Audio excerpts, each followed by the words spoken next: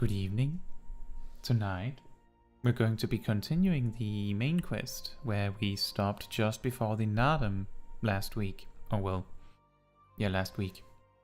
But before that, we're doing the New Year event, Heavensturn. And then we will complete the Dragoon questline. I'm pretty sure we can finish that now. And then we'll be doing the Naadam.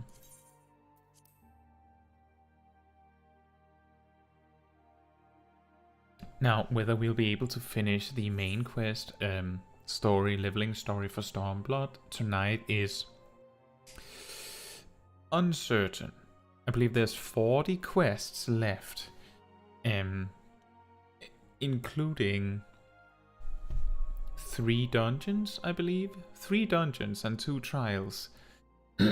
Just the dungeons will probably take around 45 minutes combined at the very least. So, with all the things that add to the time, it might be difficult to manage 40 quests in 5 or 6 hours. But we'll see how far we can get. See, Heavensturn is in Limsa, but before we go there, we send our retainer out on a new mission. Level 26, I believe that means some new equipment. Right, the feather hat doesn't do anything anymore, so we can grab that back. I think that's the only thing. The friendship circlet, and that's only up to level 25, so we take that back. And I don't think there's any other equipment. So we just send her straight back into the field. Requirement 5. Ooh, an item level requirement. Fortunately, we have equipped a retainer somewhat. So that's fine.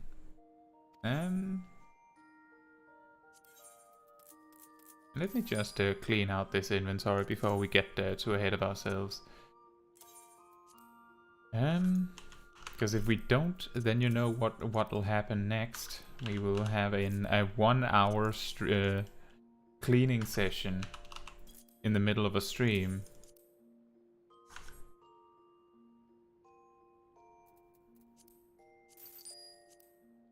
Sell those. Why is that there? I just didn't equip it. Right.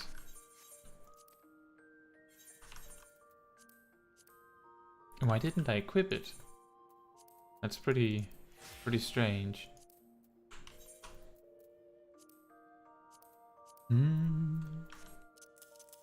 All of this we can turn into company seals, so we should probably do that.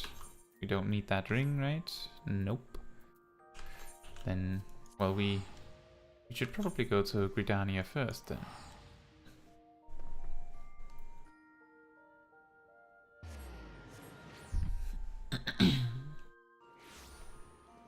If I remember correctly, the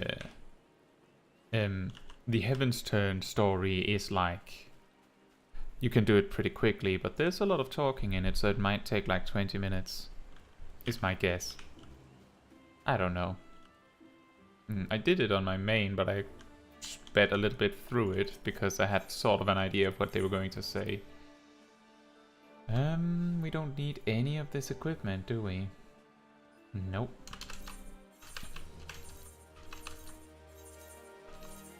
I mentioned this on a previous stream, but here's a tip for getting through this quickly. If you know that none of the equipment that is on the list here is something you need, if you haven't changed the default keybind, just mashing 0 on your numpad will do what I just did. Just throw everything in one after another.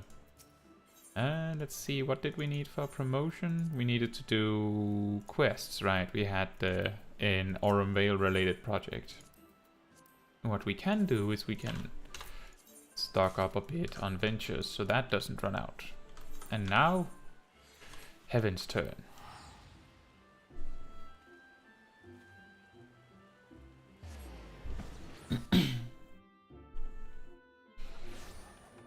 Hmm?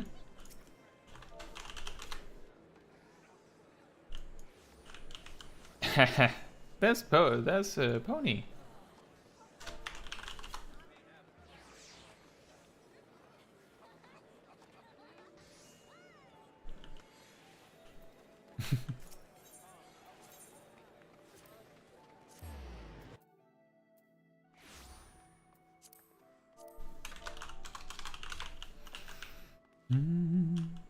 Oh right, we're not going to the Grand Company. They have no business with the Maelstrom.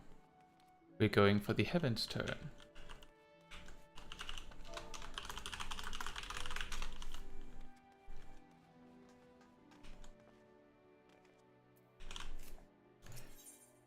Usagi Bugyo. I believe Usagi means bunny in Japanese. Or rabbit. The Usagi Bugyo sees great fortune in your future. A funny thing that I heard that people described is that the reason why the outfit this year, previous Heavensturns has typically just been a mask. This year it's a full outfit without a hat. Because Viera can't wear hats, usually. I'm pretty sure that's not the reason, but it would be pretty funny if it was, wouldn't it?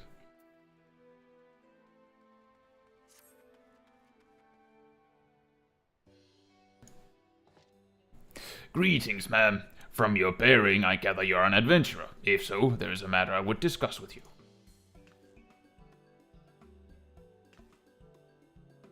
Ah, but where are my manners? I am the Usagi Bugyo, a member of a delegation hailing from Hingashi, a nation in the Far East. Each year, we travel across the seas to share our tradition of Heavensturn with the people of Eorzea. In this realm, it is held that the gods raise up one amongst their number each year to serve as a herald of good fortune. In the Far East, however, it is not a god, but one of 12 noble beasts that is chosen. In previous Heavensturn celebrations, we gifted participants a kabuto fashioned after the presiding beast, but this year we have an even greater reward, an entire set of armor. Lest you wonder, I am wearing the very prize we offer. Magnificent, is it not? Surely you wish to claim a set for yourself? Very large. If you do, I encourage you to speak with the Omikujishi. If you do, I encourage you to speak with the Omikujishi, standing near the Tempest Gate. He's a member of our delegation, and would be honored to present you with the armor. You need but heed his request.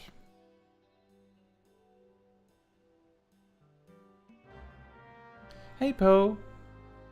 Glad to see you in game as well. I hope you're doing well, Poe. And hey, Kwasari, I hope you're doing well too. Welcome to the stream. I don't think I've seen you on the stream before.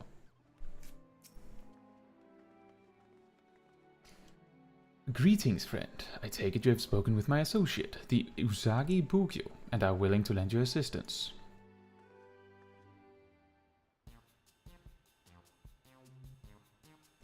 Before I make any request of you, may I ask if you are at all familiar with the word omikuji? Let's say no. Omiku what?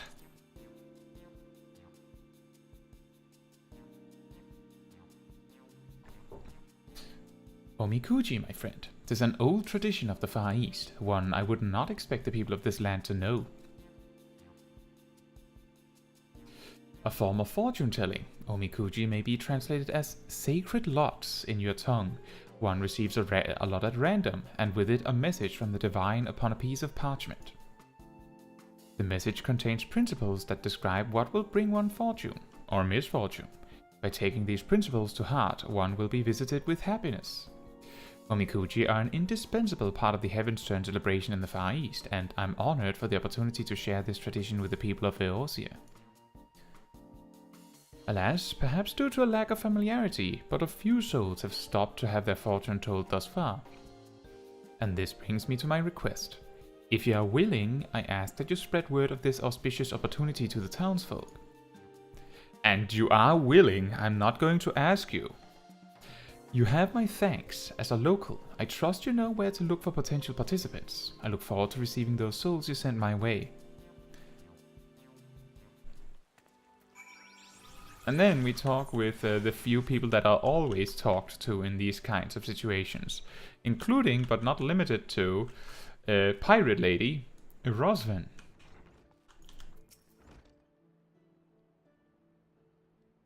I know the Far Easterners were back for Heavensturn, but they're doing fortune-telling as well this time, you say? These fortunes, they say anything about relationships? You know, between a man and a woman? This fortune says you need to put on bigger pants. Just curious is all. Don't get any strange ideas. Okay.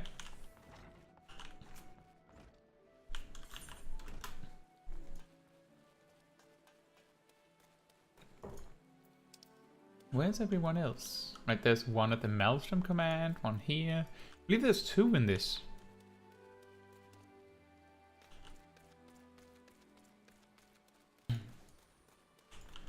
Did any of you guys do this Heavensturn? And if you did you get a good fortune read to you? I believe my main got bad fortune, which I was a little bit disheartened by, but well, the story makes it make sense. I've seen my fair share of Heavensturn celebrations, but I can't say I've heard all this Omikuchi business before. Does sound interesting though. When we shift it, I'll head over with some comrades. Might make a nice diversion, and I'll take the opportunity to welcome the Far Eastern delegation on behalf of the Maelstrom.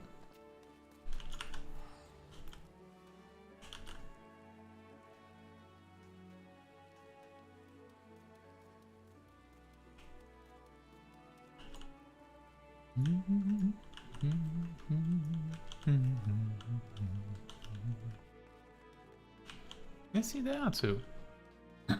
Two of them are particularly important, or one of them are particularly important.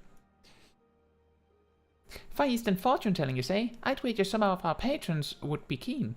Fortune favors the bold, after all, and most here don't want for audacity, sense be damned. I'll nudge a few customers your way while taking orders. It's the least I can do in return for the extra business we get thanks to Heavensturn. Yeah.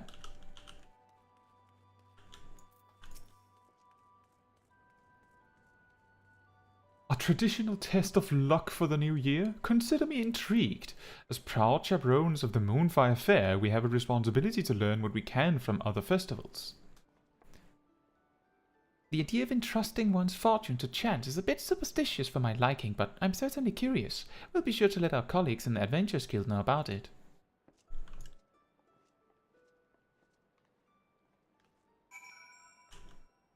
And Kvasari says, I've recently discovered this channel. Oh, okay, well, welcome aboard. And you rarely ever leave comments. That's fair. That's alright. Well, I'm still glad to see you here. Watching a stream does not require that you participate much in the chat either. I'm just glad that you're having fun, having a good evening, or morning or afternoon, depending on where you are. But glad to hear from you.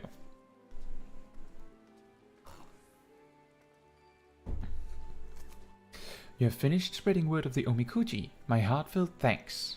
I dare say we can expect some participants to appear soon. Please stay and observe the proceedings. You better stay here so that you can stand for your reward or punishment, depending on whether you lied to me or not. Welcome, one and all. It is my pleasure to introduce you to a time-honored fortune-telling tradition of the Far East, the Omikuchi. Do everyone get this presentation? The process is simple. Begin by shaking yonder box until it dispenses a stick. There will be a number on the stick, which indicates which of these drawers you are to open. Take a piece of paper from that drawer. Upon it, your fortune is written. Once you have read your fortune, you may tie the parchment to the rack yonder. By doing so, good fortune will become better still, whilst misfortune will be cleansed. Oh, easy! Alternatively, you may also keep the parchment with you to guide you throughout the year, but if me tying it to that would make the misfortune not bad, why would I do that? Why would I ever want to keep it? So, who wishes to learn their fortune first? Everyone does, apparently.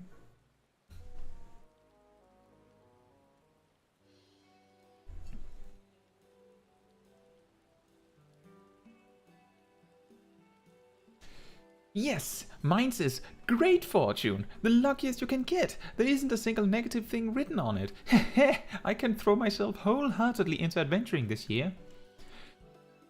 Damn it all, mine says grave misfortune. I'm doomed, doomed, I tell you. The one you're waiting for is on their way. The love of your life will appear. This is all too sudden. And the Lalafell just laughs. Ah, 'tis a fine feeling to have others experience and enjoy your culture. Now, what of you, my friend? Would you care to learn your own fortune? As thanks for your help, the first lot will be free of charge. Does it cost anything to go again later? Yes, please.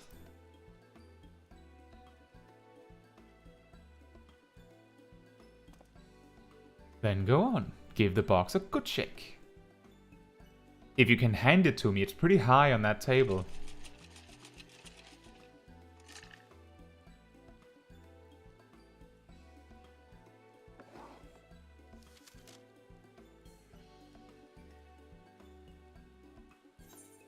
Let's see. Good fortune. Thou shalt experience exceptional fortune. Keep these words of guidance in thy heart. For adventure, participate in festivities and feel the turning of the seasons. Well, Smol Caetsu here has certainly been doing that. Relationships. A friend shall come to thine aid. Neglect not to repay the debt. Prosperity. Sail forth and cast thy nets. A great haul awaits thee. Conflict. Temper thyself in the heat of friendly rivalries. Favor. Be wise like unto the spinner, and fortune shall favor thee in all its domains. That's pretty good. You will be unable to review the contents of your fortune after closing this window. Are you sure you would like to proceed? Yes. Also, I will in fact be able to review it because we have it on film.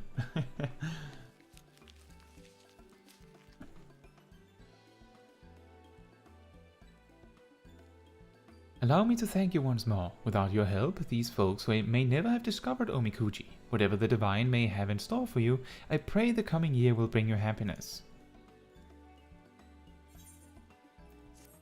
Wow, almost 300 gil. Thanks.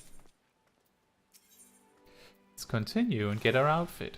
Forgive me, my friend, but might I ask you for another moment of your time? In no small part due to your assistance, many are enjoying their first experience with Omikuji. For some, however, it appears to be a source of stress.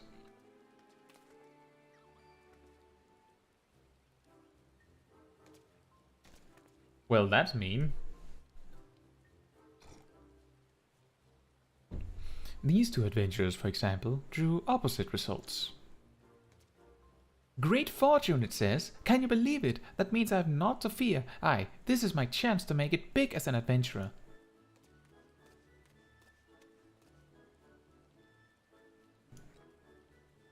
Seven hells, what a dreadful Heavensturn this turned out to be. Grave misfortune. What did I do to deserve such rotten luck? Do not be so disheartened, my friend. Though Omikuji may foretell fortune and misfortune, they also provide us with guidance in our daily lives. A great blessing can become a curse should one view it as a license to act rashly. Similarly, a great curse can become a blessing should one heed its warning.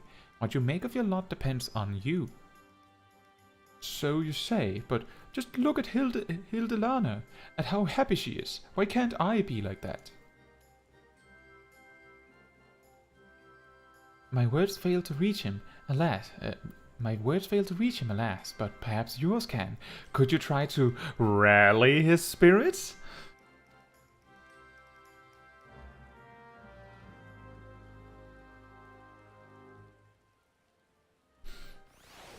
These kinds of quests are always so awkward. Can you do exactly this emote? Perhaps. Thank you for trying to cheer me up. I appreciate it, truly, but you do not understand the burden I bear. The burden of grave misfortune that weighs heavily upon my soul. It would be pretty funny if I also had drawn grave misfortune, wouldn't it? Yes, I do in fact know that burden, because I drew it too. And I'm owning it. So, get up. This is rather more serious than I thought. Please, can you think of any other emotes you could cast upon this man? Any other ways to lift him out of his malaise? I don't know. Let's try Psych then.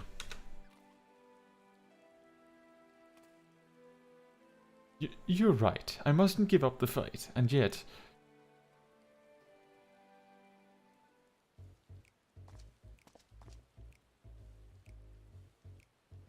Do you feel better, my friend?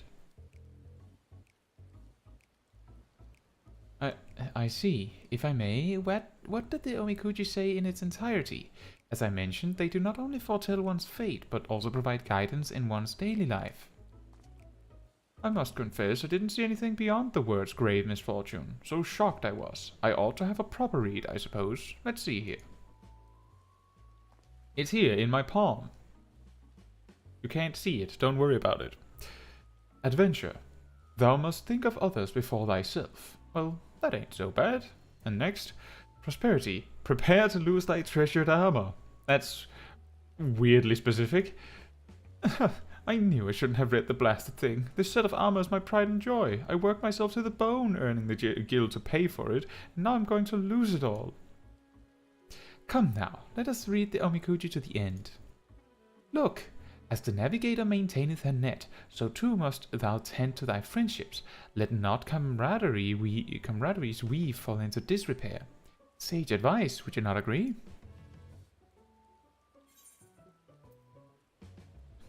Treasure your comrades, and your luck may change for the better. I actually think what matters is how you choose to act is the better answer here.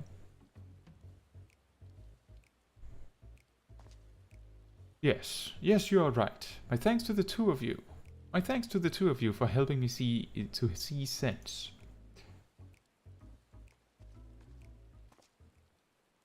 Help! I need help! Moki Daikan, calm down and tell us what ails you. I was preparing for the mochi pounding when a young adventurer, cheerful and fearless, emerged from the city. At first, I didn't pay her much mind, but then to my horror, she ran afoul of a group of enormous fiends. The monstrosities overwhelmed her in mere moments, and I rushed here as quickly as I could for help. A cheerful and fearless young adventurer? Kami preserve, could it be Hildelana? What? But how? How can this be? She was supposed to have a great fortune. Oh, but this isn't the time for such questions. I must go to her aid.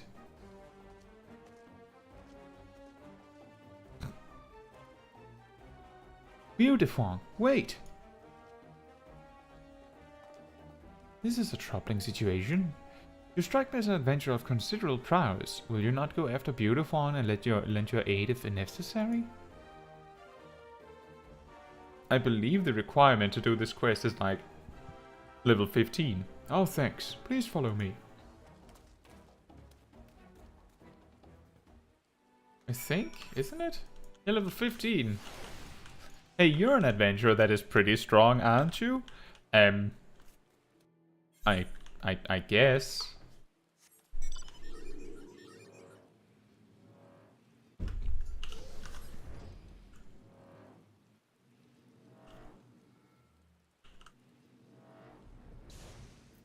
Oh. Followed me here, did you? We both took a bit of a beating, but I'm pleased to say we're still breathing.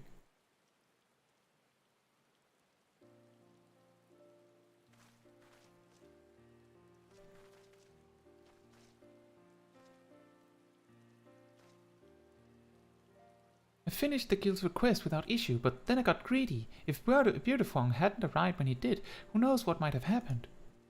I merely did what any friend would, Hildelana. I'm just glad I made it in time. I shouldn't have put you through that, and look what's become of your armor. I'm so sorry, Beautifong. It's broken because of me. Oh, don't mention it. It's a small price for protecting a dear friend, and one I'd willingly pay again and again. But if this didn't play out exactly as the Omikuji had foretold... Well, let's return to the city. For one, I need to pay the armorers a visit, but we'll look for you afterwards.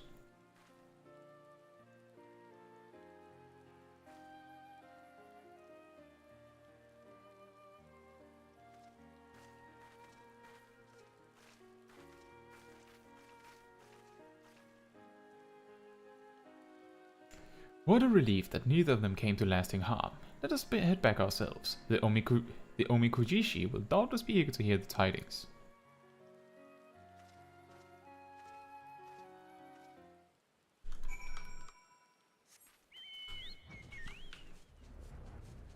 I think an interesting concept with these kinds of like draw lots for your fortune is fascinating, because the logic is, of course, if you make, equal amounts lucky and unlucky lots, then a person who actually is unlucky would be more likely to draw an unlucky lot, right? That sort of makes sense. I guess that's the reasoning. Similarly, a lucky person would be more likely to draw a lucky lot.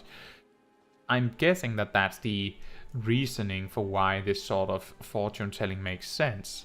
Add randomness, add bad options and good options, and then your luck should determine what kind of lot you draw, and that means that you would somehow be able to predict what you draw.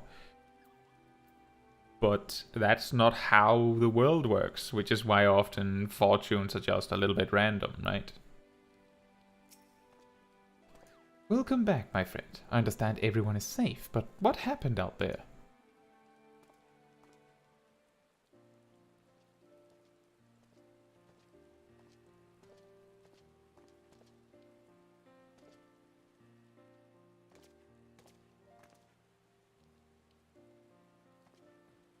My friends, I cannot well express how relieved I am for your preservation. It is because I failed to explain the Omikuji in sufficient detail that you met with danger. I can't apologize enough. Please do not blame yourself. I am the one who overestimated my own abilities. Having great fortune doesn't mean that one can act without due care. I realize this now. And I would have realized sooner had I properly read the Omikuji beforehand. Adventure, the way shall open to those who know their limits, it says. But there's more. Relationships. Thou shalt be blessed with stalwart comrades, and I truly am.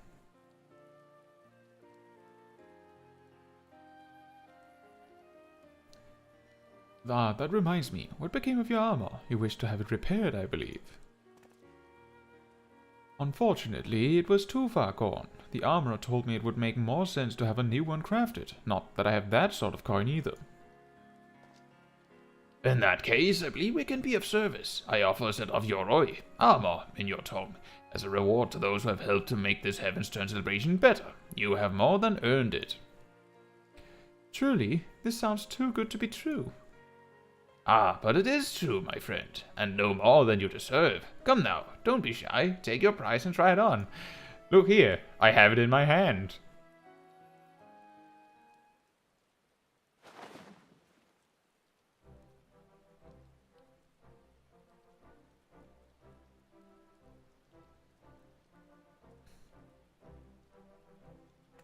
It's magnificent, just magnificent.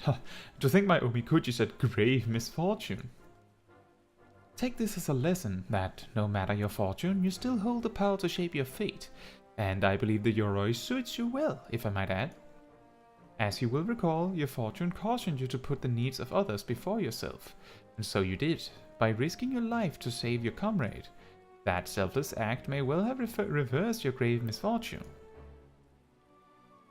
I see. Actually, I don't. I don't really understand the working of Omikuji, but I do know that I'll always have Broderfong's back, just as he always had mine. And now that he has a new set of armor, perhaps we can take to the road together.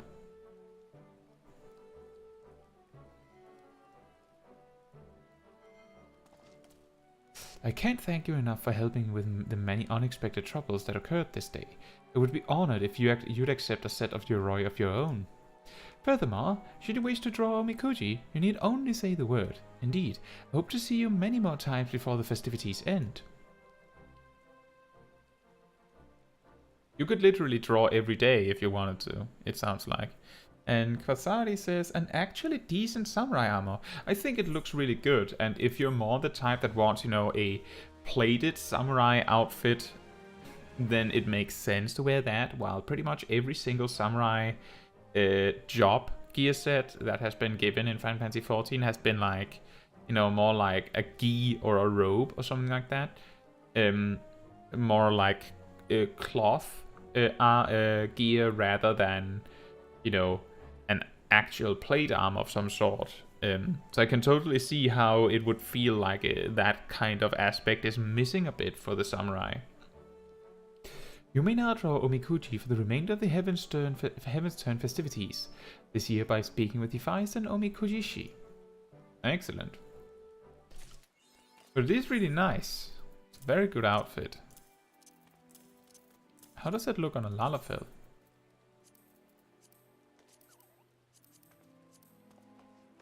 She's never looked so fierce before. It reminds me a little bit of Garlean armor.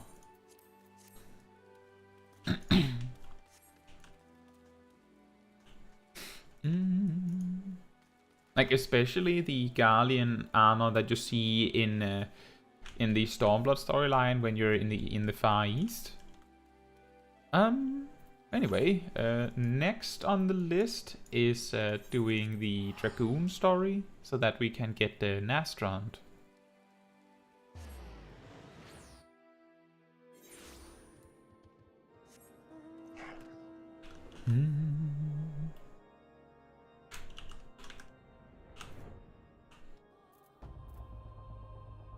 And after we've done the Dragoon, how far did we get with it? 63, so there's 3 quests, I believe. And then we'll do the Naadam. And who knows, maybe we'll be level 78 by then. We will never experience Life of the Dragon only lasting 20 seconds, maybe. Good morning, Caetsu. Our friend here has informed me as to the truth behind the legend. My apologies for not looking deeper into the story before bringing it to your attention. Your next destination lies in the Far East. Tell me, Caetsu, have you set foot in the region before? A port city called Kugane. Sounds positively fascinating. I imagine it would be a fine place to begin looking into this next legend. Regrettably, I should not think Ornkai will be able to accompany you on this journey. But how do you expect to find Faunam? Without a dragon in tow? Your plight is well understood, Ornkai. It is truly a shame your wings do not match your ambition. Though mayhap I have not fully considered all options available to us. We do owe you a great debt for all you've done for Heavensturn. Allow me some time, and I shall see to it you are able to follow Caetsu to the Far East. You have my thanks, Sir Albrecht. Oh, I wish I could set off this very moment. Perhaps a spot of hunting would be enough to calm me down. Pray call me when preparations are complete. At the very least, we now know that Heavensturn will not have wanted for company since leaving Ishgard. Sadly, I may struggle to secure passage to the east in quite as timely a manner as you would like. Pray keep your lance arm honed. There's no knowing just what you shall face in Othard. There's actually a lot of knowing, because I've been there, you see, Albrecht. We're going to see a lot of small dragons and tall dragons. Caetsu, it pleases me to tell you that I've at last discovered a means to have our young friend safely transported to Kugane. I discovered this paper in my back pocket that has been here all along, because you see, that's the only way I could have discovered this without moving a single meter from where I was standing while you stood there. I've reached an agreement with the owner of an establishment in the area. I believe its name was Bokaisen Hot Springs. Converse with him once you are arrived in Kugane, and he shall tell you Ornkai's whereabouts. I took the liberty of making the little one aware of a few local legends. Hopefully they shall aid you in your search for Faunim. Poe says Dragoon quest so good. It's actually really nice.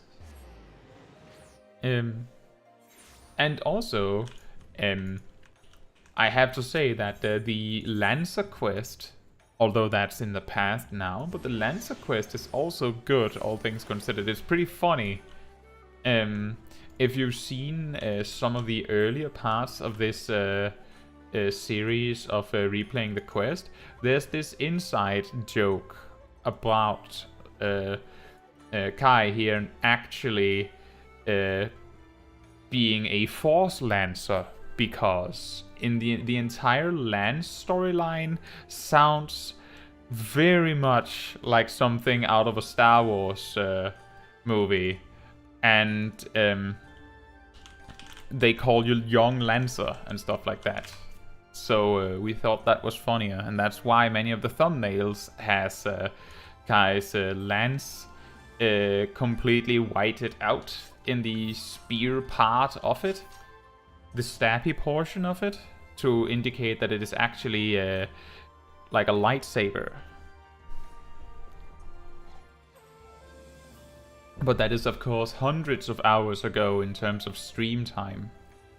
So you would have seen this little joke if you watched the first parts.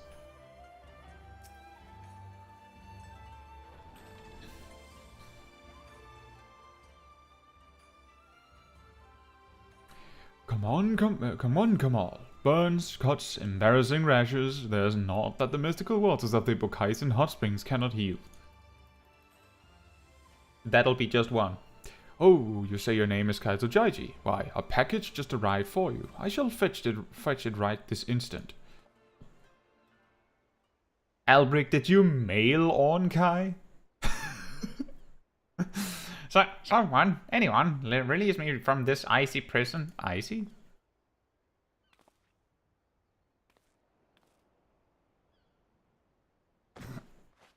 Albrecht literally mailed on Kai. What was that blasted Dragoon thinking? It is well and good for him to tell me to simply sleep through the journey. He is not the one stuffed in a crate of ice crystals. And the boat, how it rocked. Admittedly, he is right in thinking dragons capable of entering a long sleep-like state, but we are not bears. We do not require freezing cold temperatures to achieve this. My fangs are like icicles. That said, I must admit I enjoyed my best sleep for many a year. At any rate, now we are both here, we can resume the search for Faunim. Before I was unceremoniously stuffed into that crate, Sir Albrecht told me of the legend of Seiryu, a dragon regarded as a guardian of the Far East. Though something tells me we would not have much luck with this tale either. The story has existed for several thousand years. Faunim only came to these lands a mere millennium ago. Sir Albrecht agreed that the story most worth our attention was that of the Serpent of the Ruby Sea. This came into being much more recently. I suggest you visit Isari and try asking the residents if they know anything that might be of help. Whistle for me once you feel you have found something I should know. Isari?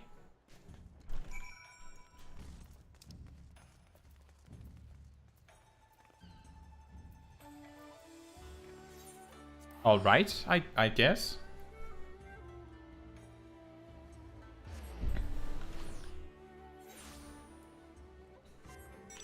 Oh dear, I just remembered that we can't fly. Would probably have been faster to go from Namai, now that I think about it. It's fine.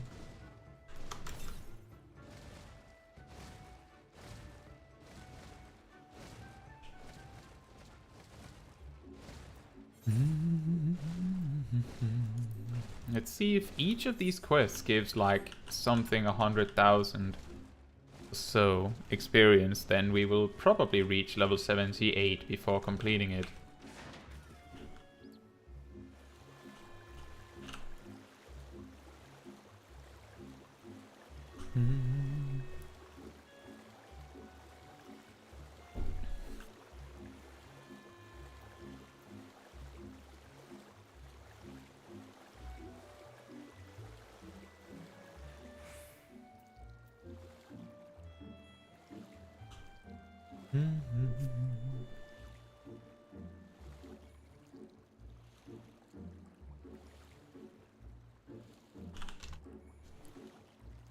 It's a very long swim.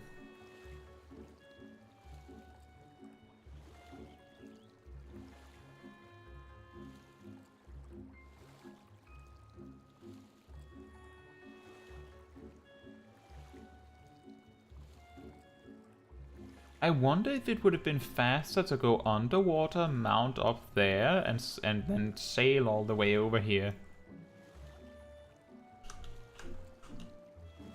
Because that would also have been an option, but I don't know if underwater mounted is faster than just regular swimming.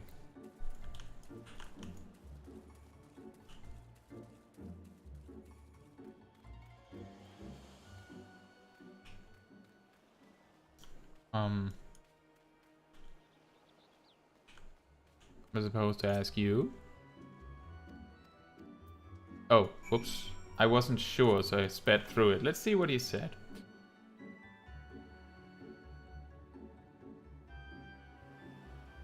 What is that now? Am I familiar with the Serpent of the Ruby Sea? You will struggle to find someone here that is not. Not a day of my childhood passed without my grandmother telling me that fairy tale. These days, hearing the opening line of it alone puts me to sleep in an instant.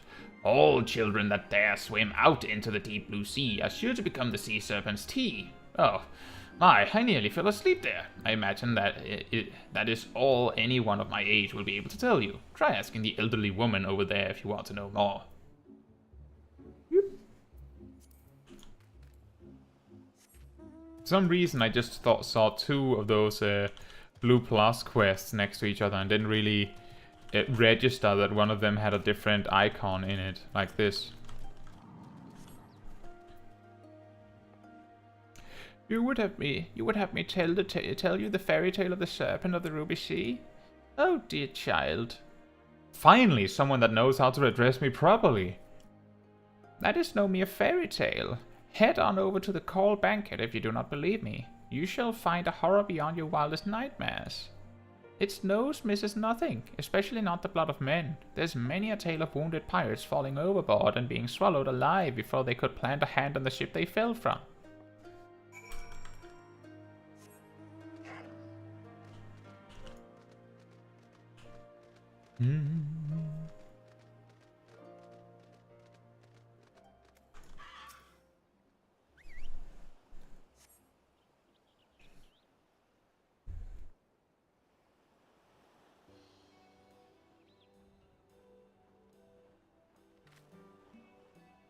Does it seem like the serpent could be found in?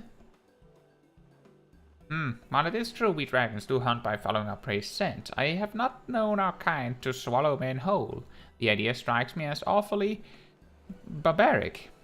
While I doubt this will lead us to found him, my curiosity has been piqued and I cannot simply leave this mystery unsolved.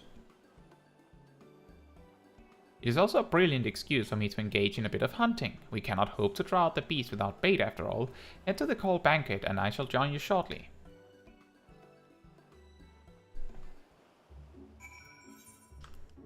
Oh boy. Let's teleport back to Onokoro. I don't want to swim all this way back again. Whoops.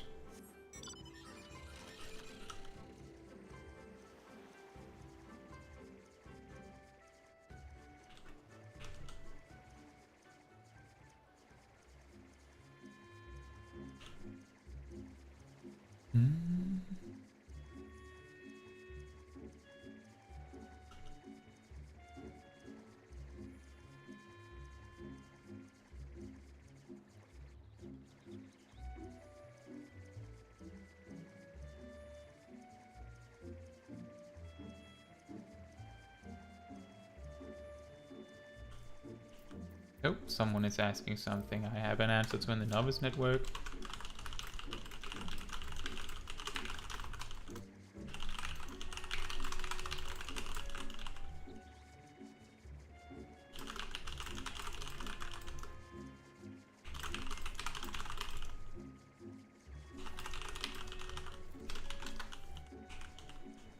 someone asked, they said they can't find the mob for their hunting log, and they suggested that maybe it's because the mob is only there at night. And they asked about the arbor buzzard. That I believe is one that we had to deal with ourselves, wasn't it? Yeah, it was. Central Shroud.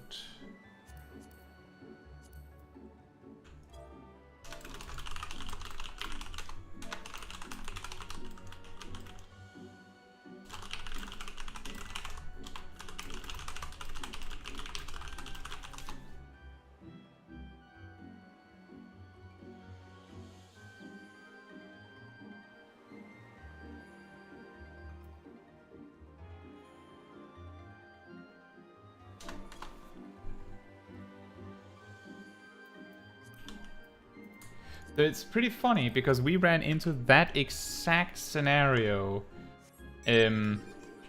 back when I just started this character, that I couldn't find the arbor buzzard, and while I was looking it up, Pokeshack also looked it up, and we found out that it was exactly on the like super tip of the zone, you could say. Father never mentioned you was this slow, Caetsu. I have already hunted a beast that will doubtless lure out the serpent, and I still arrived here long before you. I shall go ahead and hurl the bloody meat into the sea. Pray deal with any hungry creatures that are drawn to us.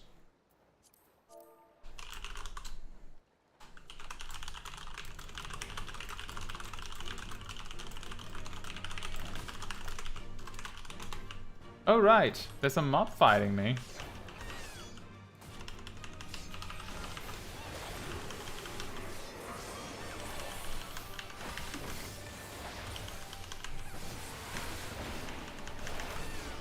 Speed typing.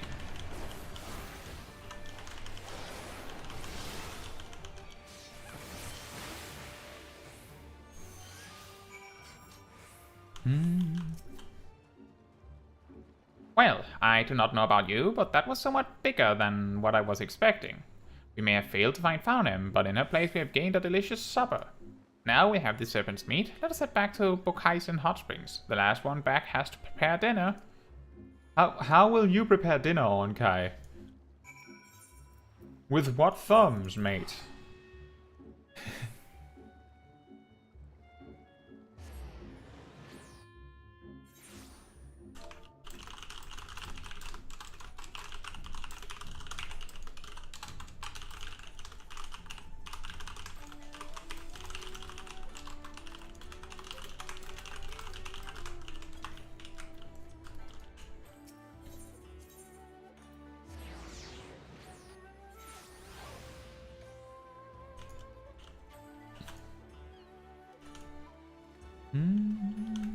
And of course, Onkai is here first.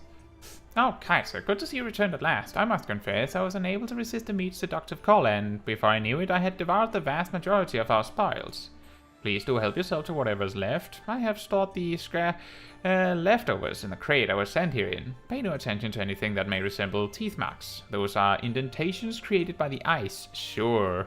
Oh, anyone could see through that lie. I'm sorry, Kaitsu. I do hope my greed has not upset you too much. Why didn't you leave me any good morsels? Oh, there's never one for meat. Let's do that one. Truly, after hearing of your feats of strength from Sir Albrecht, I assumed you must feast upon tons of meat every day. Regardless, meat is far from our primary concern at the moment. I'm beginning to wonder if the day we find Faunem will ever come. We've just started. But I must not allow myself to lose heart so easily. There are still plenty of legends for us to look into. Hope is far from lost. Pray continue to grant me your support, Kaitsu. Ta-da!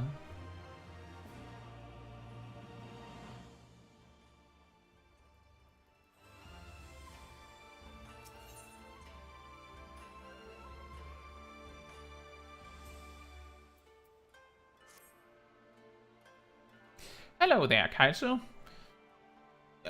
I'm greeting you like you left. I must say, I could get used to life in the Far East, unlike those in Ishgard. Hingens harbor no ill feelings toward us Drevanians. You should really hear some of the things Karakos says. He keeps remarking that he wants me to stay here for eternity when he introduces me to new people. It seems he believes quite strongly that dragons bring good luck. What is that expression I see on your face? Could it be jealousy? No, Caetsu, do not worry yourself. You shall be just as popular here one day. More importantly, one of the new friends I've made through Karako mentioned that he knew something that might prove relevant to our search. I was just about to go and meet him now. Why don't you accompany me? This is the face of jealousy. This is the face of jealousy, apparently.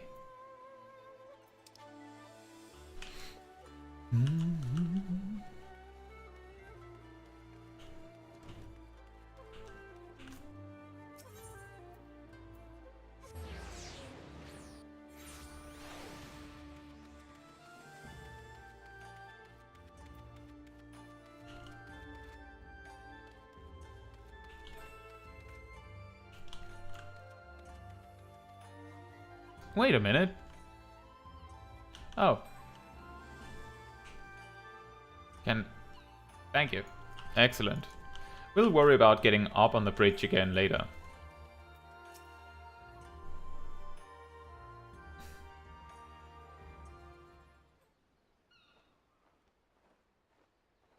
Give me a moment. I shall call him now. It is I, Orn Kai. Oh no.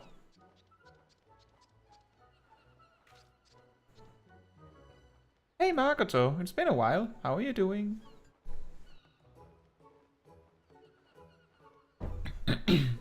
Endless and most serious apologies to you and yours for the wait. Yes. What? Caetsu, do not worry. No more betrayals. Sworn on all the kami in creation I have. Yes.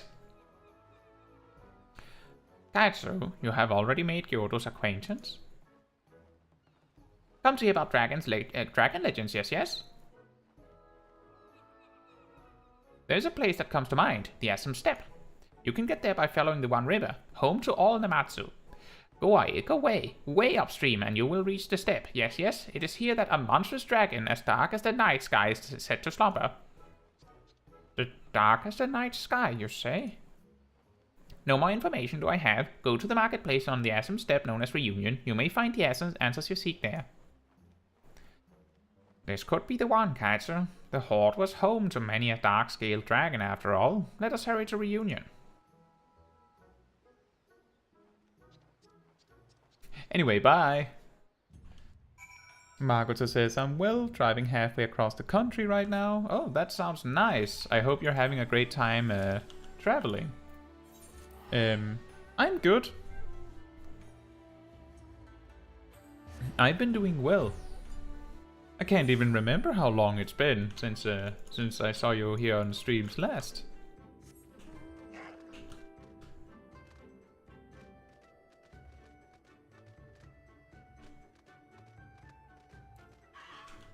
But I was actually just the other day, I was thinking like about, for instance, I haven't seen Makoto here. You had a busy holiday season. Yeah, there's that, and usually the time where you have time to check in on the stream is so late that I'm about to close the stream, or you missed it entirely because time is evil like that. So that's not your fault. That's actually not something that anyone needs to be blamed for. I'm just glad to see you here.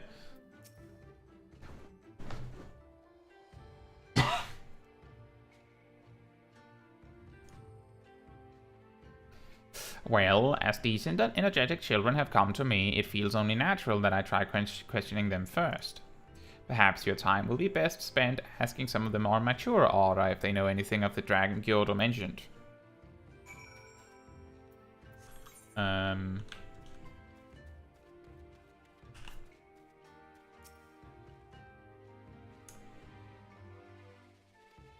It seems you would be better served asking elsewhere. You don't say. Let's start with asking the guy that has vowed to not speak. Marco says, I'm glad I could stop by. Looks like we're taking off again, so I'll catch you at another time. Enjoy the rest of the stream. Thank you, and have a great trip, Makoto. And I hope to see you soon. A black dragon in these parts. Sure I know of it. The storytellers say the fiend awakens once every few decades and goes on a wild rampage. When it's had its fill of destruction, it returns to its lair in the northwestern mountains and slumbers. If any tribe were able to slay such a beast, it would bring them great honor. We Oronir have had our eyes on it for some time. Oh dear. That means time is of the essence.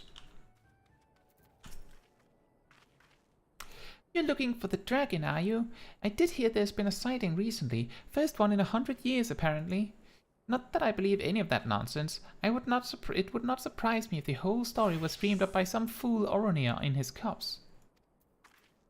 Oh. Rude?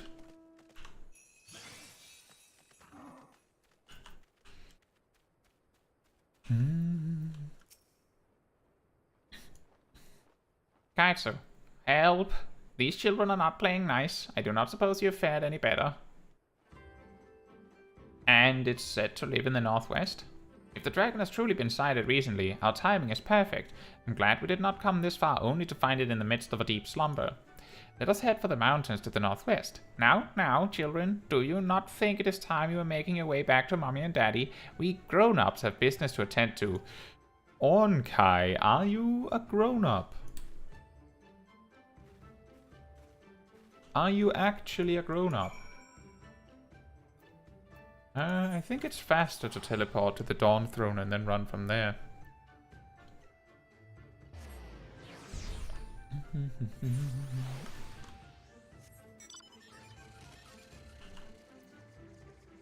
Only a little bit faster because we have to go through all these talking parts.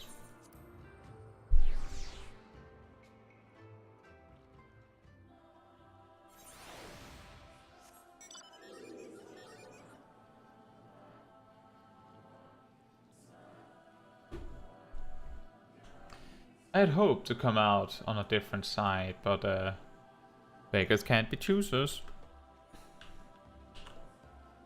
Still a little further than we would have gotten by just running. I did mention on a previous stream that when we got stopped because we had to go to basically Alamigo in any capacity, like anywhere that was Stormblood specific, that I was not going to continue until we had unlocked the Atom Steppe, because the one thing that I did remember about the Dragoon storyline is that it happens to end in the Atom Steppe. Like, a lot of the job quest lines I don't remember much from, but specifically the Dragoon one, I happen to remember that it ends in the Atom Steppe. So that's why we waited until now with doing it.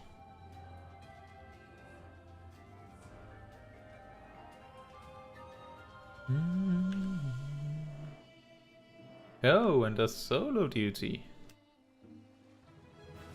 And level 78. There we go.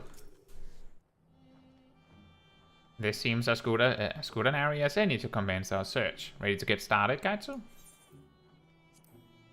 And then we get scaled down to level 70.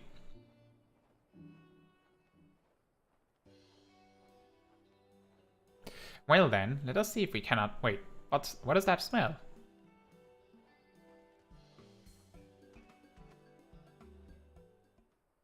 Uh-oh. Are we about to learn that the locals refer to this warrior as a black dragon? Are you also on the hunt for this dragon? Hunt? Perish the thought. We have come to speak with it.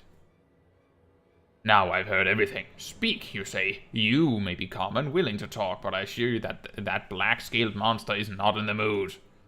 It has thrashed 8 of our finest warriors. We are disgraced, but I must inform our Khan of the battle's outcome.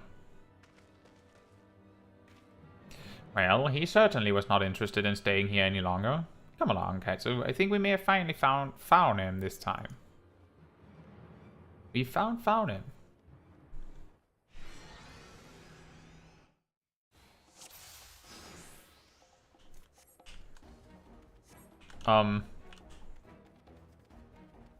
Oh, he's following me. I thought I was supposed to follow him. Oh. Where am I supposed to be running? Turns camera. Oh, there's a black dragon.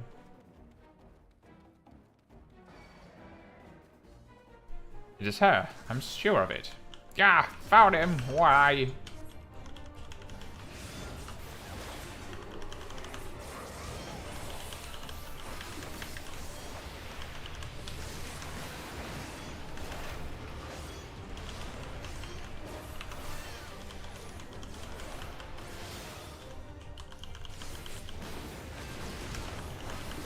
That's not so bad.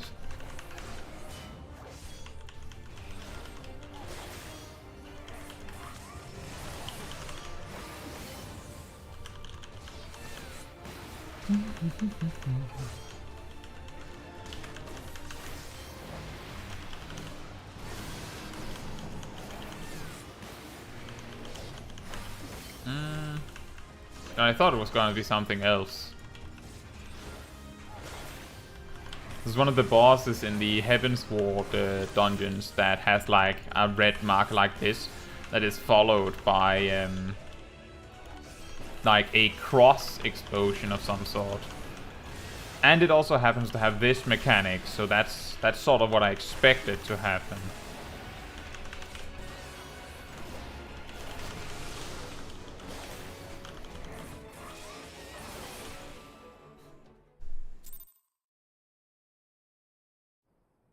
Like I thought it was a reference to that fight in entirety, but apparently it wasn't entirely.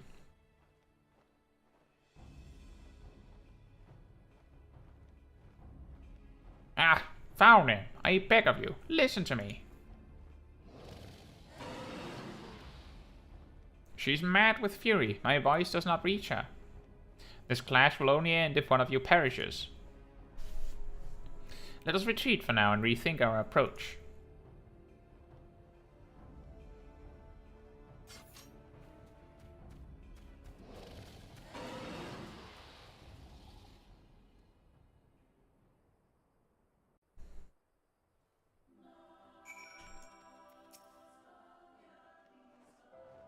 We have come so far, and overcome so many obstacles, yet, when we finally meet Faunim, we cannot even speak with her. My apologies, Caetsu, but pray return to reunion without me. I need some time to take all of this in. Perhaps a spot of hunting would help clear my mind. Hey Rallo, how are you doing? Mr. Pentakill Whoopsie.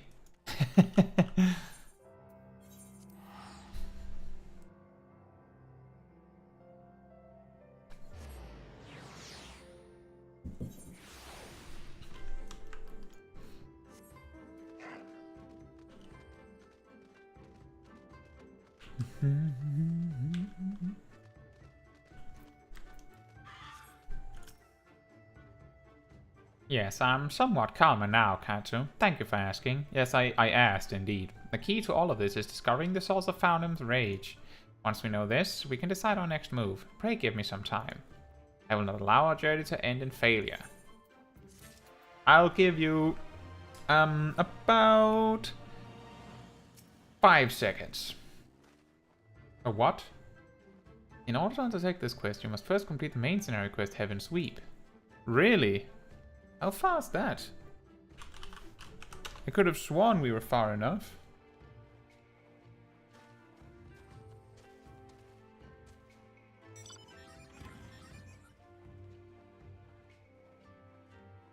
That is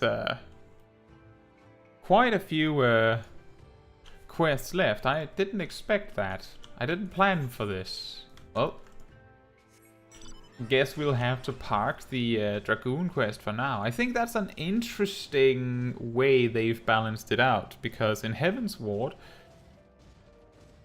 some jobs just couldn't really progress, or at least finish their job quests until, like, really late, because of where you had to go.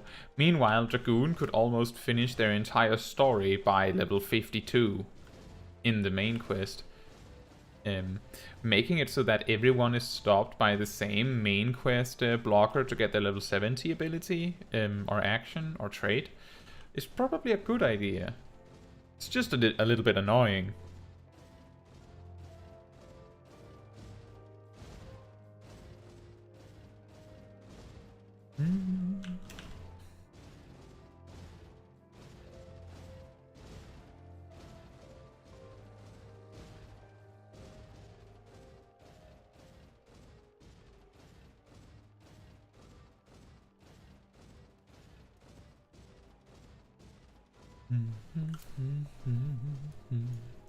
Well, that means we're doing the Naadam now. And then we'll see if we can reach that step in the main quest where we can finish our Dragoon story. And we want to do that as soon as possible. We're 8 levels ahead of that already. Not to mention 12 levels ahead of the main quest. Again. You're ready for battle, Caetsu? Yes. Yes, scale me down to level 68. Sure, why not?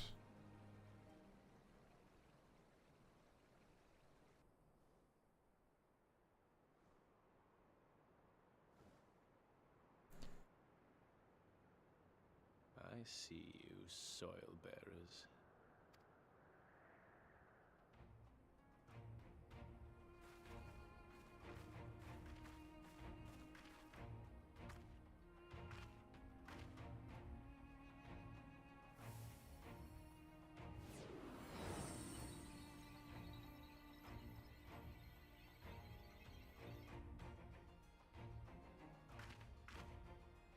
The soil has been scattered, and the steppe reborn! Sanctified and unbound, she calls for a new Han! Go forth and claim her, Dothal, and bring death to all who bar your way!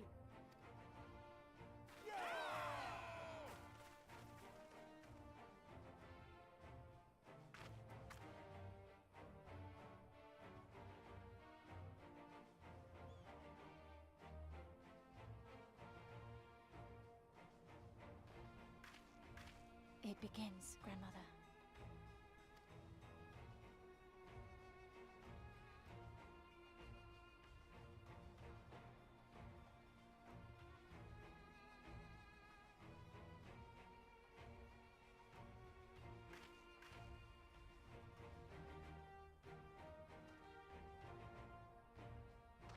I must say, it's been a while. Is everyone ready?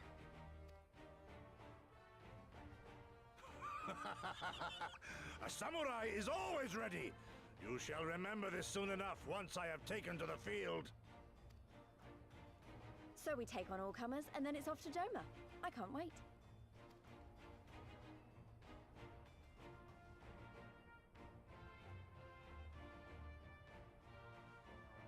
Thank you, my friends. Upon the soil of one and all shall our deeds be inscribed. I feel like this is the wrong time to have a speech like this when the match has technically already begun. To triumph in the Naadam, you and your allies must race from Molilo towards the Owo in the distance, while fending off attacks from other tribes. Once you arrive at the Owo, you must claim it for the Mole, but be warned that the warriors of other tribes can do so as well, and only the first will be crowned Khan, or Han. Prevent your opponents from claiming the Owo and endure their assault to win the Naadam for the Mole. Grant us favor, O Mother of the Dusk, and to victory guide them all.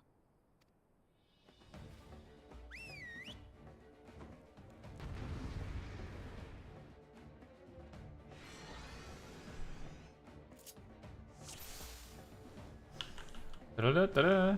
What? What? What are those marks supposed to be? Is that like the mole mark? Forward! Forward!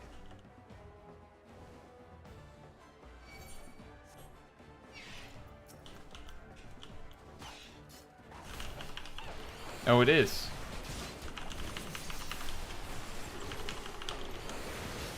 Me over here hoping to cleave a bunch of enemies at once. guessing I'm not getting that.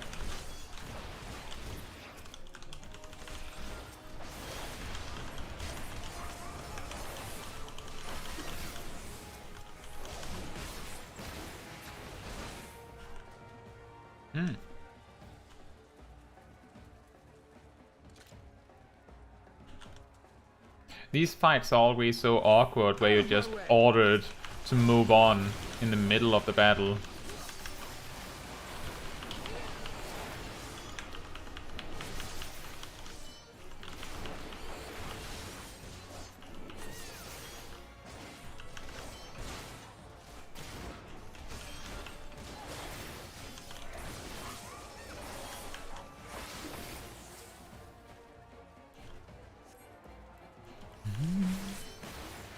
A little strange that one character can fend off that many enemies at once and the enemies just does nothing to stop you.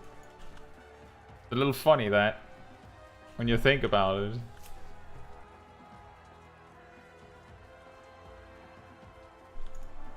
Serena has the right idea.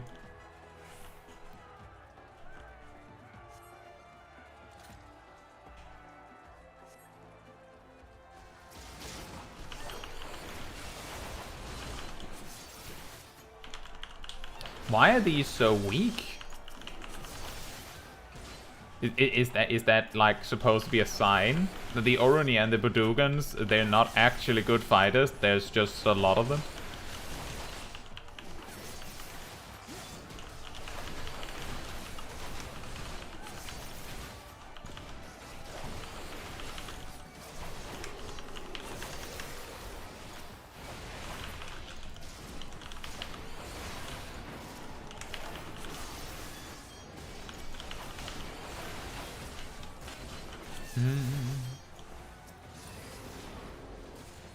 Ah, well.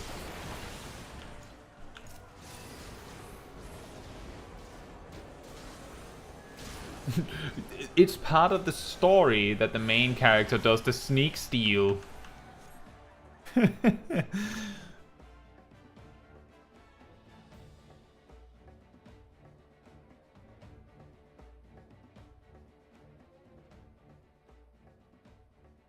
You came, as I knew you would, for you too are a warrior of the steppe.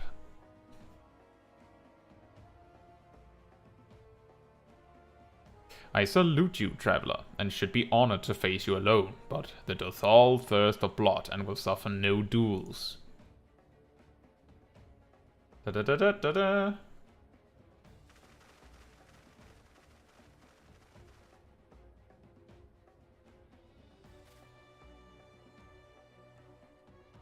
Bear witness, Father Azim, the soil shall drink deep of blood this day.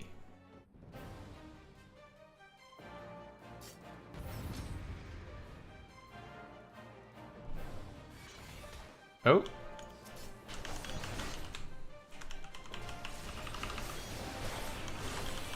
Rise, brothers of the sun!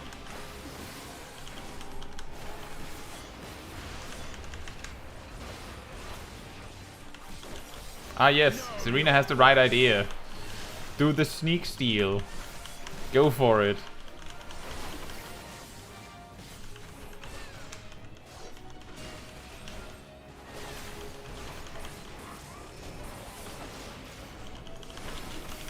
Denied.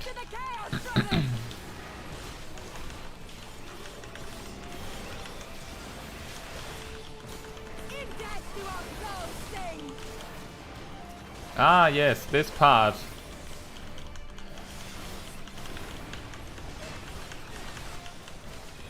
She just walks up and immediately uses a spell like this. Which causes all the other teams to just team up against her. Not the smartest move. Not the smartest, I'll say.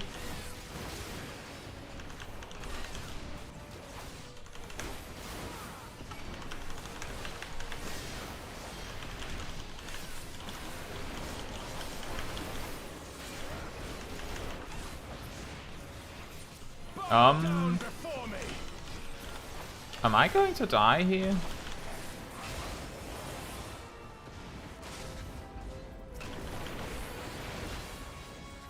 Do we have anything we can do about that?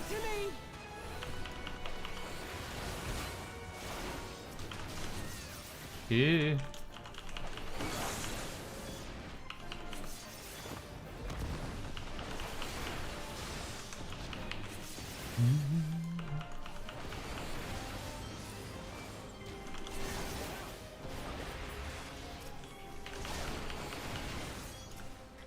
We managed to recover with the power of the echo. I got a little close.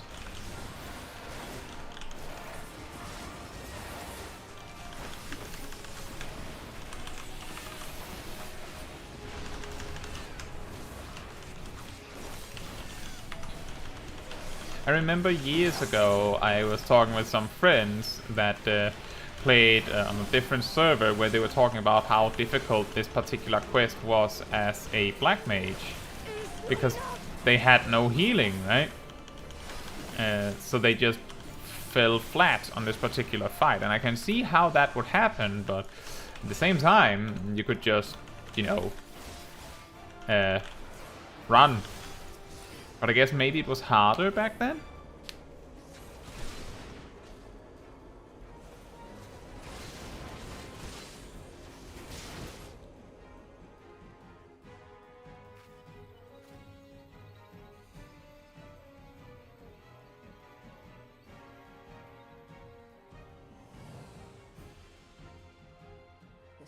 Spoken. Then the Hanis. That tiny child? We have won. The Mole have won. The Dawn Throne is ours. We did it. And you, my friend, you were magnificent. Magnificent and, not a little terrifying.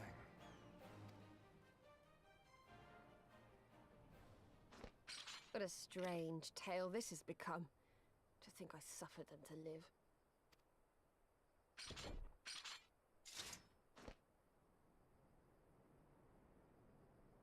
On your guard, Otun. The wind warns of men in iron.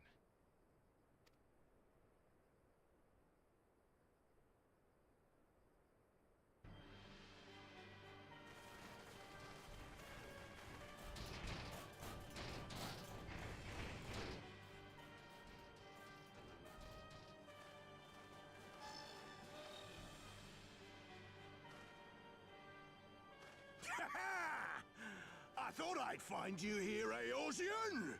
Dearest of all my enemies. Today's the day I finally get to kill you. And then they'll give me a shiny medal and my choice of posting. Bloody perfect it is!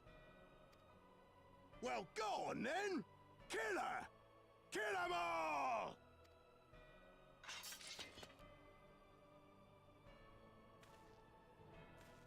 Dearest of all his enemies, eh? Congratulations.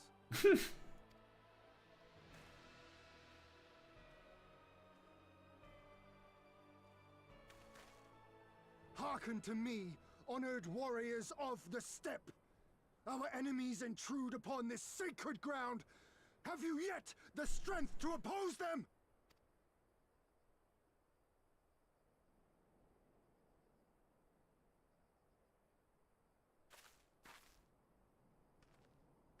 You forget to whom you speak, Doman.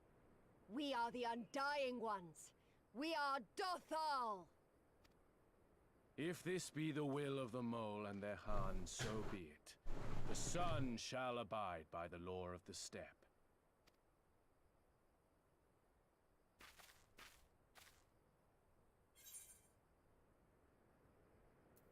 Warriors of the Steppe, with me!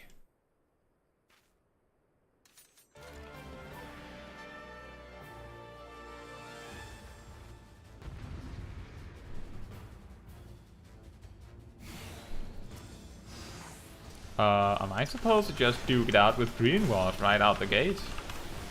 Seems that is the plan.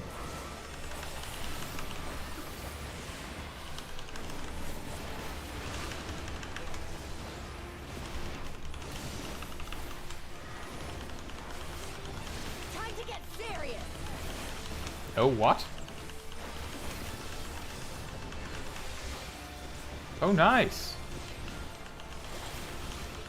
She just has raid buffs as a limit break or something. And she has internal release. That's a removed action.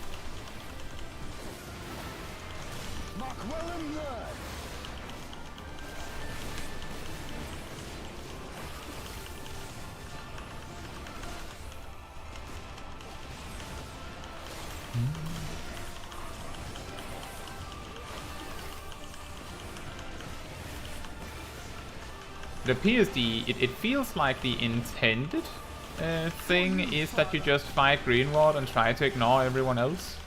Because it seems like everyone else are dealing with everything else for you. Let us be about it. Whoops, that was the wrong combo. Oh well. Now we have to finish it. Let naught be left in our wake. And now she has cover, now she can use it because her team isn't all mages.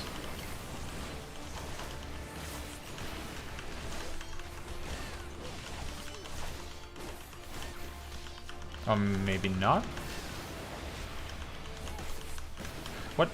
Does she have to finish a spell? What if I just kill Greenward? What then? How it burns! The Lord die!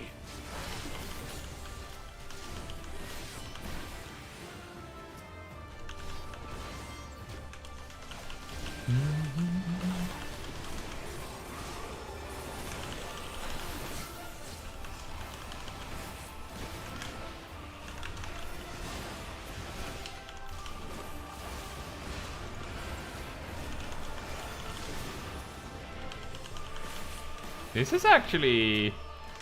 These mobs are putting quite a dent in these Chulus. It's certainly something where you can't just ignore it.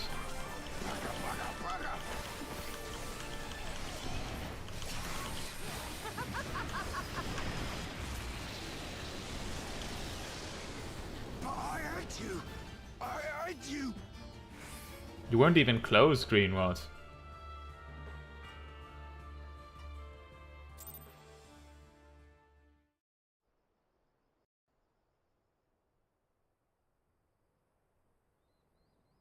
Impossible!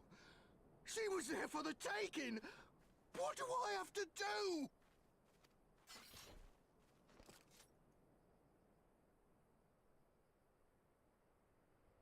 I need more men, more weapons, more power!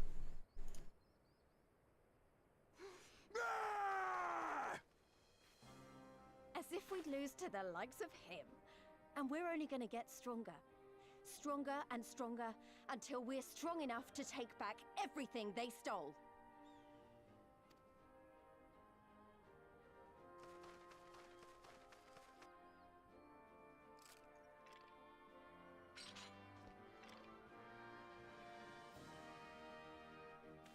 I have kept my promise, Serena.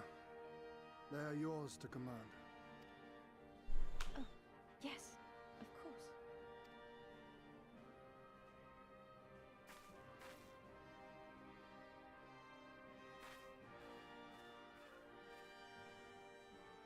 Brothers and sisters of the steppe, the Naadam is ended, and we Mol now claim the Dawn Throne. No demands shall we make of you, save these. Heed our comrades' words, and honor the law of the steppe.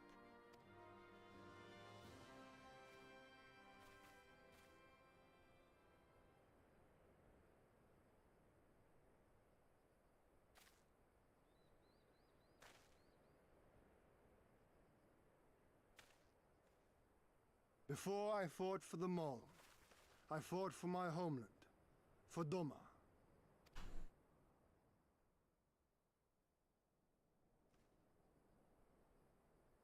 To Doma, would you have us go to fight your war and win your freedom?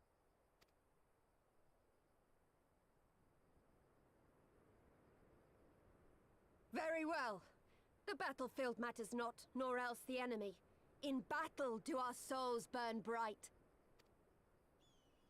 And better the mole's law than that of the sun. Arrogant and foolhardy were their pronouncements. Already you and yours show better sense.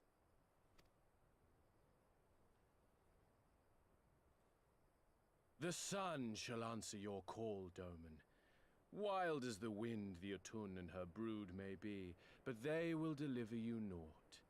We will deliver you your kingdom.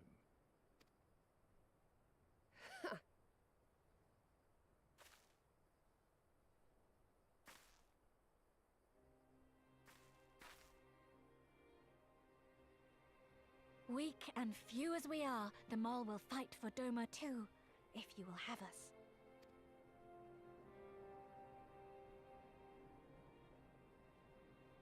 Well then, I believe naught remains but to return to Doma at the head of a Zayla army, my lord.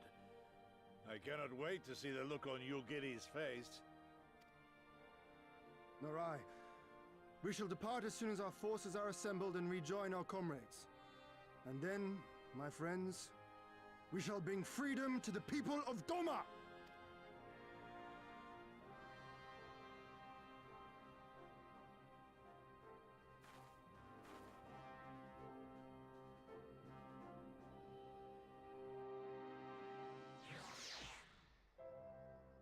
Rallo says that was scary. Actually, yeah, when you see like something you have to defend and you're not sure how long, well, we got an idea of how long we had, but when you see suddenly the things you have to defend are on half health and they're going down quick, then you hear, oh, 15 seconds until it's over, and you're like, how long has it been? Can I keep them alive for 15 seconds? I can only kill one mob every few seconds, you know? It was a little bit scary. More scarier was that I was really close to die in the first bit. Your Imperial friend has truly impeccable timing. Had he come even a few moments earlier, he might actually have stood a chance. In any event, that is 2 battles won in a single day, which, by my reckoning, gives us twice the cause to celebrate. But first, I pray you grant me a moment to express my gratitude. Thanks to you, we are one step closer to freeing my homeland from the tyranny of the Empire. I am in your debt. Of course, if all goes to plan, this is like to be but the first of many such debts, yet I promise to ensure my insolvency with a smile, out of gratitude to the Kami for seeing fit to send you hither. Ooh, a hat. And mount speed increased. And a thing, apparently? Ah, but it would be rude of me to monopolize your attention. Doubtless there are others who would speak with you. Let us go and greet Temurun Khatun.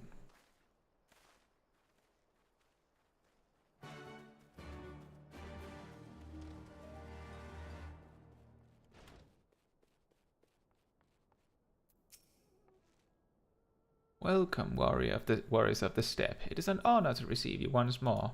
We observed the battle from a distance and marked the moment of your triumph. In that instant, I wept tears of joy. Not only did you bring us victory in the Naadam, but you ensured that every one of my kinsmen returned with their lives.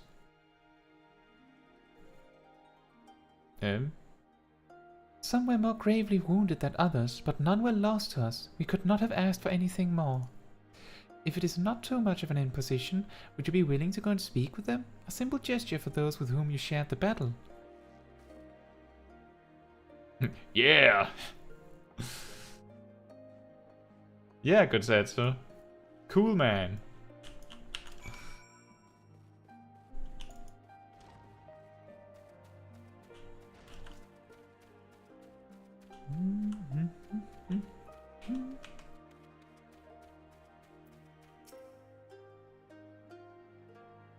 Some part of me still struggles to believe it, but we won. We defeated the Oronir and the Dathal and won. When they appeared before us, I was filled with such fear that as I had never known, but then I saw you charge with Serena and the others, and before I knew it, I was running and shouting. I will carry the memory of that moment with me always, as well as the moment when you became one with the Oro and were declared Han. The victory pose you struck was a sight to behold. I say, would you be willing to show us again? Well, my victory pose was significantly different in the in that cutscene, but I can do this. What do you think? Wasn't that it? I literally said V pose. Does that make a difference? It does apparently. V pose and victory pose is not the same emote.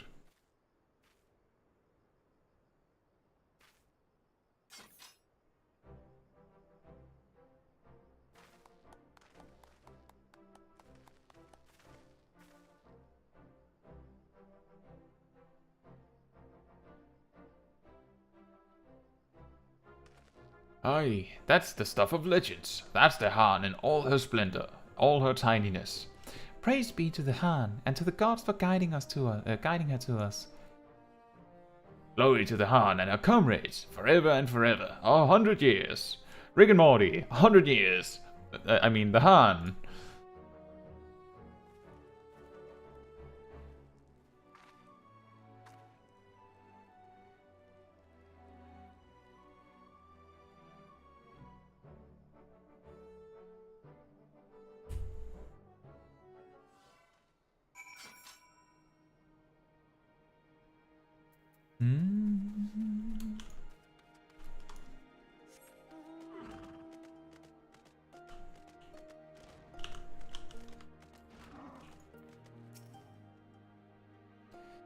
Caetsu, I am told you gave the young warriors a fine show. Grandmother and I have been discussing now how we might best express our gratitude to you. Mere words did not seem sufficient. Have this thing. This is a morin kur, a traditional instrument of our people. The feats of our great heroes, like Naadam and Chaka, are preserved in song. Yours too will live on for years to come. Perhaps one day you might learn how to play it, but even if not, you may look on the morin kur and remember this time, this place, as we will when we hearken to the music. Sorry.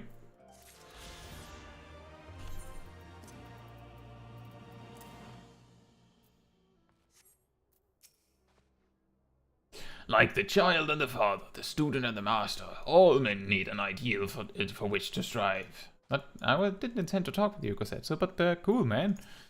Exactly. Indeed.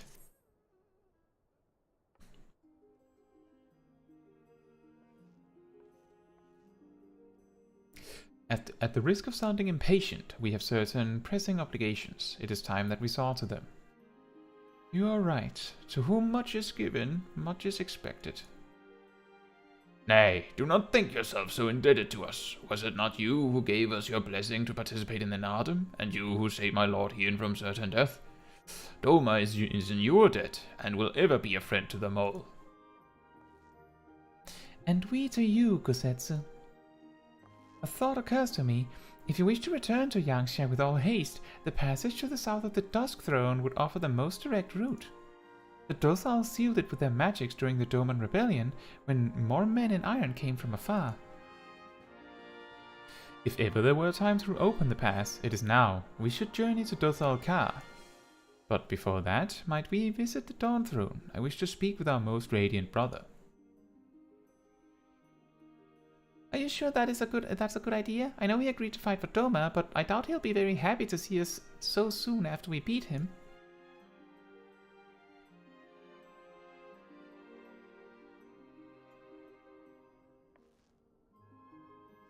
Nama made us for war, Lise. Ever since we came into this world, we have fought. In the Naadam, blood was shed and lives were lost. Brown earth was stained crimson, and Saela wept. But crimson is the dusk and the dawn.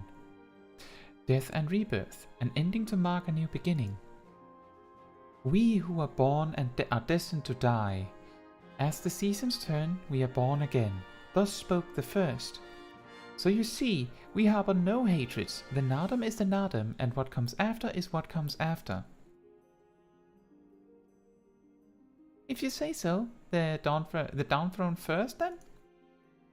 Yes, and I shall accompany you.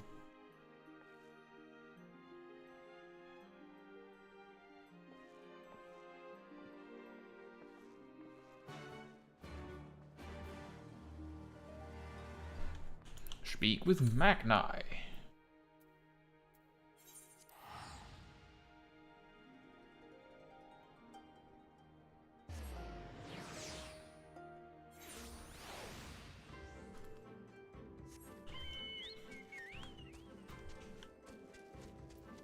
It really messes with me that it's turned like this. I could have sworn that it was turned to the north, but it never is.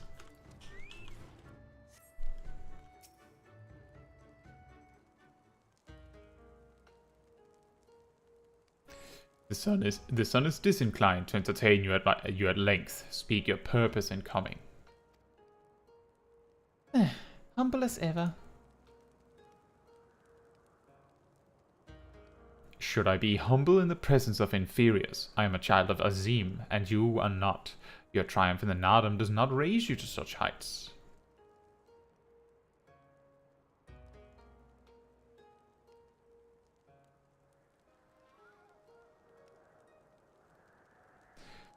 Batu will not be joining us. He was wounded in the Naadam. His hurts are grave, and he requires rest, but he will walk again in time. Though it is no business of yours, such pity does not become a harm. We are not allies, traveler. Far from it. The Naadam will come again, and with it, our rule. I say again, why have you come? To bid us surrender the Dawn Throne to the Maul?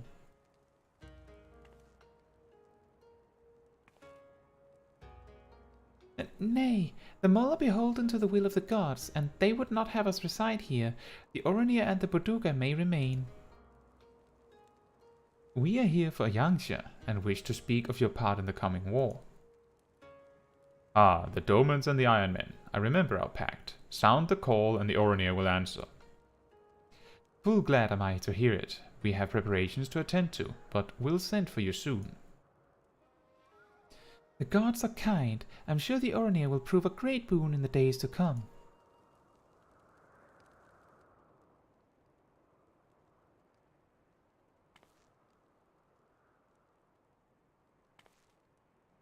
Oh no. Of the dusk, a maiden gentle and ethereal, a dancer in the morning mist, and a warrior besides. Look into my eyes, child. Child? You see you as him? Are you my Nama?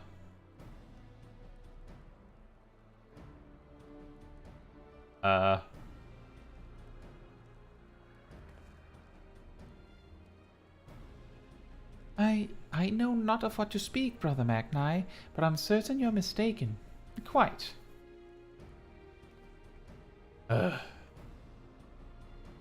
We should get going, right now.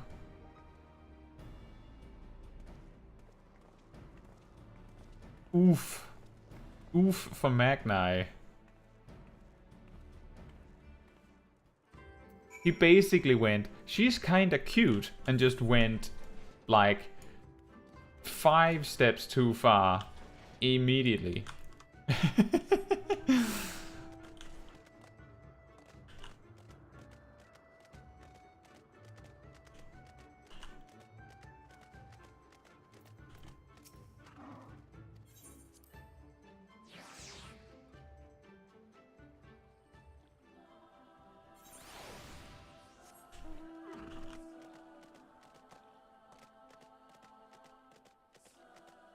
Yeah, feels bad for our brother. I think that sometimes the story is too harsh to Magni, but he's not doing himself any favors. Let's say it like that. He's not exactly giving you a reason to feel that bad for him.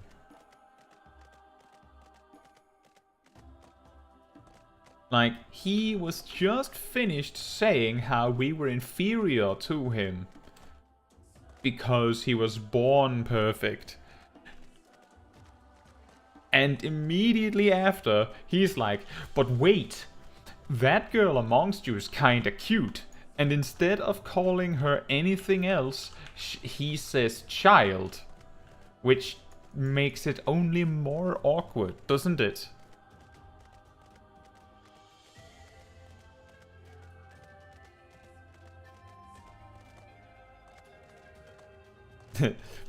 Press F for respects for the fallen brother. Oof. Yeah, he's not helping himself. That's for certain. He's not making it any better.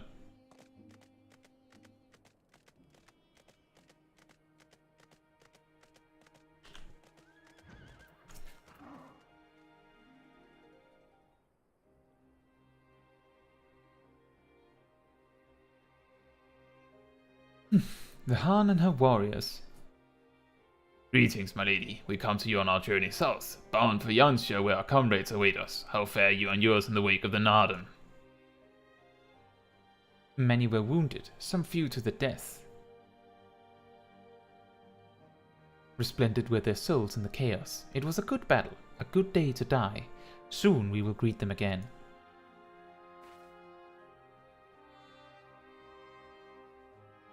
And mayhap one who went before them also. Gesser's seed has quickened in his lover. When the child is born, we shall see who awaits behind its eyes.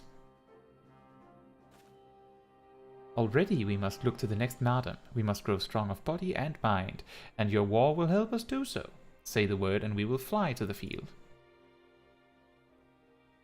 Of that I have no doubt, for you are Dothor. There's one more thing we would ask of you. The magics you used to seal the passage to the south, will you unmake them? If that be your wish. When next we come together, it will be on a great battlefield against a common foe. I trust you will fight with the same fervor you demonstrated during the Naadam. Ha! And you, Ancient One, will be the demon I know you to be. Aught less would be a disappointment. Ancient One. I am only like 60, but okay.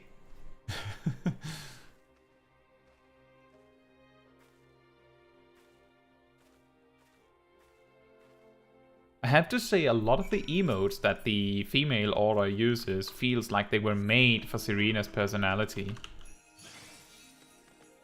It really feels like that. Oh, it says my boy doesn't have his unspoken race unlocked. I can't remember what that means. But if I remember correctly, it has something to do with the power to woo the ladies without saying anything.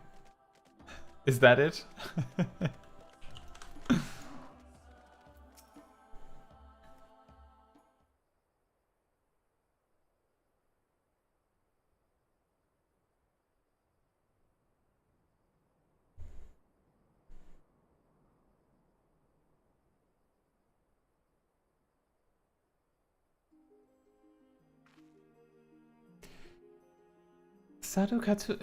Sadu Khatun has done her part. This passage will deliver you to Doma.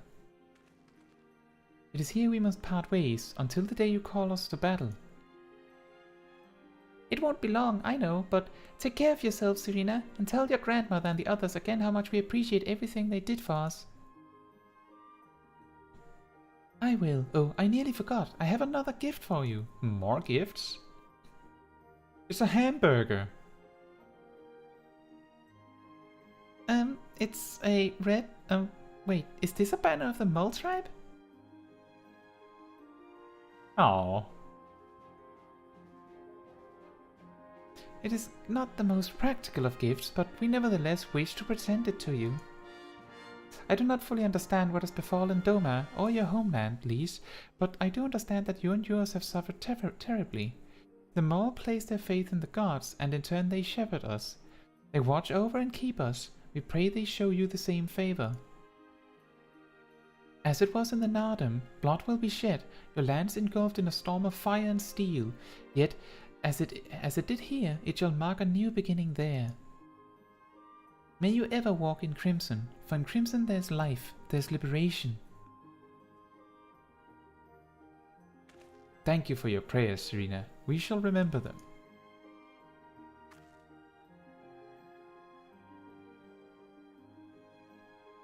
Until we meet again.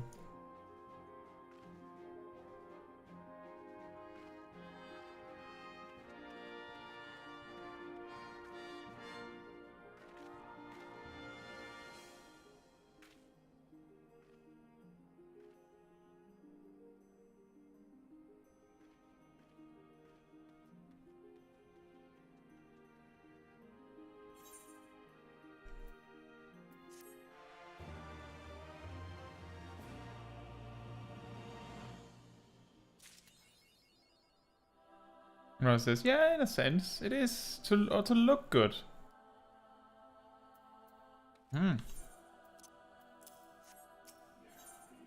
There is. Right, then. To the House of the Fierce. With me, my friends.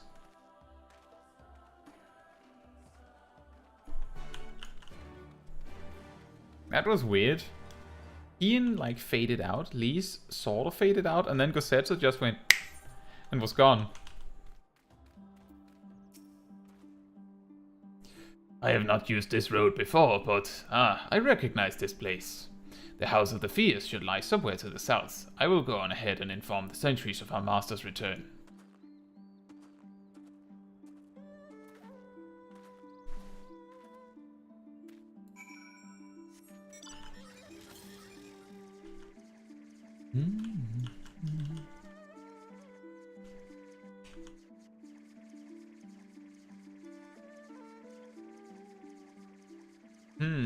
Did I go the wrong way? Was I supposed to go up that cliff? I'll go up the cliff just to be sure. It's easier to come back down if I'm wrong here.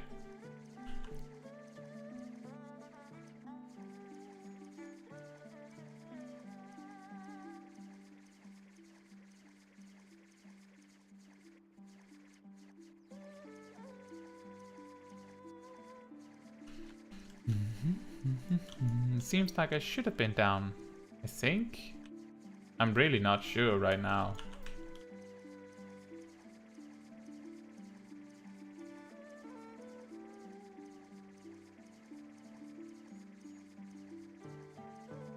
It seems like it didn't really matter that much. Is there a way up from there? Ah, there is. Right. You get kind of like, you kind of forget where there's like cliffs and hills when you're used to just flying everywhere. Here we are. I wonder if they all are gathered inside, waiting, perhaps expecting a speech or some such. Well, no matter, I shall have to do what I shall have to do. That's the spirit?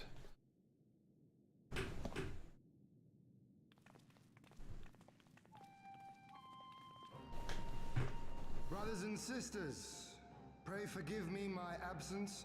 It has been far too long. Lord Hien.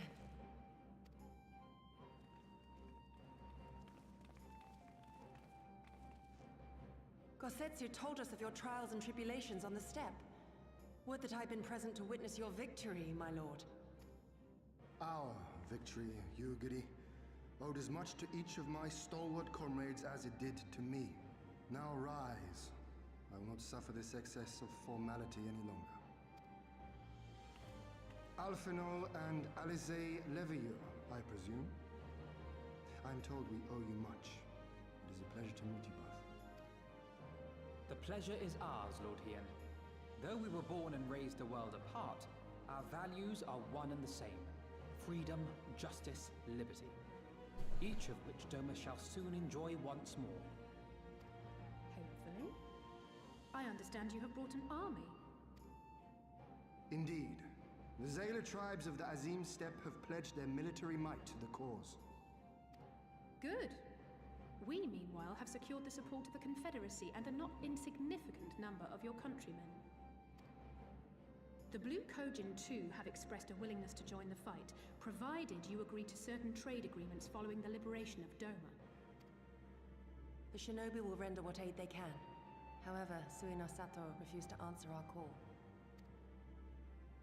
No matter. What forces we have amassed far exceed my original expectations. You have my thanks. You should know that Xenos departed Doma not long after you left to find Lord Hien. We know not the reason why, but it would seem he was eager to return to Gir Abania. What? Have you heard anything from the Resistance? There hasn't been another attack, has there? Tataru assures me they are quite well. You need not worry. If anything, this turn of events would seem to be to our advantage. But there the good news ends. Yotsuyu retains her position as acting viceroy, and we have reports that the garrison at Doma Castle is preparing for a massive operation. We suspect that the Empire's attempt to eliminate you on the steppe may have been a prelude to a larger effort to purge the remaining pockets of resistance within Doma.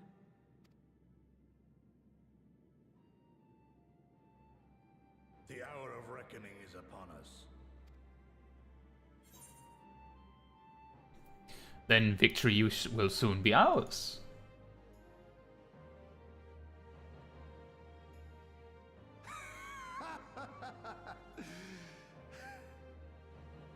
The Han has spoken, and I, for one, am not inclined to argue.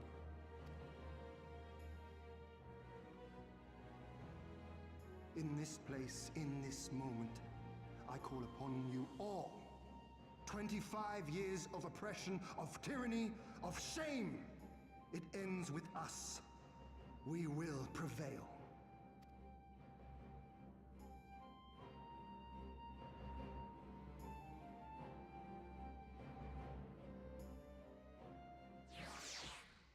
Hey Sydney, how are you doing? Say that I love the young lord. The way his voice actor pronounces Yugiri tickles me. I actually also really like Ian's voice actor. It's very nice. Yugiri. I also like Caetsu.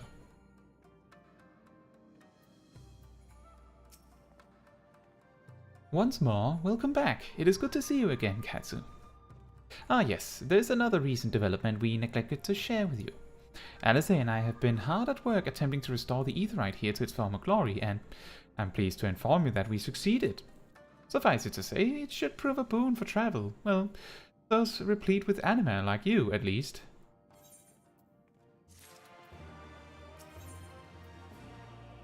Anima? I imagine you're eager to hear the particulars of our plan. Allow me a moment to gather everyone's attention. Remind me to actually attune to that Aetheryte. If all are in agreement, I will outline my plan to retake Doma Castle. First, Lys and the Doman Irregulars will conduct a series of raids against Imperial targets throughout the surrounding area, with the aim of drawing the garrison's attention. Shortly thereafter, our Zayla allies will launch a surprise attack on the castle's airborne defenses. In this way, we will prevent the enemy's airships from rendering support and cut off one means of escape.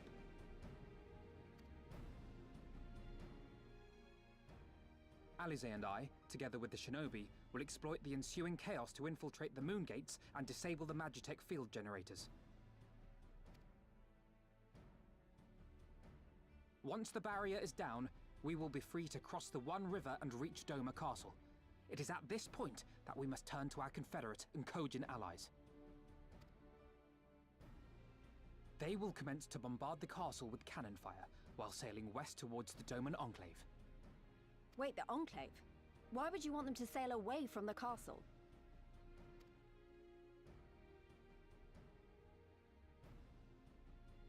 Because the Enclave is home to countless civilians. Once pressed, the Imperials may well think to take them hostage, and I would fain forestall any such attempt.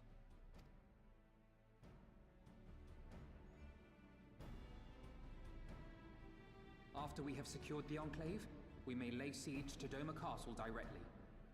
The main strength of the Doman Liberation Front, under Lord Hien's command, shall be committed to this endeavor, as will you and your redoubtable allies. The rest is simple. We scour the castle for the Viceroy, we find her, and we subdue her. Without their leader, what remains of the Imperials' morale will crumble, and they will surrender or attempt to flee. And Doma will be free.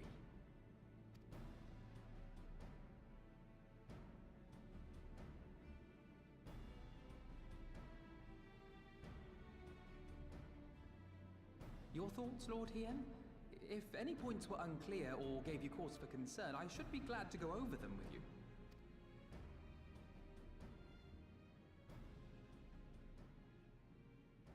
Nay, 'tis a fine plan. You have a talent for this. That much is plain.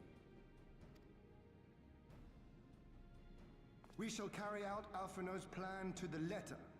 Time is of the essence, as you know, so let us each see to our respective preparations. Carry on.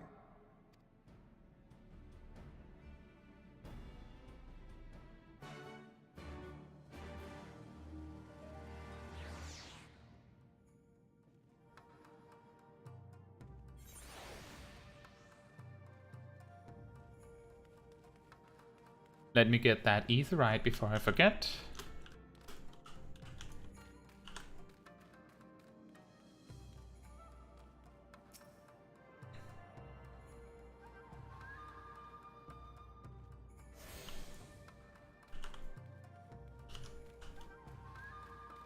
And then we talk with Ian.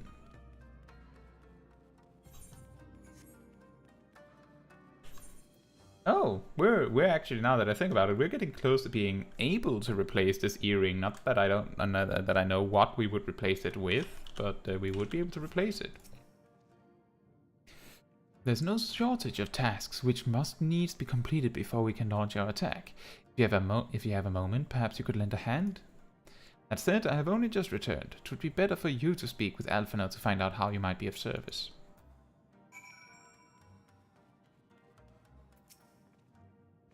Trying to keep busy. Full glad am I to hear it. There's one task which comes to mind. As I explained during my briefing, Alice and I will need to infiltrate the moon gates to disable the Magitech field generators. Though I pride myself on my knowledge of various subjects, I must confess I lack confidence in my knowledge of this particular one, which is why I turned to an expert. I've been conversing with Sid via Tataru, attempting to ascertain the design of the generators based on our limited intelligence. Most recently, he sent a parcel with some documents which he believes may be of use. I would like for you to go to Kugane and bring them back here. In the meantime, I will continue to work with our shinobi allies to plot a path into the gates. Safe travels, Caetsu, and thank you again. You know, this kind of fetch quest does make a lot more sense, considering that our characters, you know, as Alphinaud just said, replete with anima, meaning that we can use the etherite more easily. For Alphinaud to go and get the package, it would take him hours, if not a few days. For us to get it, it's actually like a 5-minute stroll. Greetings, honored ma'am. Will you be entering the Ruby Bazaar offices? Yes.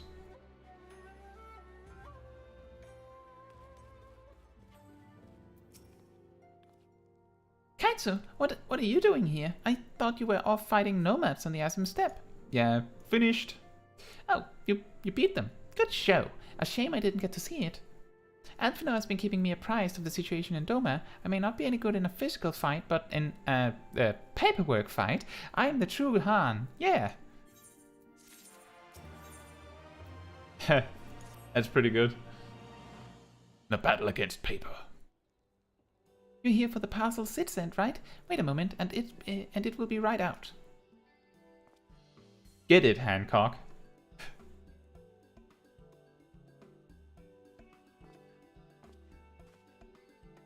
It arrived not long ago. A porter delivered it to our offices, along with various other knickknacks from Eorzea. Sid regrets that he could not come here in person. Apparently his hunt for the dragon and Omega demands his full attention, you see. Still, he was reasonably confident that the documents he provided would be enough for Alphinaud to do the work himself. So as soon as that parcel gets here, we can open it up and see what's inside. Pardon my interruption, but the parcel in question, was it the one you placed on the shelf in the bag for safekeeping? I believe so, yes. Why do you ask? Well, you see, on closer inspection, said parcel appears to have been addressed to the Segisei Gumi barracks. Though it does indeed bulge with a quantity of paper reminiscent of a rather large instruction manual, the lingering scent of lilac leads me to conclude it is in fact a sizable collection of love letters. What? Impossible! That porter was carrying a parcel addressed to us. I saw the writing with my own eyes. Oh, I do not doubt that in the least. However, as he was tasked with a number of deliveries, I can only presume he handed you another parcel by mistake. This is a disaster. We have to find that porter right this instant. My, she can move quickly when she has a mind to do so. So quickly she neglected to take these love letters with her. They too must be redirected to their rightful recipient. You do it, small child. They should also aid you in tracking down the right porter. They keep records of their deliveries and so forth, after all. The man in question was of middling height and build, not unlike myself. Black hair, short, terribly helpful in Kogane, I know. A cheery sort, wearing bright colors, as I recall. I will send a few of my men out to search, but in the meantime, why don't you take the pass and see if you can't track him down yourself? I will wait here on the off chance he realizes his mistake and returns.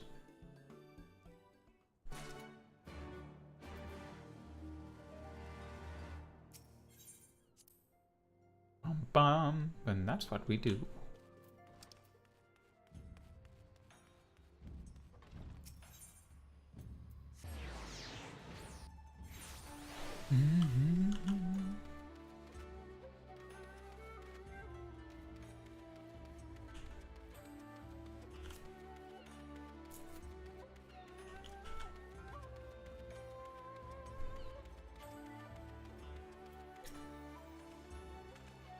Oh dear, I misplaced some most important documents, and if I do not find them quickly, there will be dire repercussions.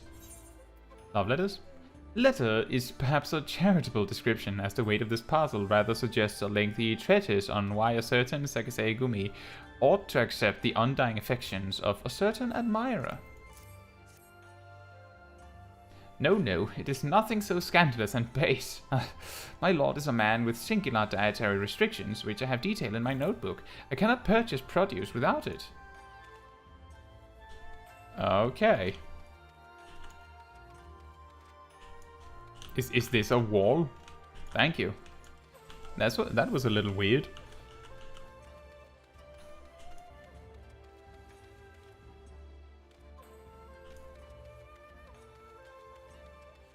I'm guessing it's not you either, or what? Who are you? You seek company? For an hour or an evening? Ugh, how it reeks of perfume and desperation. I know naught of it, nor do I wish to know. Okay. Bit rude, but okay.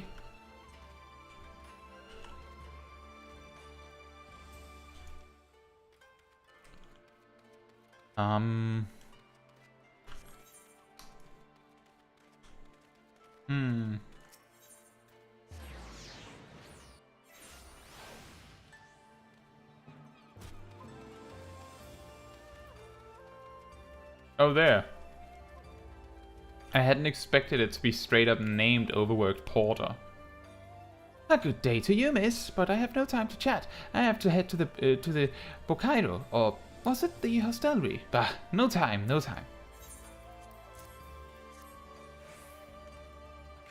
Aye, I recognize that parcel. I delivered it to the Ruby Bazaar not long ago. What of it? It's not for the Ruby Bazaar. A mistake? For the Sekisei Gumi, you say? Bah, you're right. How stupid of me. Fortunately, I have yet to visit the barracks. This is for you, yes? I'll take the other in exchange.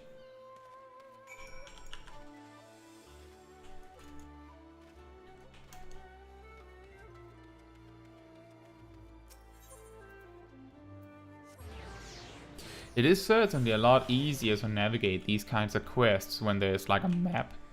Like a map on the ether shards, like that. And for anyone that started the game in Endwalker, this wasn't always the case. Before Endwalker, you just got a list of the ether shard names. So, like, instead of seeing this map, you would just see that one of the ether shards was called Sekisei Gumi Barracks or Rakusa District, which isn't very helpful if you don't know where that is specifically, right?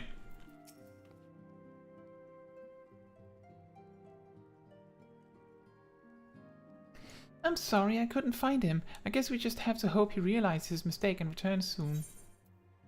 Though this parcel weighs no less than the other, it lacks the scent of lilac and is therefore much less likely to contain someone's misdirected woo. Hey Sip, how are you doing? Say, I miss the good old days where we never had the map. Oh, the good old days of having to remember aetheryte crystal names. Are you sure you would have remembered, Sip?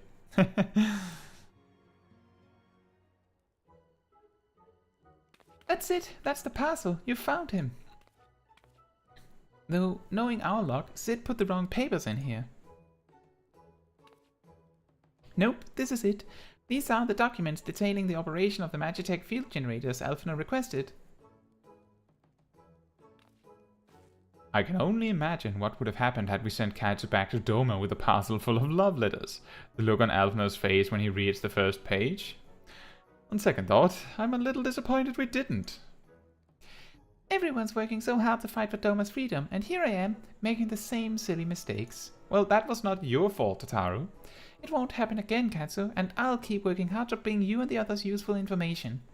If we hear anything new, we'll contact you straight away. Oh, and you may be pleased to hear that we have brokered an arrangement between the company and the Confederacy. They require armaments, we provide, discreetly, at a reasonable price. And at a reasonable price. I'm sure Lord Dolorito was pleased to hear it. Ha ha ha, indeed he was. Indeed he was.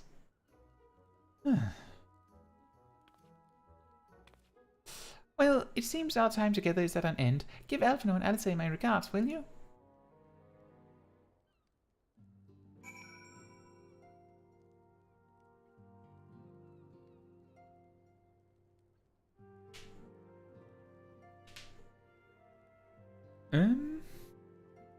And Sip says, I only remembered Aft Castle as it was the only one I actually used. And Hawker's Alley. Yeah, that makes sense. Those were the ones that I typically would memorize without having to consult a map. That I agree with. And Sydney says, I'm driving around getting chores done, but I have always been curious about the aetheryte fast travel system. If Alphinaud cannot use it, and he has magic, and the Echo, who can aside from us? Actually, Alphinaud does not have the Echo. But being able to use the ether shards and the ether rights for that matter is actually not related to being able to use the Echo, because if it was, then the point in putting up all these ether rights would be quite slim, because there's only a handful of people with the Echo, right? If I remember correctly, there is a quest in Endwalker that sort of addresses this a little bit. I'll not get into too much detail, but I'm pretty sure that it's not because Alphinaud can't use the ether rights. It's more that it requires a lot, like an insane amount of ether to be able to use it. Like, you have to not just be a strong magician, you have to, like, basically, if I remember correctly, souls in the Final Fantasy XIV universe are comprised of ether, so you need to have, like, a super powerful soul, basically, to be able to have the energy in your body to regularly use the ether rights. Normal people can maybe use an aetheryte once every now and then. Like, it's never been, like, strictly detailed, I don't think, but the idea is that everyone can use an aetheryte. The thing is that if you had the choice between if you had the choice between running to your destination or like using a transport vehicle of some sort, or just teleporting there, expending the energy equivalent to running there, then you would probably rather use the transport. Like, imagine Alphinaud teleports to Kogane and he is so tired from that teleportation that he is out of commission for a day, or he's too tired for the return journey. I believe that's the idea, but it's never really been that specifically detailed. Sometimes in quests they point out that specifically the Warrior of Light, the player character, can teleport very freely. Like, that is an ability that we have, that we can use the aetherytes very easily. Whereas normal people can't. But I don't think it is related to your magic ability necessarily. However, it is related to your ether ability, meaning that, for example, Thancred cannot use an etherite at all. He cannot use it because he cannot use his ether in that way. He has no magic left. That I believe that is what it is. I hope that sort of answers the question, Sydney, but it is the general idea is that it's not that detailed what the answer is. It's like a little vague because the etherite is primarily, you know, a tool for the player, and secondarily is explaining why it's there, right? Like, why is it that there are etherites everywhere if only the main character can use them? Because if normal people could use them, why would there be any travel sequences in the story at all, aside from getting somewhere for the first time?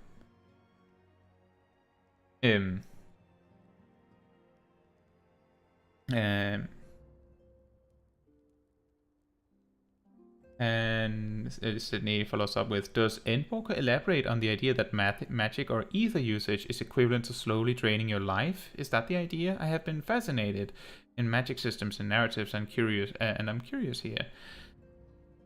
Well, they do talk a little bit about how magic relates to the afterlife, I think. And they do like detail some other things in like the magic system a little bit.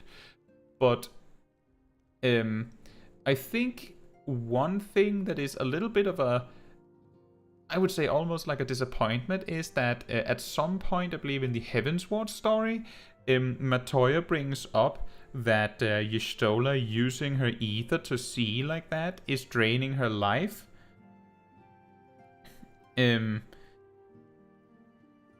That is not really ever brought up again. Like, ever again. Beyond the part where it is very clear that Y'shtola cannot see normally. It is never brought up that she's draining her life. So I don't know if they like decided to like dial back on that or what they're intending to say with it. But the good news, Sydney, is that that they are talking more about the magic system in the game, but they don't talk that much about it draining your life. One thing that is worth mentioning is that I believe expending ether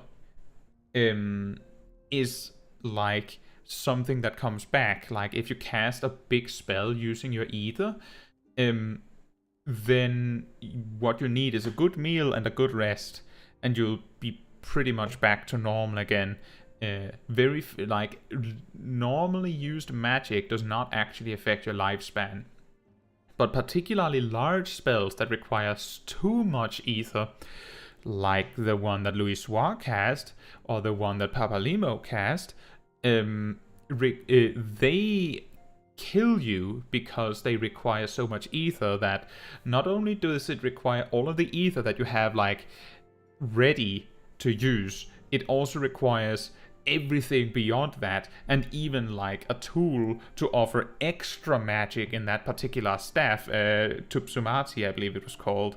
You needed all of that to pay for this spell. Like imagine if you had a spell on your bars that said, oh yeah, this spell costs 50,000 MP. You can never cast that. Not without offering something extra, right? I believe that's the idea.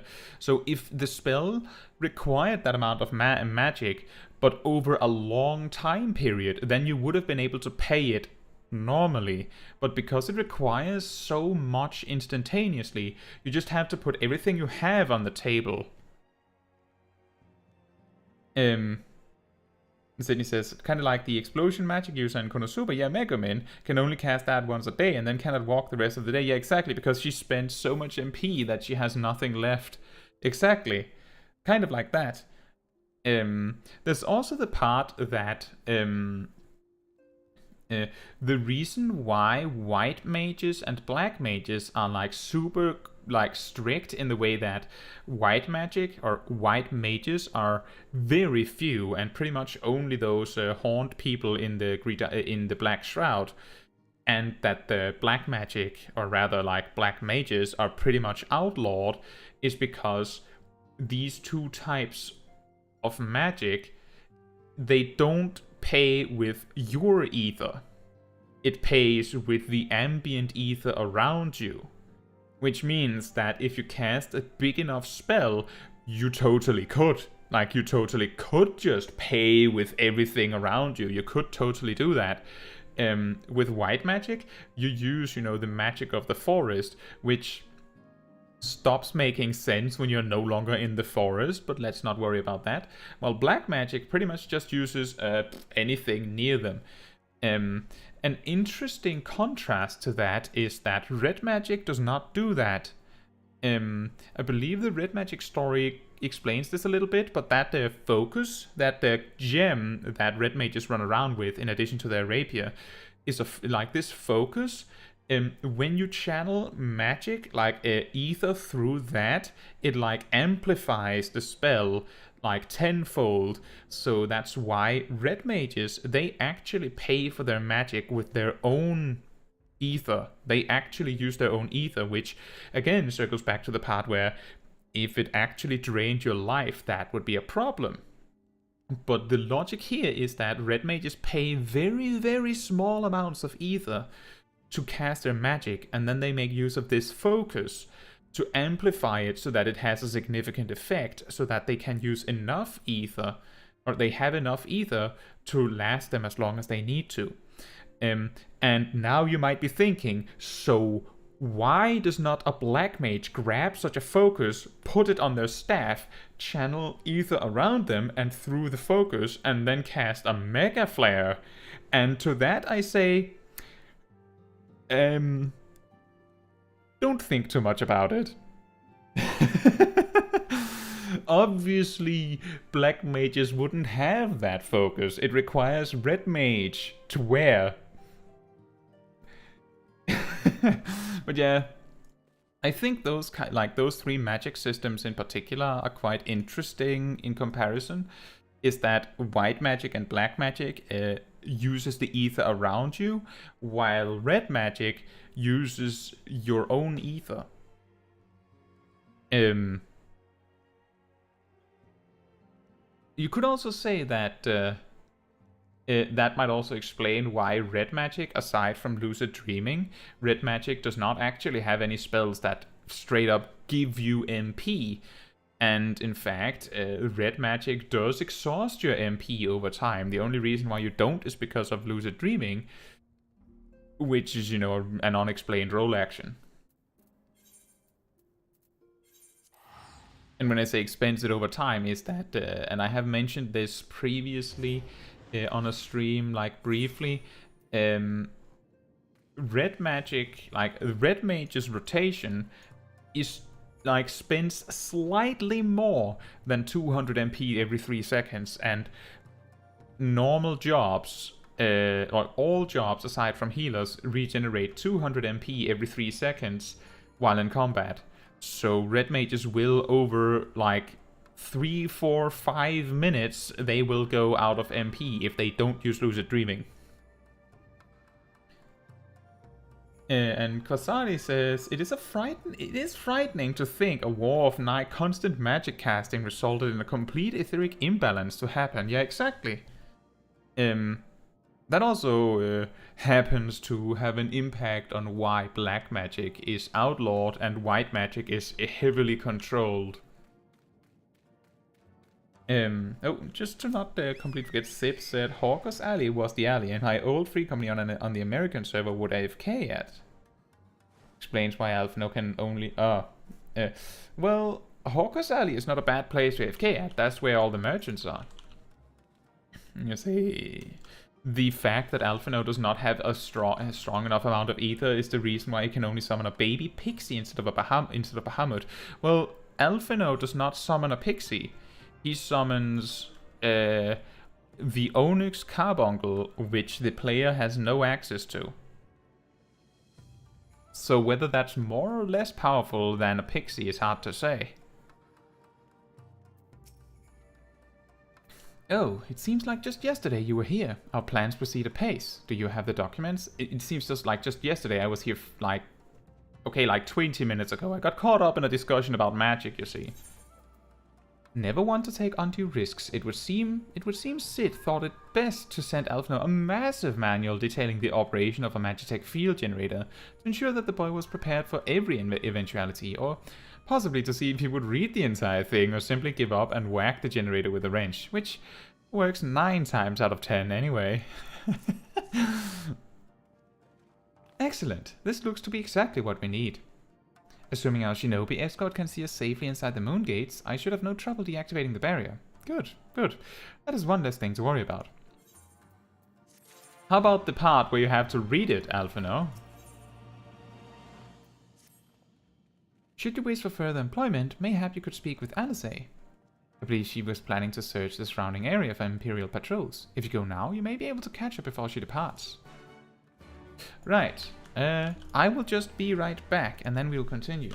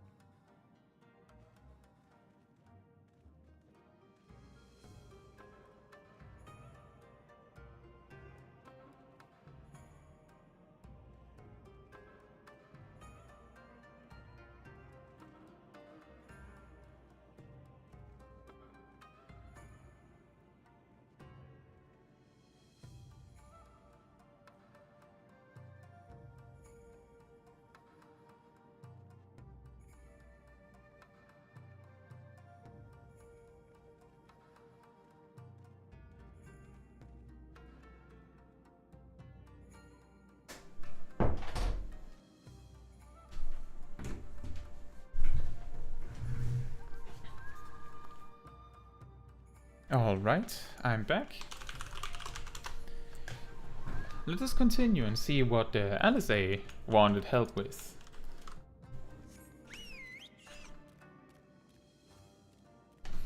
Explosion!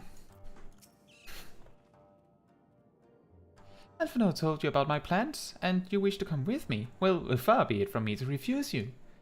If truth be told, I'm not entirely sure what I expect to find. In the wake of your failed assassination attempt, the Imperials demonstrated uncharacteristic restraint. There were no public executions and not a single village was put to the torch. But, as I mentioned earlier, our latest intelligence does suggest a purge is imminent. For all we know, they could be out in the field even as we speak, surveilling their targets and making plans. If so, we need to put a stop to it. Let us begin our search in the north.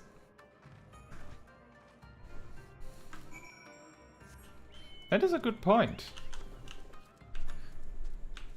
We gave the Guardians incredibly good reason to give a huge punishment to the poor people of Doma, and then we just said, anyway, good luck, and went to the Azim Steppe.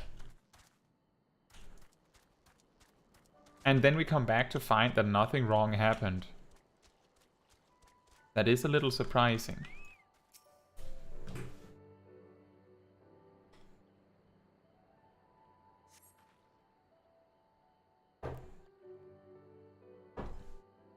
all quiet. For now, follow me to the next location.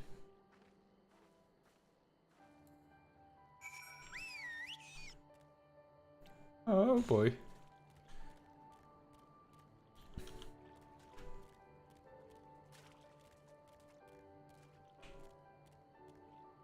Actually, I think I didn't really respond to that. Sydney said, the vision for Y'shtola feels like a thread that is left dangling. Yeah, I've heard that being mentioned before, that it really feels like it was something they brought up and then just decided not to follow up on ever. That is to say, we haven't, you know, there's still a chance for it to come up, but I think it won't. It would really surprise me if they randomly brought it up now.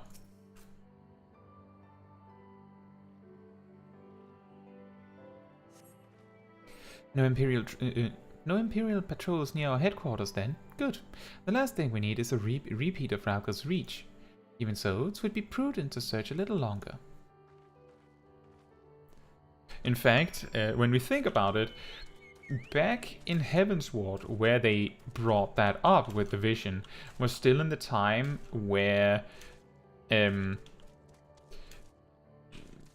the writers were more likely to like kill off main cast characters. Like characters from all the way down to the start of the story would just randomly get killed off in a story.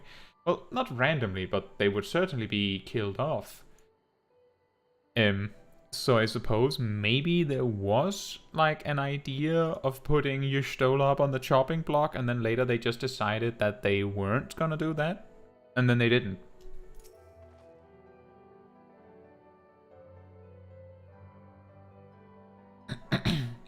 Not exactly the enemy I was worried about. Damn it all. I can't just leave the carcass lying in the middle of the road. You've gotten stronger.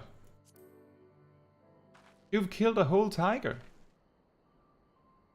Next to you, I feel like a child playing at swords and sorcery, though mayhap it suits me better than books. I owe much to a Mikote I met in my travels. He was a master of these techniques and kindly agreed to teach me the fundamentals. But I never could warm to common rapiers. I vastly preferred using a blade of my own creation, despite the toll it took on me. Urianji's gift was a godsend, to be honest. Anyway, we're falling behind. We should split up and try to recoup some lost time. We've heard rumors of Imperial soldiers skulking about disguised as villagers. One was supposedly spotted near the ribbons, to the south of here. Go and see if there's anything out of the ordinary. There's also an argument that maybe something that happened in Stormblood or Shadowbringers, probably more Shadowbringers, caused this concern for Y'shtola to no longer be a thing. I won't get too specific with it, because there's a possibility someone is watching that hasn't completed Shadowbringers.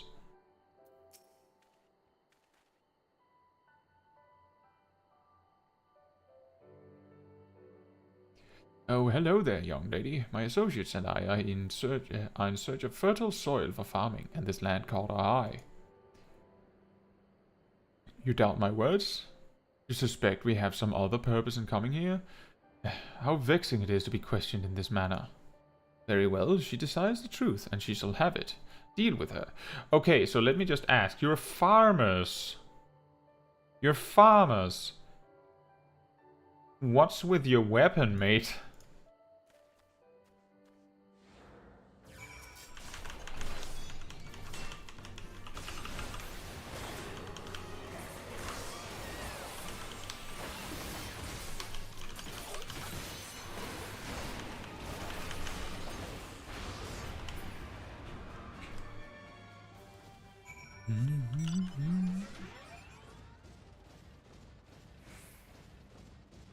They could have disguised themselves a little better. Like, the Elder himself running around with a katana is maybe not a good idea.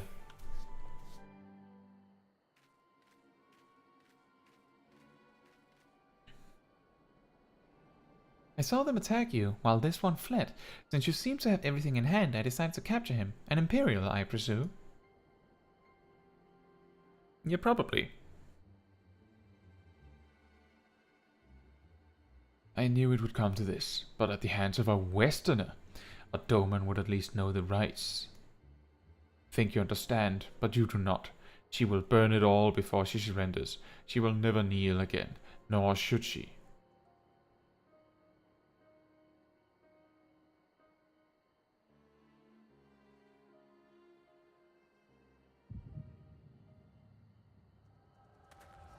Uh-oh. Caetsu! Punch!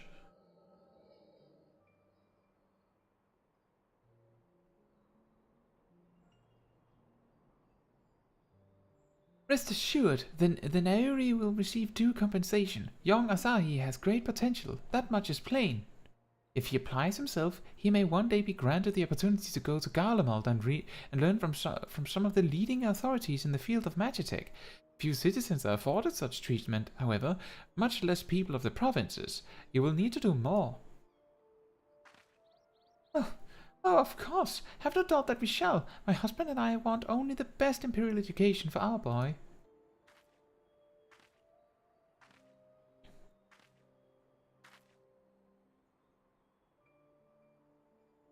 I finished planting the rice, Mother.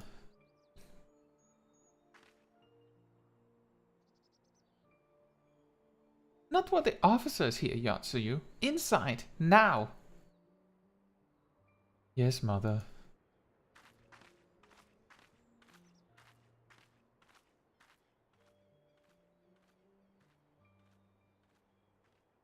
You did not mention you had a daughter. My sister's, not mine. Kami rest her soul. She is utterly hopeless, but one cannot choose one's family. Indeed, she is of age to receive an education as well, is she not? Yet we have no records. I trust I need not remind you of your legal obligations. No, of course not, but she is weak and sickly. Some days she has not the strength to leave her bed. Though a thought occurs to me, mayhap we can come to an understanding.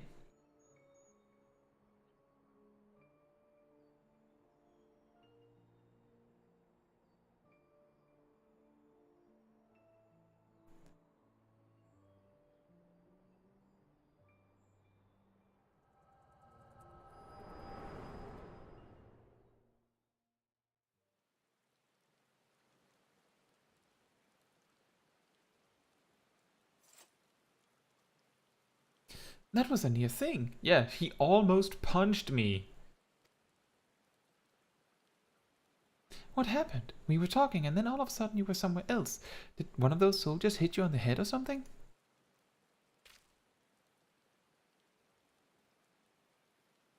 Well, if you say so, we should go and tell the others what happened here.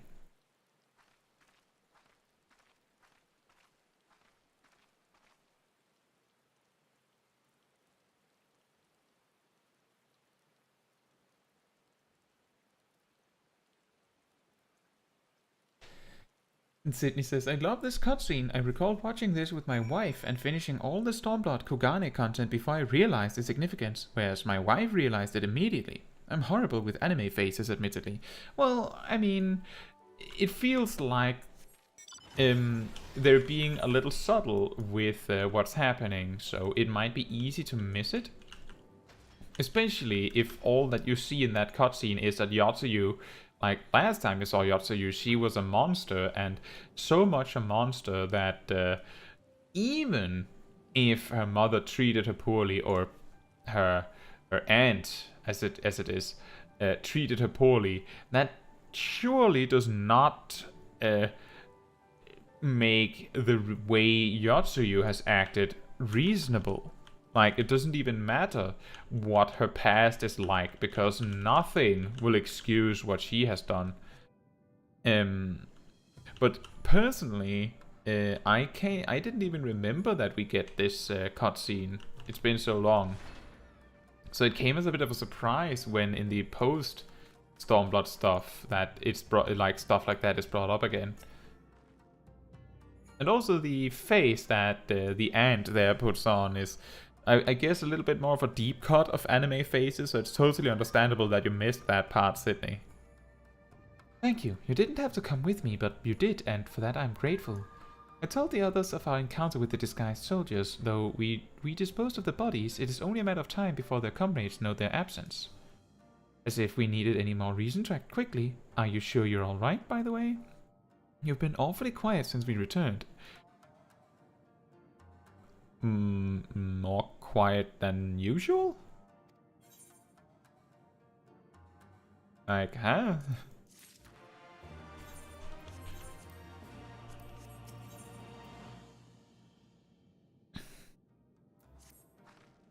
I tell you to rest and leave the rest to the others, but seeing as that isn't in your nature, Lise returned but a moment ago, looking a bit worried. It would seem that trouble is afoot in Namai. You may as well go and ask her about it. As for me, I will not impose upon you any further.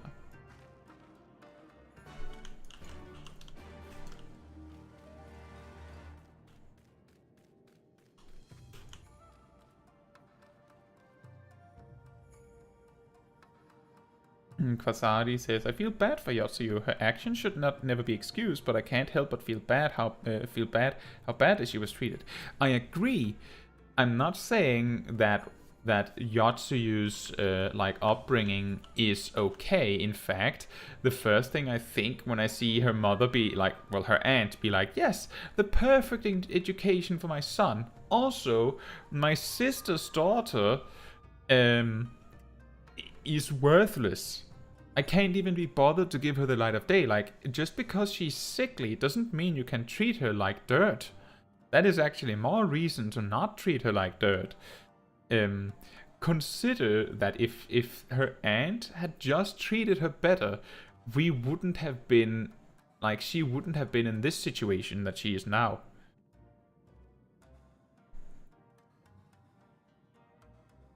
Maybe she would have been in a worse spot personally, like she might have been killed because she isn't in this viceroy position, but still.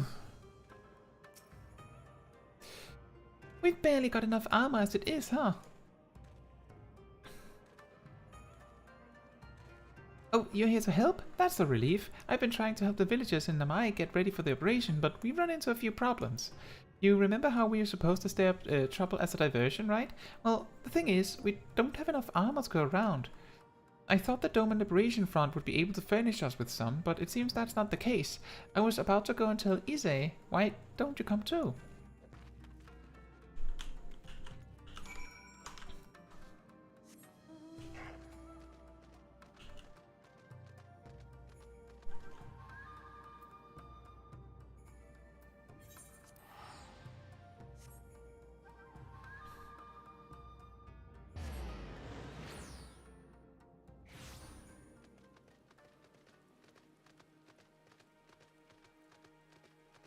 There's also the possibility that Yotsuyu would have acted just the same, even if she had a good upbringing. As it turns out, she's a sadist after all.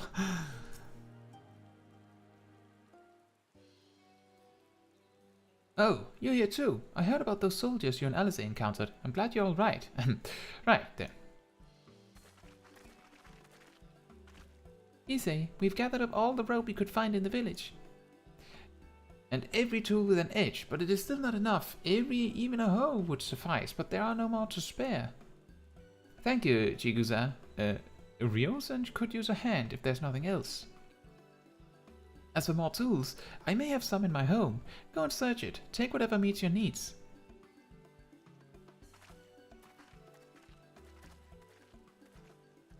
I made enough rice balls for everyone, including some special ones for Lady Yugiri. Can I go and give them to her?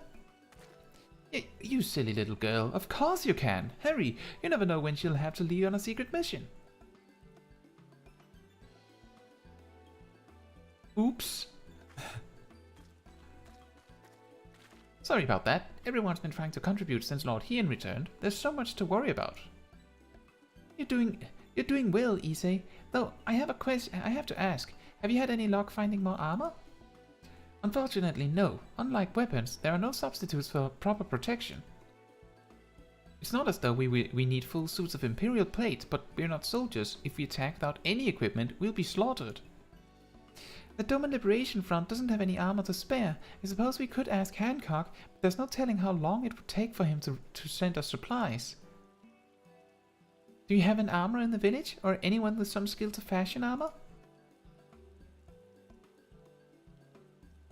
There's one man, a craftsman who fled the Enclave. He's experienced, and maybe I'll be able to help. I don't know if I can persuade him though, but maybe you two could come with me. His name is Tsuranuki, and he lives in Kusakari in the south. Come with me.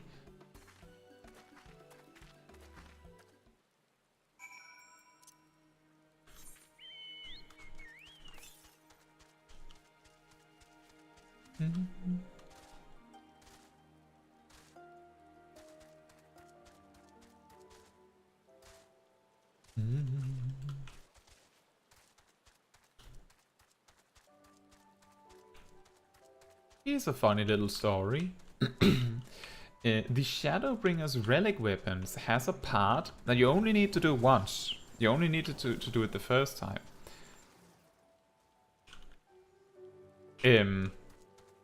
And this particular part of the relic weapon questline requires that you do a bunch of content. One option is to do fates in Heavensturn zones and in Stormblood zones. I believe specifically in the Far East zones, but I'm not entirely sure on that one. It might also be differently laid out, but the point is that there is a set of quests, or a specific quest where you have to gather, I believe, 15 thingies from any of the Far Eastern combat zones. So that means Ruby Sea, Yangsha, or Asim Steppe. Now, the thing is that the chance of getting one drop was not 100%. It was not uncommon to go up to 10 fates or more without seeing a drop. This led people to get a little bit crazy sometimes about it. Some players would claim that Asim Steppe was the only one that worked because they did 10 fates in the Ruby Sea and 10 fates in Yangsha and didn't get anything. But they got something on the first fate in Asim Steppe. And the thing is that the reason why this story is significant to Yangsha is because I did all of my grinding in Yangsha. I don't know if I still have my notes on it, because I actually did keep track. I'm not sure if I kept it. Oh yeah, I did. I did actually keep it. The quest required you to do stuff in Stormblood zones, where half of them was in the Giovannia areas and the other half was in the Far East. And in both cases, I found like an average drop rate between like 27% and 30%, and I did it in Yangsha and the Peaks. That's not super useful information for anyone here now, of course, but it's a little interesting, I feel. Because you have to remember that some players would claim that Yangsha was pointless because it didn't have any, it had no chance of dropping based on, you know, having a random experience.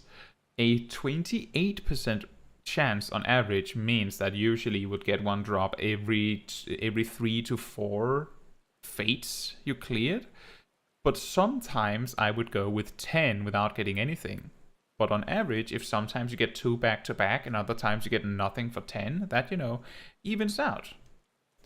So yeah, if you're ever doing the Shadowbringer's relic weapons, remember that RNG is RNG. And that's just how it is. Ha ha ha! Who are these starry-eyed youths who stand before me? Ones who sing of rebellion, of liberation. Ha ha! Surely they would not think to trouble me with such foolish dreams. Oh, go and say what you will, but do not take offense if I die from laughter. Ha ha ha! Also, here, have a weapon.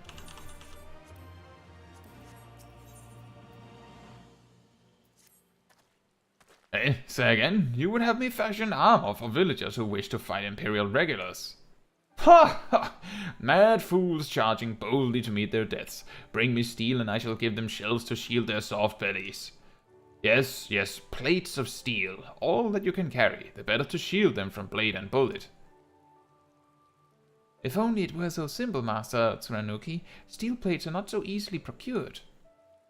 Blind, deaf, and dumb you are, boy. We are awash in broken steel. Magitech, great cylinders, come crashing to the earth from on high. Shatter them to bits with my explosives. I have explosives for some reason. They will not fail you, for I made them to kill Imperials. Bring me my steel, and you will have your armor. Well, it's not like we know any other armorers who can help. At least we get to blow things up. What are you talking about, Lise? He's literally doing it for free. She's over here like, I guess we'll manage. And he literally said, yes, I'll make you armor for free. You just have to bring me the materials. I think that's a pretty good deal.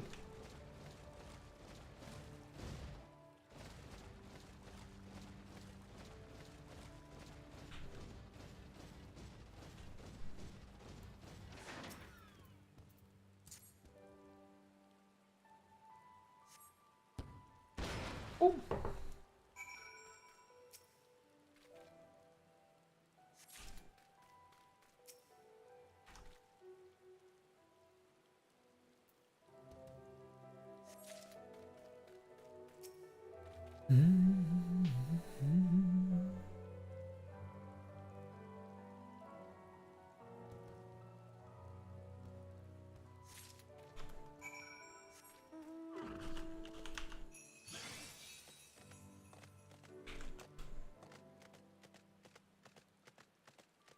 We're also starting to have quite a collection of mounts. Sometimes we don't see a mount for hours. Specific mount, I should say.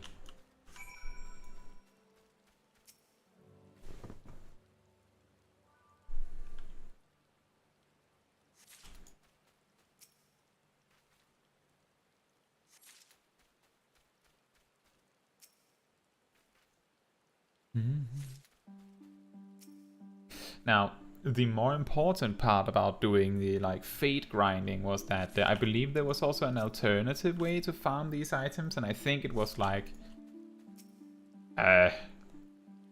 alliance raids or something like that.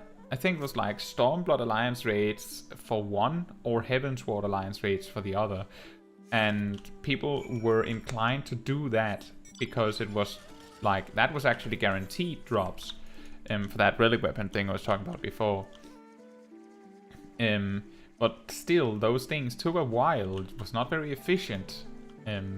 But doing a fate in the open world with a normal job tends to take a while. The only reason why it was really feasible for me was because I did it with Blue Mage. I've mentioned that before, that if you're only interested in leveling Blue Mage and gearing Blue Mage is because of its ability to do Mocktome farming or any other uses it has, it's not worth doing because you will lose interest. It's not if you're not enjoying it, you will not finish gearing it up. But if you like playing Blue Mage, then Blue Mage has a lot of small things that it happens to be really good at, like fate farming in old content. Hey, you have the many plates of steel I demanded? Show me. Scavenged from broken Magitech wrecks, this metal could be repurposed as armor for villagers.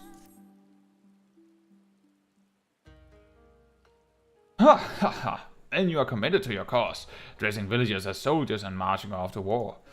Stupid, stupid fools. Doma is dead, and so are her people. Lord Cain, Lord Hien, all dead. Their blood is on our hands. 'Twas Lord Cain who saved us, who spared us the worst when the Guardians came.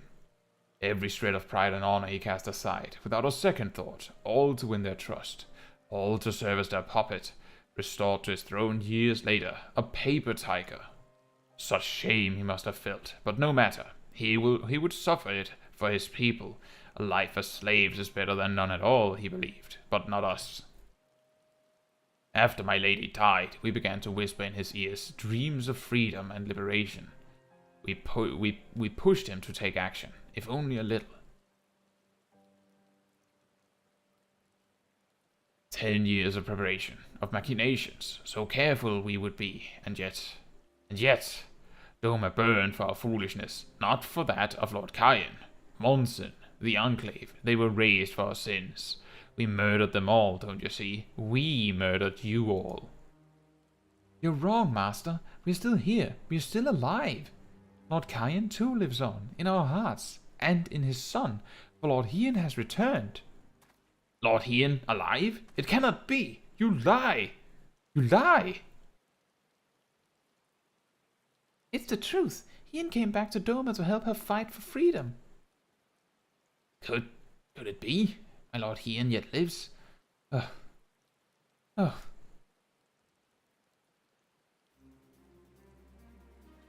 Bands of steel to bind the chest and belly. Yes, yes.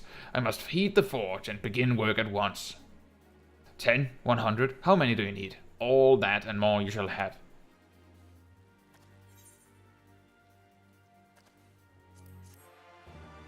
And also this sword, I guess.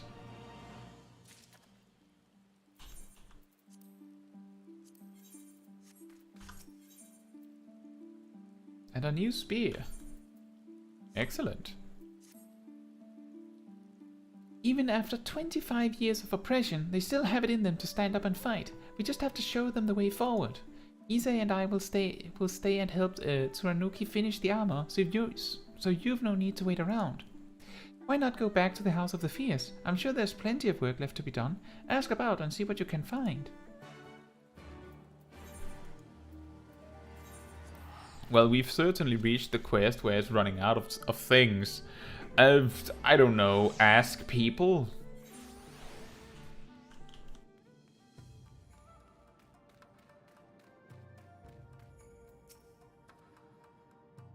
Everything is in order, miss. Under Lord Caetsu's sage tutelage, we grow stronger by the day.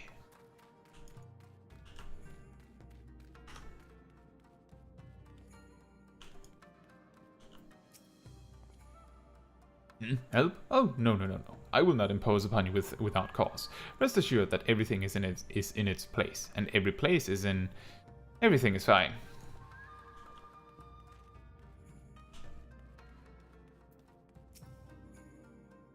I require no assistance, comrade. Lord Hien's instructions to me were quite clear. I need only transcribe them for the benefit of our Celia allies. Speaking of Lord Hien, if you're eager to be of service, mayhap you could seek him out. Keep an eye on him, perchance. Could he decide to venture outside?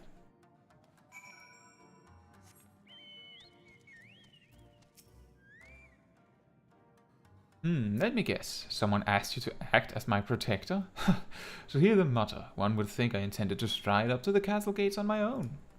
The truth, of course, is rather less dramatic. I'd hoped to look on the castle one last time before the battle. Would you care to join me? You would be setting a lot of fretful minds at rest. Very good. Then let us depart for Monson at once.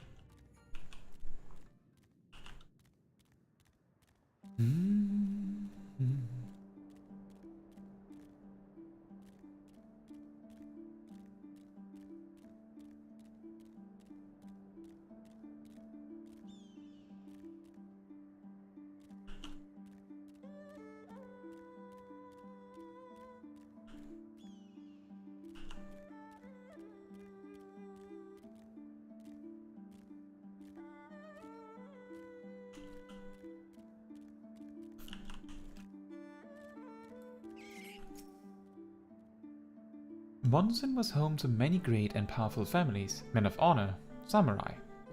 Once, great swords were raised and people put to the sword. What little remains stands as a testament to what was, and what will never be again. Come, I would take a closer look.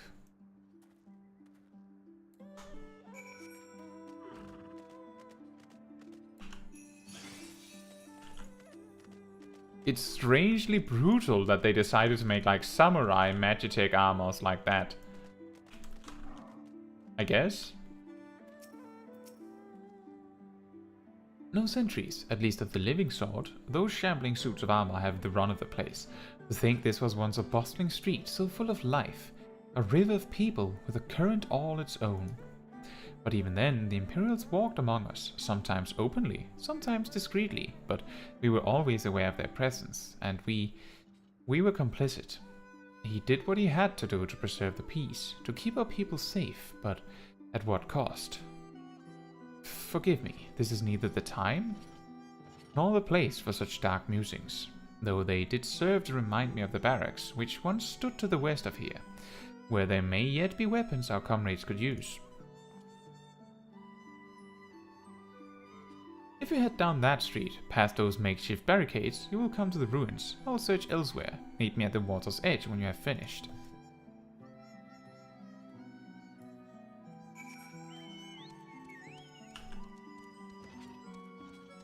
Well, conveniently, I'm so high level that the enemies will very likely just ignore me outright.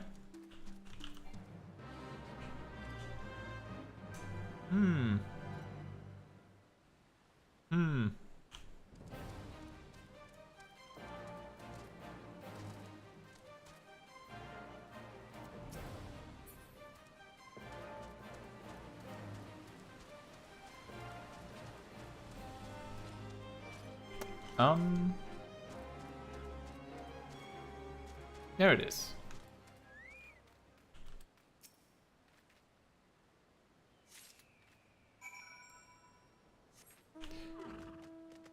Interesting. If you beat this this fate, the drop is that sword, like straight up that sword, pretty much.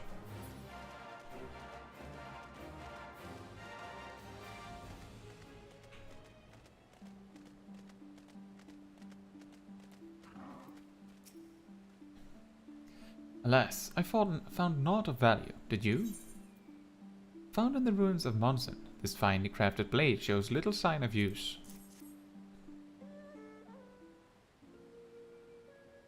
Still sheathed in its scabbard, though even shielded from the elements, it will need to be cleaned and oiled. I recognized the crest. It belonged to the son of a samurai I trained with when I was young. He never even had the chance to draw it.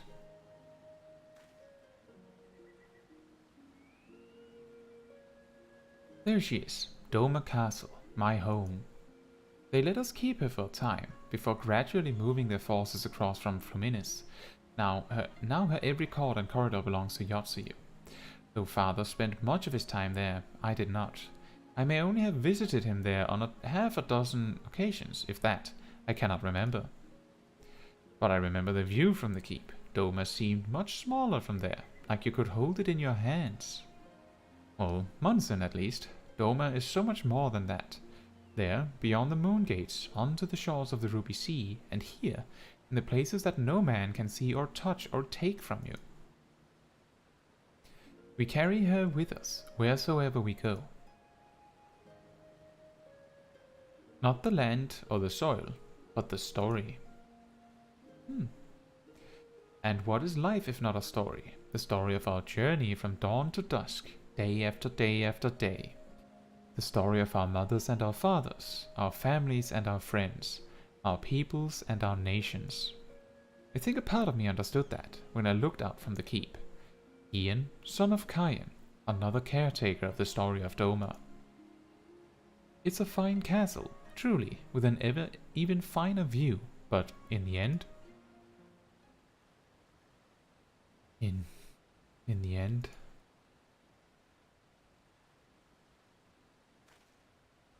Kami, strike me down. How could I be so blind? We must return to the House of the Fierce at once. I've had what can only be described as a revelation. Ours is an excellent plan, but not so excellent that it cannot be improved, and I know how. Really?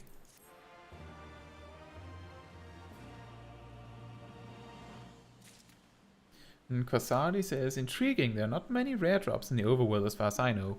The key thing that makes this Fate stand apart is you can hear that the battle music is significantly different from other Fates. And I should mention that the weapon that it drops is entirely for glamour reasons. It's not actually a good weapon. But it is a Dark Knight weapon, and it looks nice. It's pretty cool. There are few, like, overworld drops for each expansion. If you've ever seen the fox ears that people walk around with, I don't have them on me, but like there's like this headband with fox ears, like giant fox ears on them. That's actually from, like, a set of fates in this area. It's complicated to get.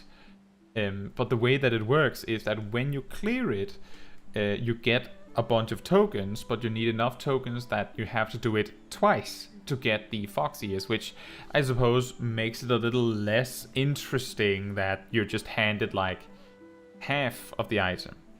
In Endwalker, there's also, I believe, 2 world bosses, you could say, that work in the same way, and both of them have an associated, at least one of them has an associated mount. I can't remember if both of them do, but one of them also has an associated outfit. If you've ever seen anyone walk around in like an elephant outfit, I believe it comes from one of them.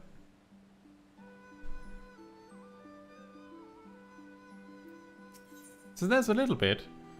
But it is funny, the reason why I specifically remember that one is because my main has the sword. For some reason. I don't remember ever doing that fate, but I have the sword.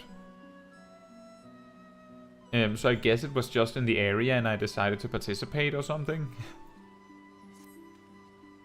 On second thought, Caetsu, I ask that you return to the House of the Fierce without me and tell Adfno to call the others together for a meeting.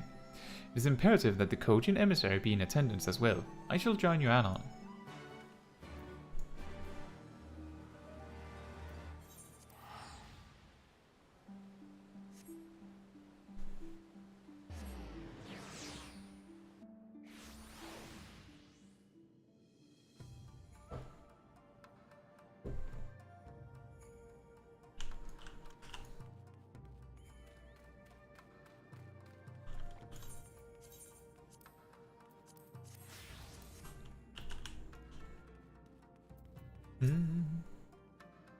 Lord Hien wishes to discuss the details of our plan. Very well, if he insists, I shall summon the others at once. As for the Kojin, I believe one of their emissaries was already en route. Nevertheless, I shall contact them to make certain.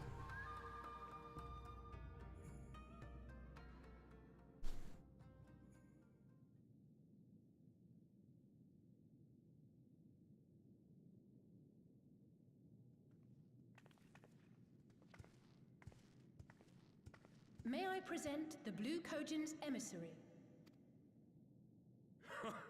Greetings and well met, old friends. The Elder sends his regards. Soroban, it's good to have you with us.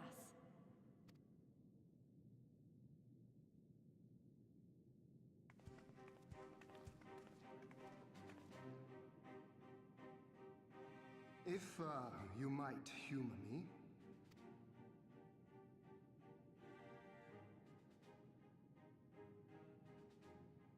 Thank you for coming, Soroban. Doubtless you have already been informed of our plans and the role we would have your people play. However, I seek your counsel as a Kojin of the Blue.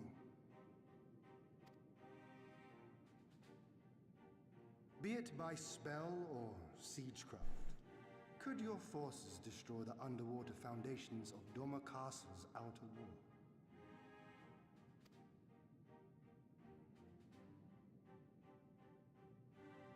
Explosives coupled with a few incantations. Yes, that might produce sufficient force. Such a thing could indeed be done. Then I wish to revise the plan. Instead of assisting the Confederacy in securing the Enclave, I would have the Kojin advance upstream beneath the water and breach a segment of the outer wall. I mean to flood Doma Castle.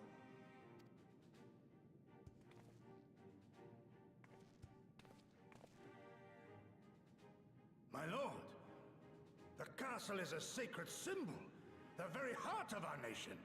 To destroy it is unthinkable, unconscionable. You cannot do this. I can and I will if it improves our chances. By flooding the castle, we remove the better part of their forces from the field and force Yotsuyu to retreat to the highest levels of the keep. Tell me that is not a worthwhile trade.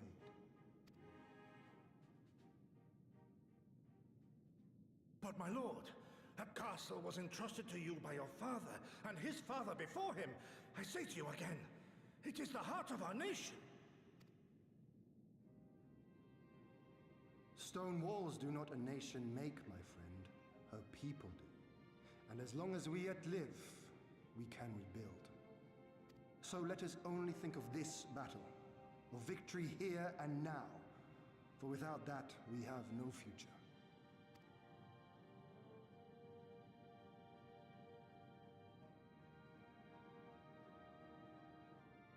I see that you are resolved, Lord Hien, and I would not presume to gainsay your decision. I will inform the Elder of your revised stratagem and instruct our sappers to make ready. Our preparations are all but complete. Once we receive word from our Kojin allies, we shall set our plans in motion. We shall fight, and we shall prevail.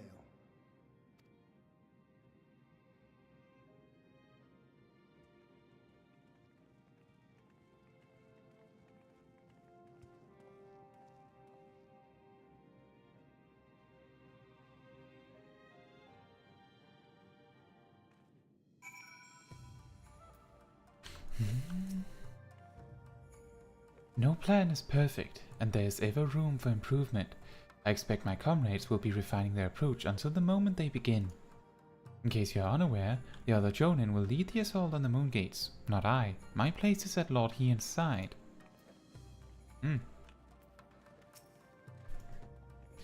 If there's nothing else, I'll head back to Namai. Turanuki's working hard and Ise is doing what he can to help, but maybe there's more that I can do too. He was like a different person when he began hammering those plates. Younger, brighter, full of life and hope.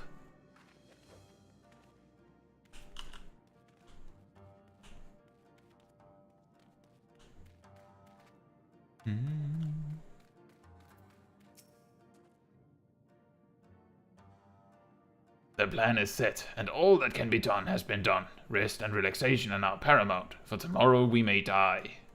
Have you two not done enough? Will you not pause a moment to gather yourself on the eve of our grand design? Go not onto battle with weary eyes or lingering regrets, my friend.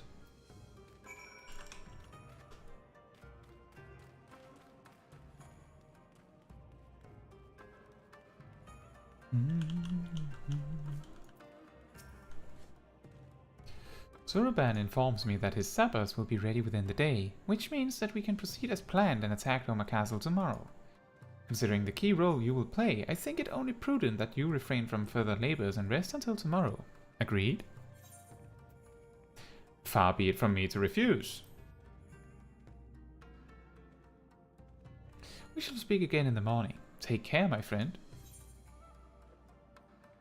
And that one.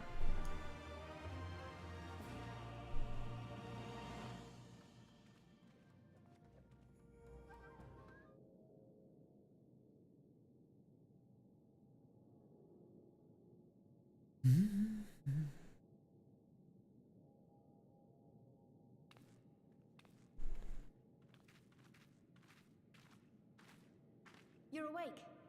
I was just, well, they threw me out, actually. Told me I needed to get some sleep. Ready for the big day. Not long now, eh? I'm nervous, of course, but I also feel like I didn't know where I was going, but maybe, finally, something's gonna change, you know? Really, really change. And when the dust has settled, we'll see what we've won, and what we've lost.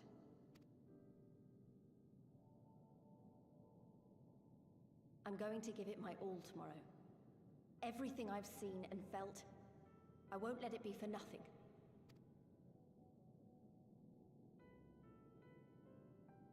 Right. Off to bed. Don't want to overdo it, and neither should you. Oh, but before you sleep, you should look in on Elfino and Alize. Quietly, of course.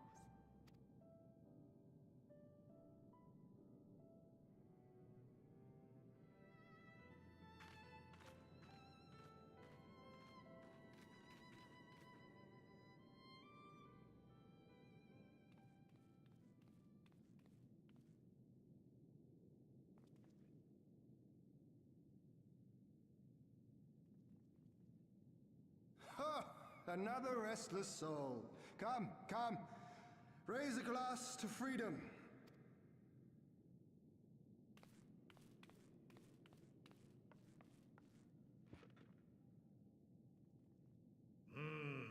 Good. Good. I should be interested to know her thoughts on the matter. Ah, that's enough, Gosetsu. You'll not convince anyone with your drunken ramblings. We've talked about this, all of us. We are flooding the castle tomorrow, and that's the end of it. I know. I accepted your decision, and I do not intend to go back on my word. Nevertheless, as the battle draws near, I cannot help but recall our many travails, and it fair compels me to speak.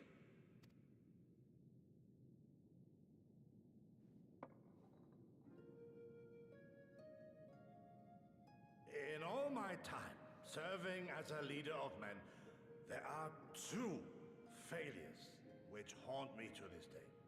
The first, a defeat at the hands of the Empire 25 years past, and the subsequent imprisonment of your father.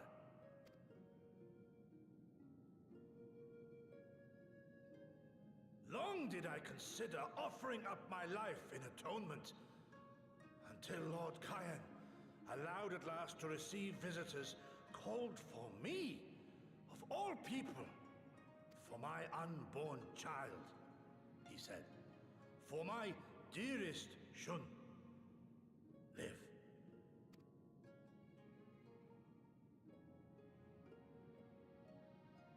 My second failure, of course, was the betrayal of that self-same command. When in the rebellion I failed to protect not only Lord Kayan, but Lord Hien too.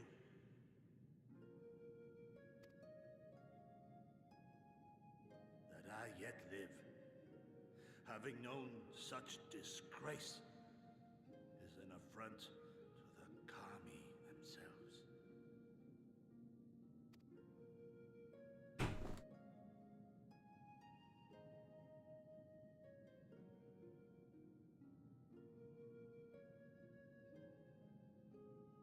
Yet you, all of you, saw fit to grant this shameful creature, this failure, another chance to serve a greater purpose. Thank you for pitying an old fool.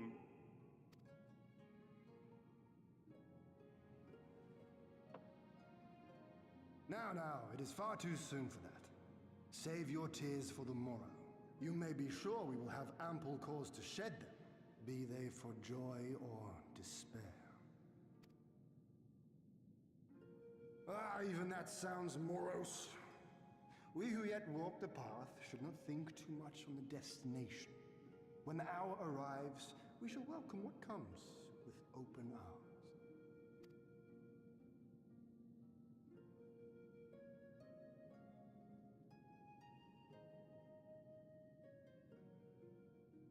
He is right about one thing, though. We have you and yours to thank for this chance. All debts will be repaid. On that you have my word. But first we must live past tomorrow, no? If you've no intention of sleeping, Yugiri, you may as well join us.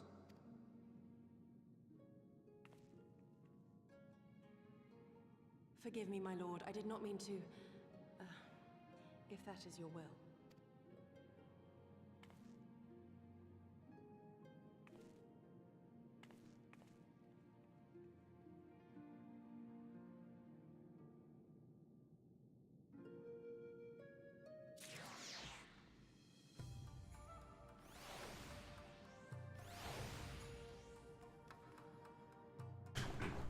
That is a really nice cutscene.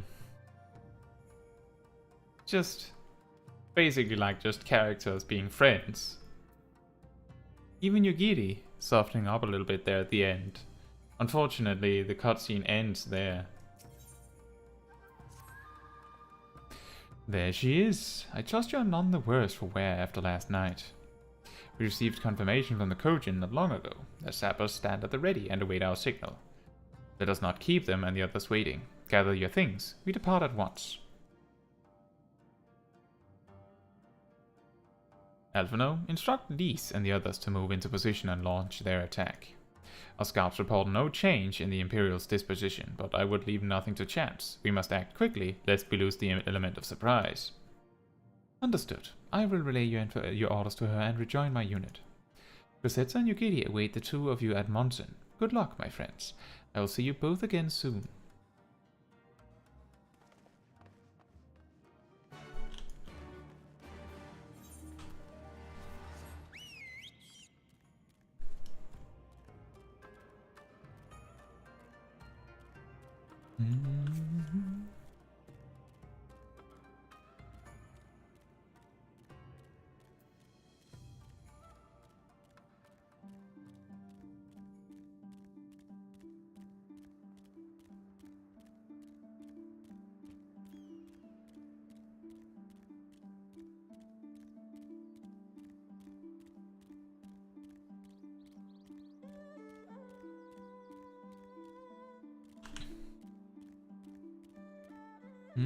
Where's the best way to get over? There.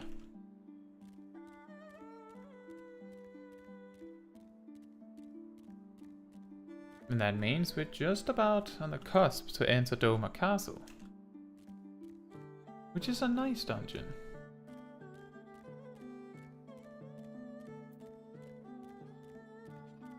In fact, Doma Castle is like, I believe it's the dungeon that I always think about, in particular when I reminisce how Dark Knight used to work, because I specifically remember that I like to use the old version of Abyssal Drain in one of the first pulls, which happened to be particularly brutal, and the amount of enemies that you have to fight in it.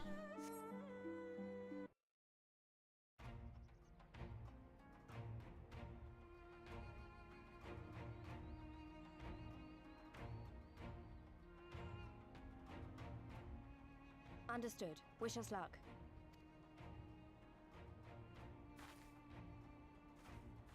Right. You all know what you have to do. Are you ready? Oh yes.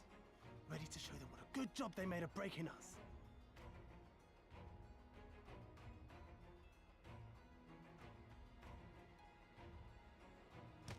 Then what are you waiting for? Move out!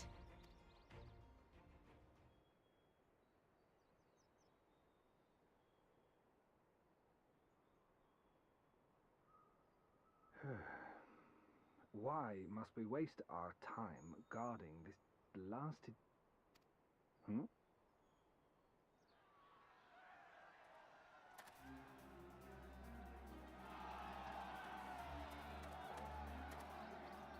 Sound the alarm! Fluminous is under attack! Armed insurgents have breached the perimeter! We need reinforcements!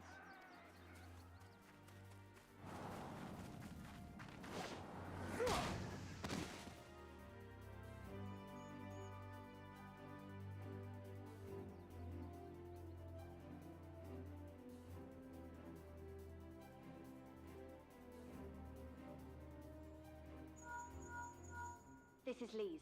Imperial forces converging on our position. Looks like we've got their attention. We'll be sure to keep them busy for as long as we can.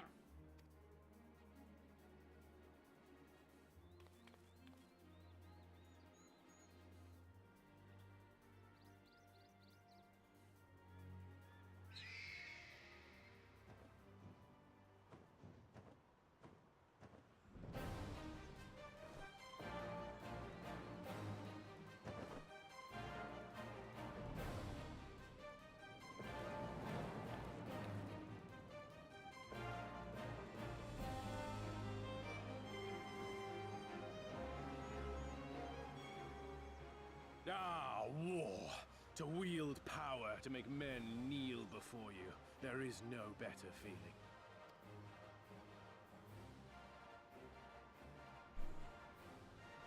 A pity I must share this pleasure with a feral dog of a Dothal. Preening, Oreneer. You fear that she will put the sun in shade. Those are for you. Go, claim your prey.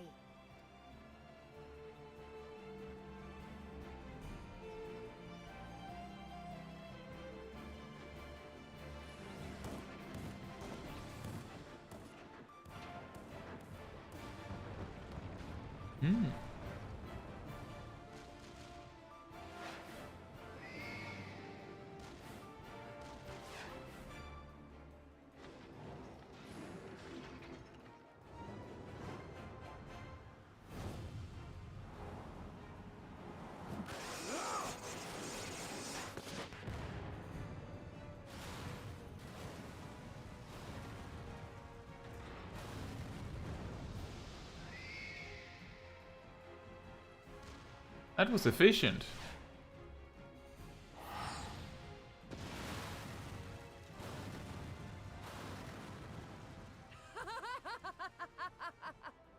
Come to me! Come to your death! With each that falls, my soul soars higher!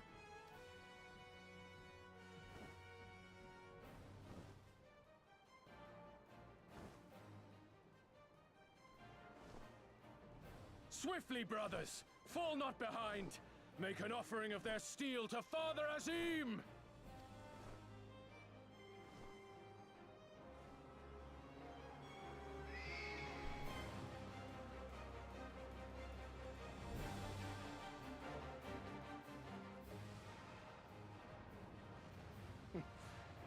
They seem to be enjoying themselves. My lord, the barrier!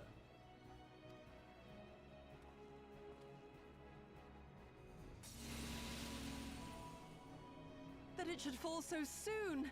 Truly, our allies seem determined to surpass each other.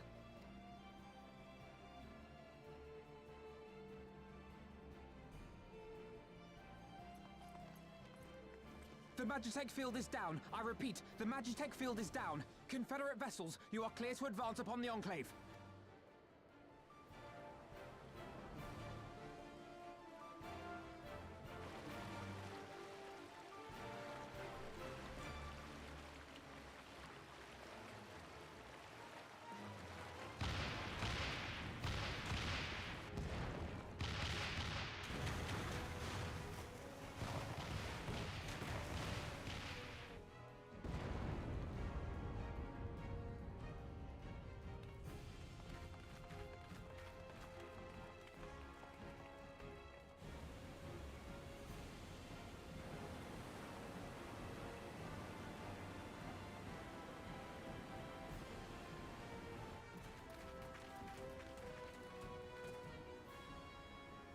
The wall is breached. The Kojin too will not be outdone.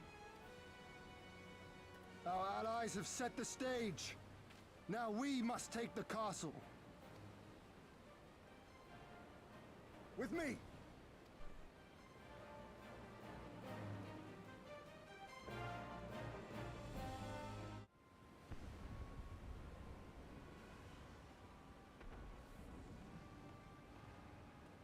My lady, the riverside wall has been breached. The lower levels are already flooded and the water is still rising. So I gathered. He would tear the whole thing down, all for the promise of freedom. A noble sacrifice, for the last desperate flamelings ever flew. Speaking of which, how fares my route? The procedure was carried out as instructed by Lord Owless. By all indications, it was a success. Is that so? Then he may yet be of some use. Devotees of vengeance should rightly pursue their cause unto the bitter end, don't you think? Their hearts aflame with passion until the last few embers fizzle and fade, leaving naught but ash.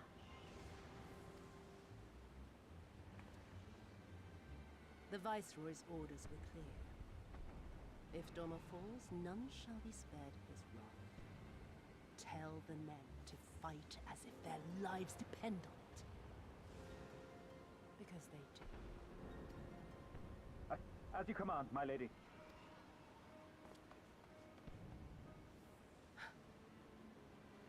Again they come to make you kneel, to make you grovel and suffer. But you have endured their worst and survived. You know their tricks. They will not find a flower simply waiting to be plucked.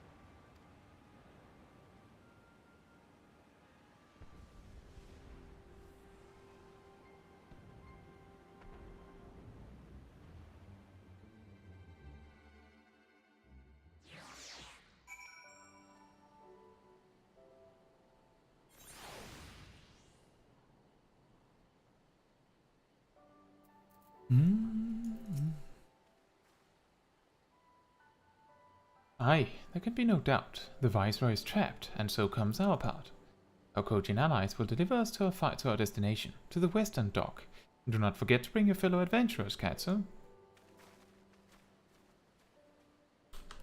We still haven't gotten the dungeon to queue for. That is incredible.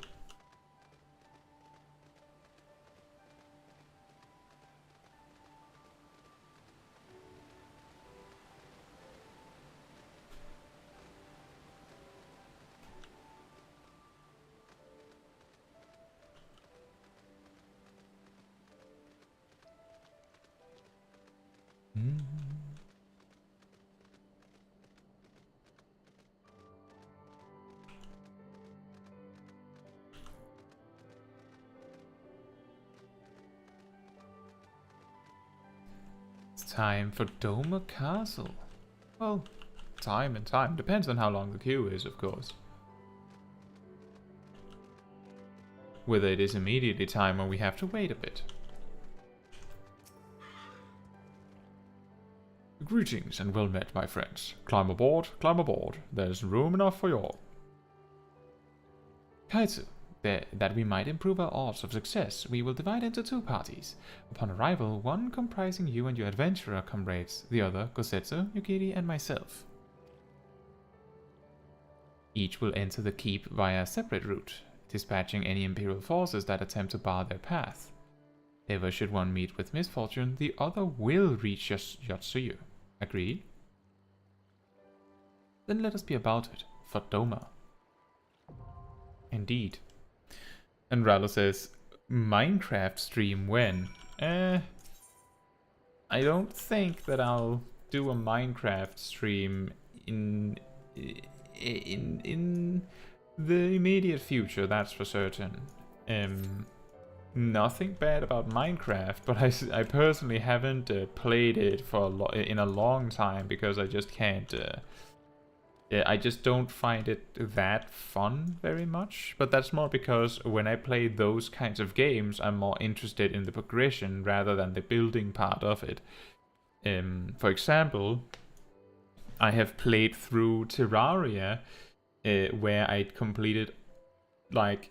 If you haven't played it, it might be difficult to follow, but I'll get to that. But I played pretty much everything before hard mode, before bothering to even build a house, if I can get away with it. And the only reason I build a house after that is because I need certain items from NPCs. And for those that haven't played Terraria, basically, the first many hours of the game, you play just the regular game, you could say. Then you reach a certain point and you fight a certain boss, and when you beat that boss, the game switches to hard mode, which makes all of the enemies stronger, and then also gives you access to a lot of more content. But yeah, basically my point is that in these kinds of games, it's not that I don't enjoy the building aspect, I just focus so much more on other aspects that it tends to take a very significant backseat. And in Minecraft, unless you're like speedrunning, a very significant part of the game is building things, like building contraptions to produce specific things for you and things like that. Or just building a cool house. And given that my house in Final Fantasy XIV, the interior was put together by 2 friends, and my Free Company house was built by, but was put together by my best friend, and Sip also helped, I believe. Mackerel, that was in the chat earlier, at least, if he has left. Because I'd rather do other things. So a game like Minecraft with a very heavy focus on building and such, I don't think I would be having a lot of fun with it.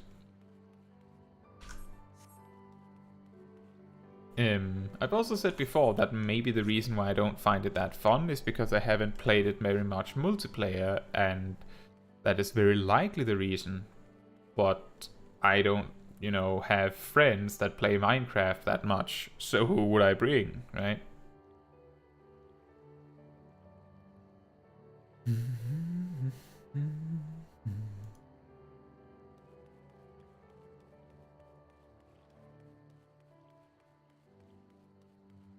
But who knows? I'll do other game streams at some point. Right now, Saturdays are neatly filled out with progressing the main quest from the beginning like this. And Tuesdays, well, now we have 6.3 to explore, so maybe there's going to be some streams doing that. Oh look, we made money!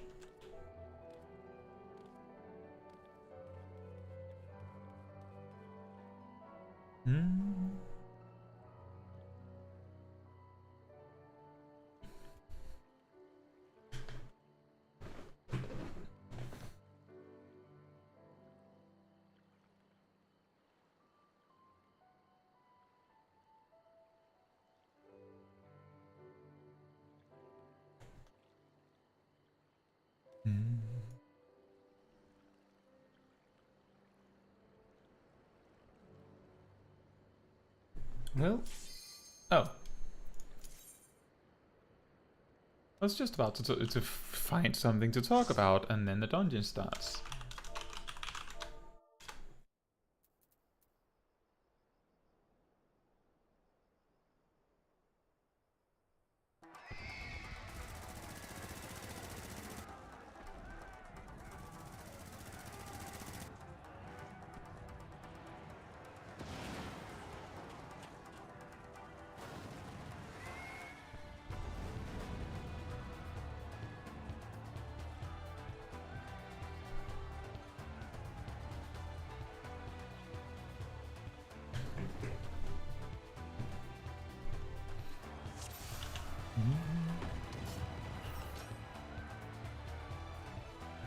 Isn't that the PvP outfit?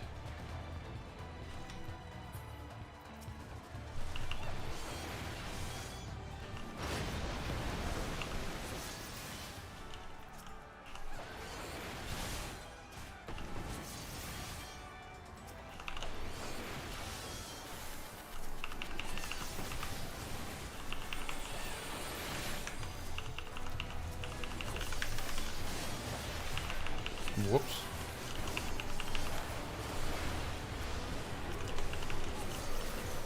I even used the wrong cooldown there.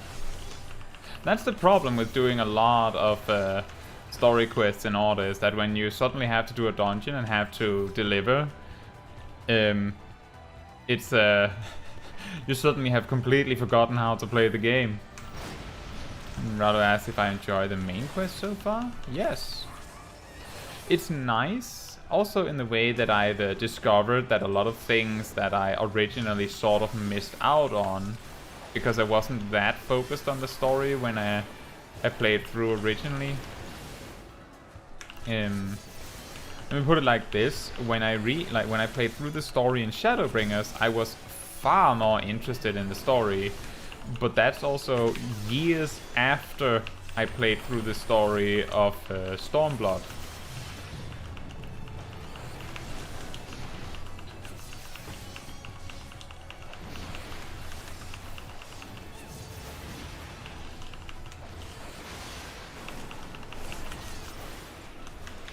Oh dear. Tank almost died there.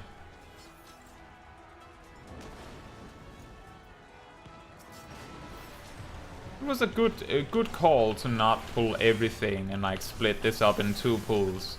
Whether it was intentional or not is not important, but that pull from down there all the way up here is brutal, both because of that giant mech just hurting so much, but also because of the sheer amount of enemies. So it's not a bad idea to like cut this up into 2 parts.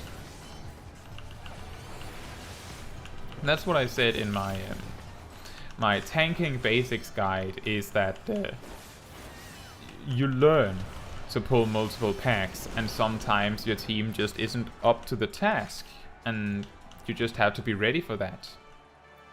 Do I actually... Oh, maybe I do. No time to fix that now, though.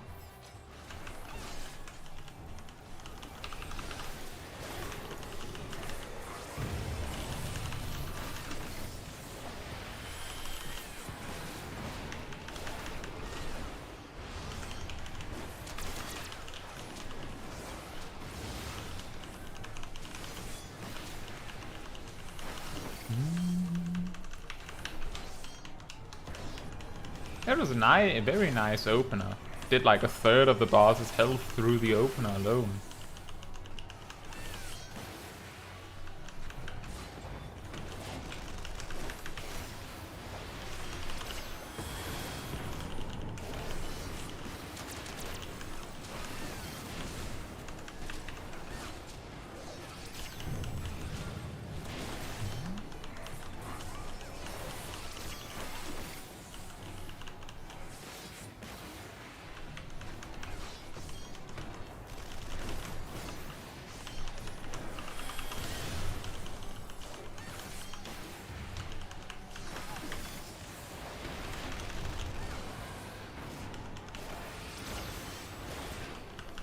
Oh, watch out for that things.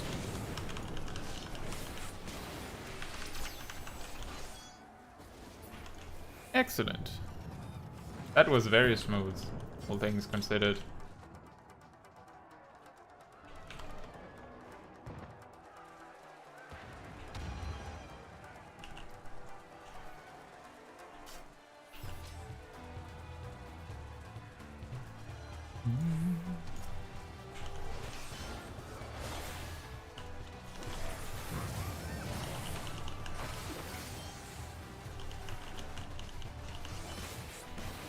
Oh, we're pulling more then.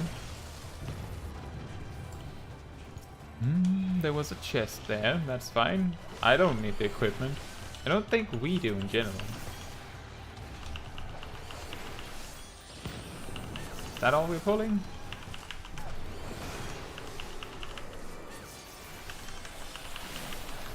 That's fair. Tank isn't doing so well right now. Whether that's up to the healer or the tank is not important. The tank almost died.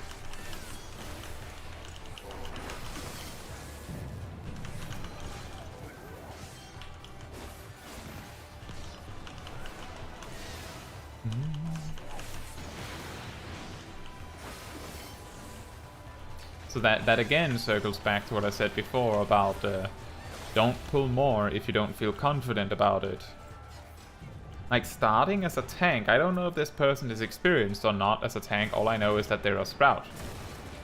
If you're not feeling confident about a pull, then you may want to like hold back. Maybe your healer's confident about it, but they'll probably let you know if they wanted you to have pulled all that, and you didn't.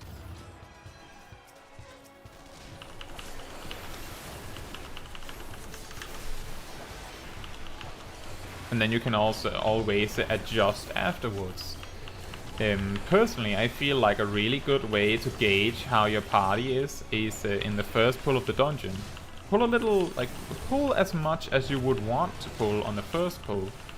And then you will figure out whether your team can take it or not. And if they can't take it, then you wipe and then you adjust accordingly. If they do fine, then you continue that way.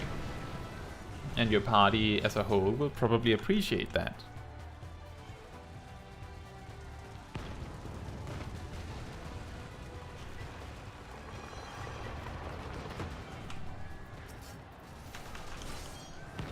Oh dear, that's an awkward opener.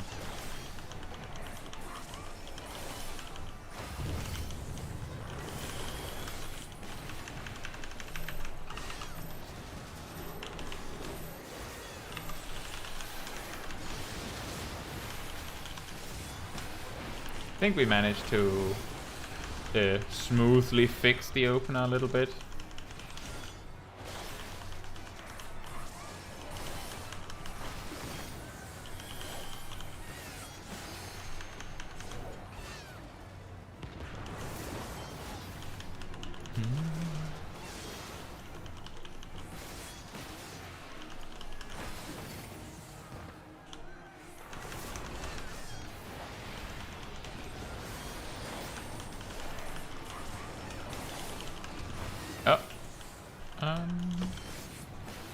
Okay, they have it covered, then I will not do anything about it.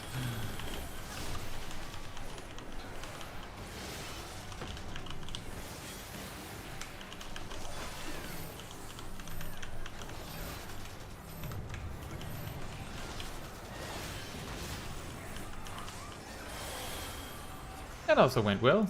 I seem to recall that at a certain point in that fight, the boss will typically summon like down 2 of those pillars that you have to soak, and one of them will typically be blocked by those beams that knock you back. So that can get very complicated if you don't get it right. I guess you can survive it, but still, it'll be very awkward to deal with the pull.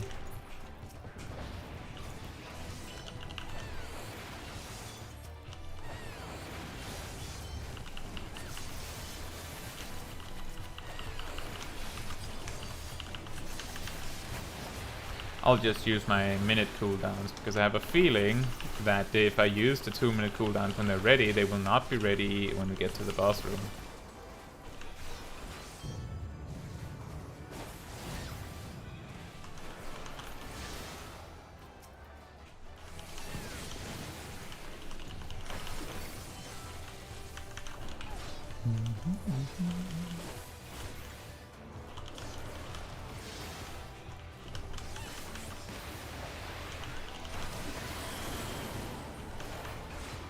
Or maybe they will. We'll know that if my minute cooldown becomes ready, or will become ready twice. I have a feeling that it might be better to not use it though. I think this is all the mobs that are left. Nope. That was almost like they were waiting for me to say that. The exact moment I brought it up, they spawned.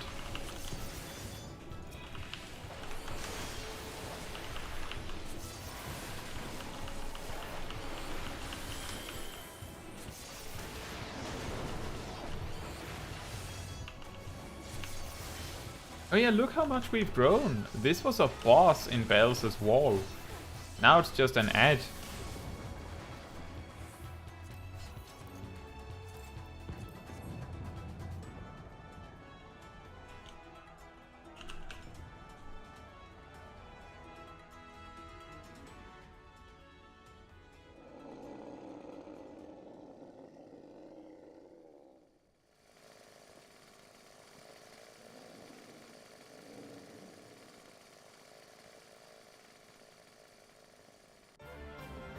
Rip and tear! Well, the fight started without me. Boom! Like so.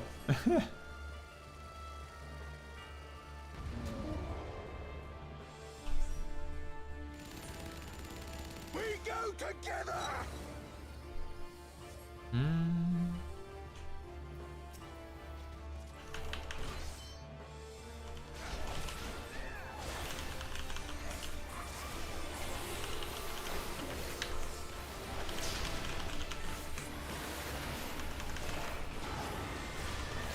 It's funny how in the introductory cutscene right there, it sounds like Greenward can no longer speak. Well, clearly, anyway. And then he speaks perfectly clearly when he says his lines here. Uh-oh.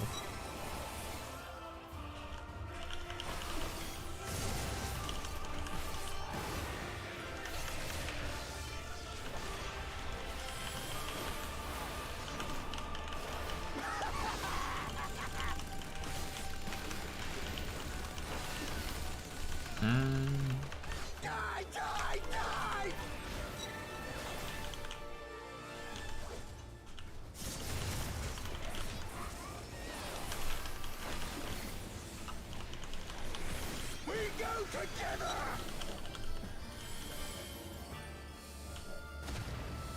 Oh no, I messed it up.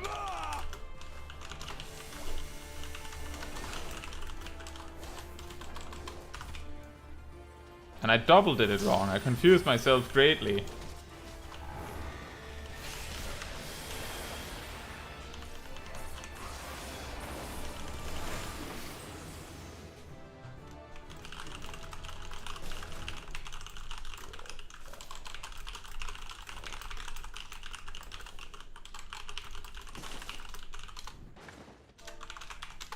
So just to explain myself, normally I use those beams to toss myself far away with the placed proximity AoE, because those detonate a moment before the placement activates.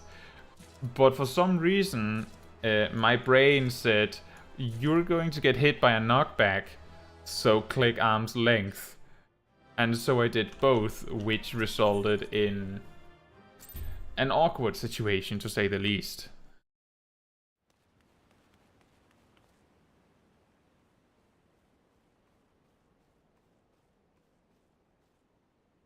Have you aught to say for yourself? For what you have done to our people? Your people? My people, he says. The precious lordling beloved by all, come to confront the wicked witch. My parents taught me no better. They woke me from dawn to dusk like an ox or an ass or some other beast of burden. Until, that is, my brother spied a chance to transform the family fortunes. And so I was married to a vicious old drunk, who beat me as he pleased. And when I pleaded for help, I was told to grin and bear it. For the family, for him, for everyone's sake. They pretended not to notice, but they knew. They knew! What did it matter? I was nothing to them. Less than nothing. I wasn't of their flesh. I wasn't a fellow Doman. I wasn't even a person. I might just as well have been dead.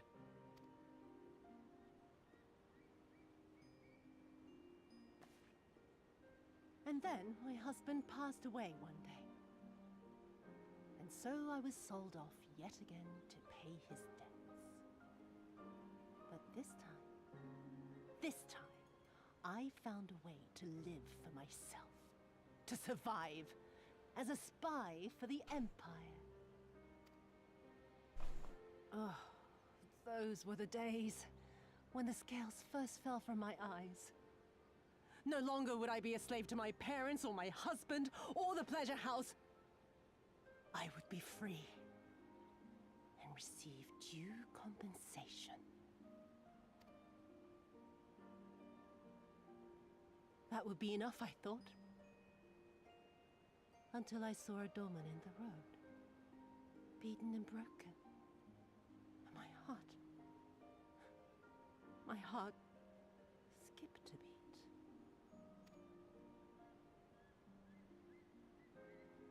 Lying at my feet, groaning in agony, sobbing in despair. Powerless, helpless, hopeless. A vision forever seared into my soul. Oh! There was nothing I would not do to feel that joy again. To bend this cruel, twisted world to my whims.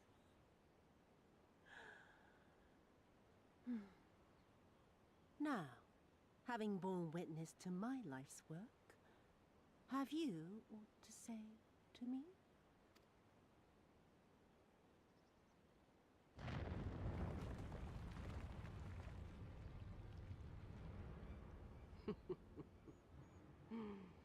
"'Twas kind of you to lend me your ear, my lord. But now it is time for us to conclude our little tete-a-tete with a final game of chance. Who shall stand? And who shall fall? Let the die be cast." This was her plan from the first, to bring the keep down on our heads.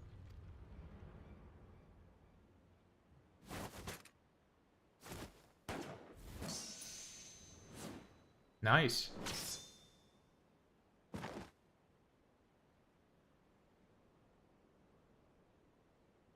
I will remember your words.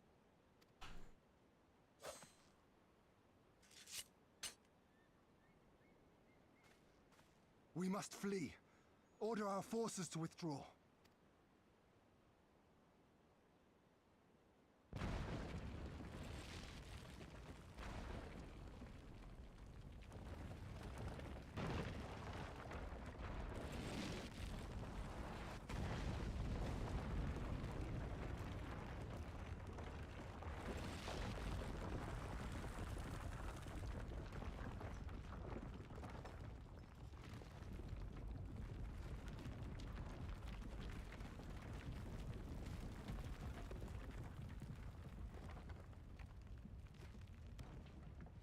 My lord, while you still can. I cannot hold it forever. No, we will not leave you behind. Do your duty. Deliver Lord Hien and the others to safety now. Forthwith. I shall manage on my own.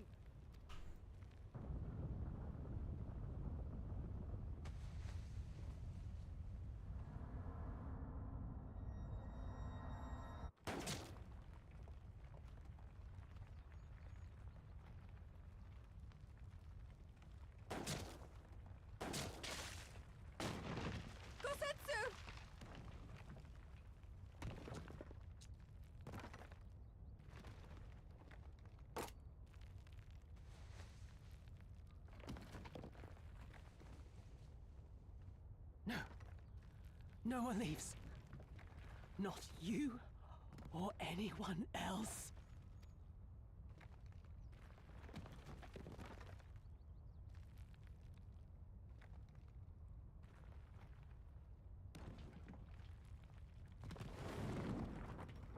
"'Tis naught this old frame cannot bear. Go now, all of you! The day is won, and the morrow beckons.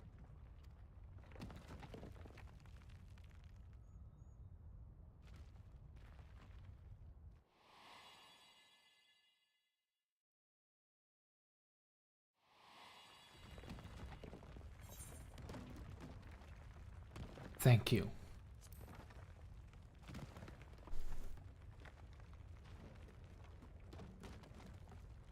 Nay, thank you for granting me new purpose and a measure of peace. Go Setsu.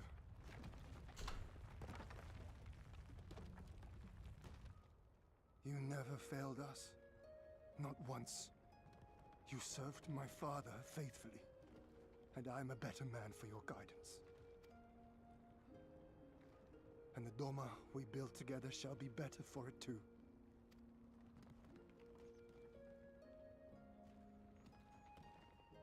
Be proud, my friend. Be proud. I am, Shun. More than you know.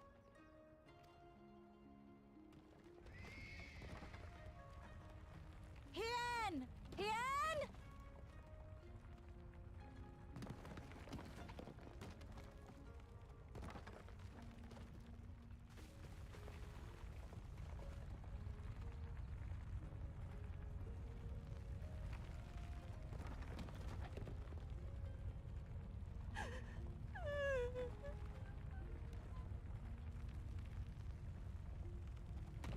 You cast the die. Gambling was never my vice.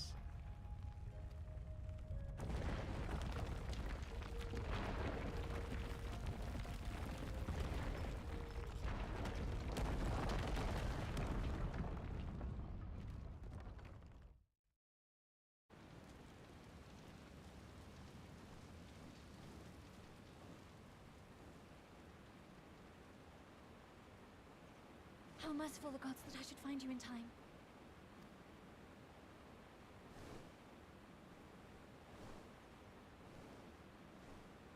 Casetsu?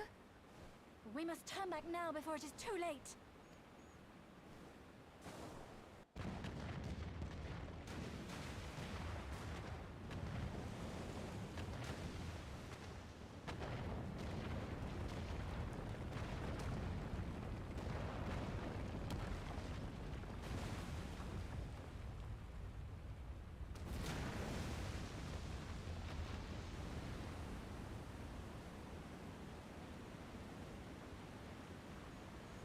Eyes forward, Cyrano. That was his wish.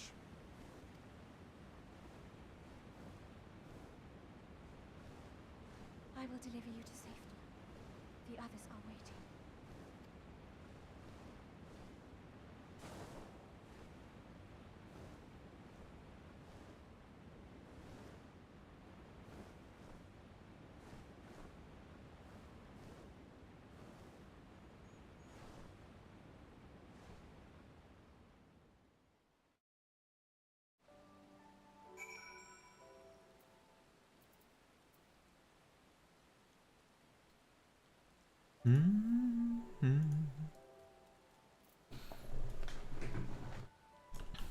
Oh.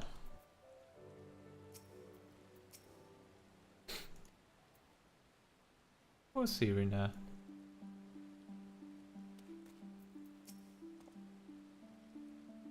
I see.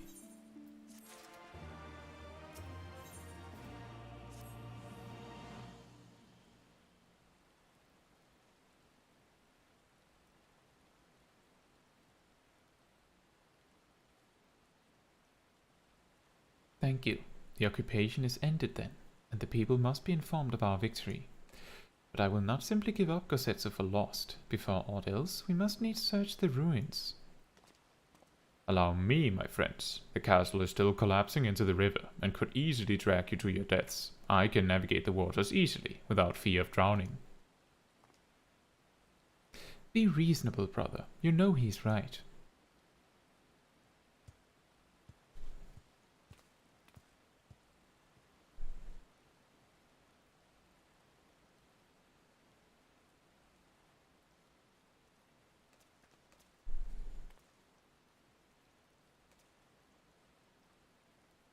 Hey Raven, I hope you're doing well.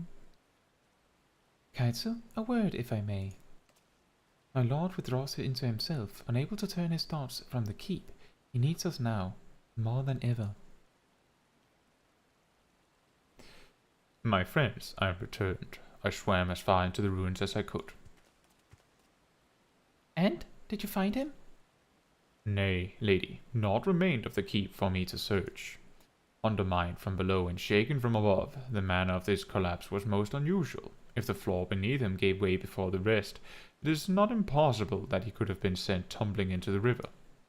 But the water is thick with silt and debris. Despite my best efforts, I could not find him. I am sorry. There's naught for which you should apologize. Thank you, Soroban, for taking it upon yourself to search. The castle is in ruins, and the people are eager to learn the fate of their nation. We leave at once. Are you sure, my lord? The day is won, and the morrow beckons. It falls to us to greet it.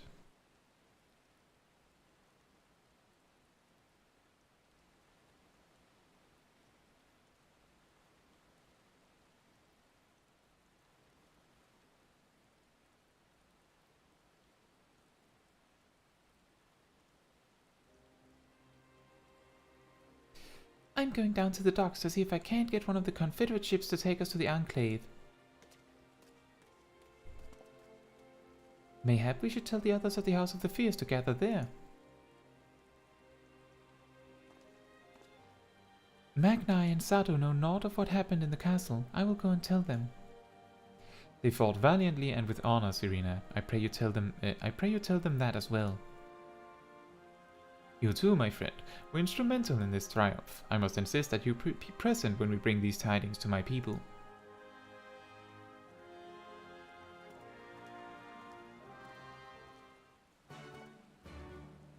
You just came in, Raven, after we finished Doma Castle. That is a pretty big part of the story in Stormblood, I would say.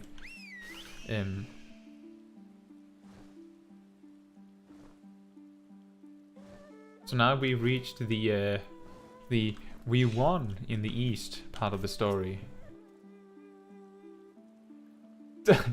You all look like shite. The captain thought you might need a ride to the Enclave. Ready to come aboard? Let's go. On you go then. Sit wherever you like. I don't know what happened in there, but it's over. You won. That's cause enough for celebration. And those people you're about to see need something to celebrate.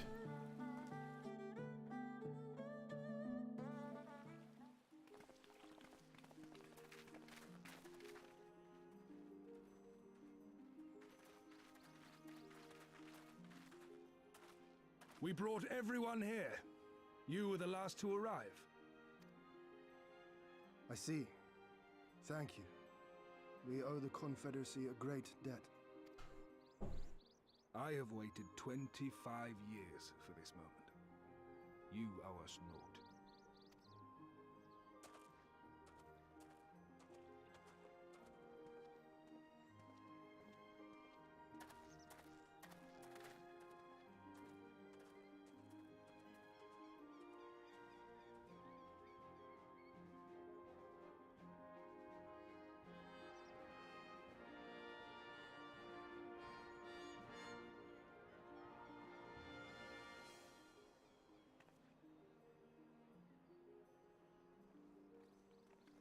Look! It's Lord Hien! Lord Hien! It's him! He lives! He lives!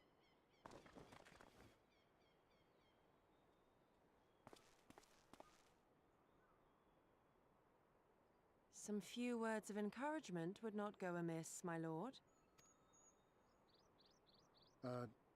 Right. Yes, of course.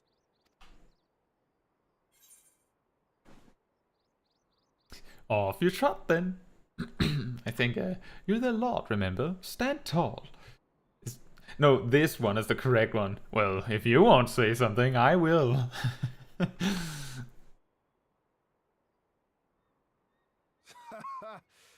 Hearing you say that, I find my courage somehow renewed. Much obliged.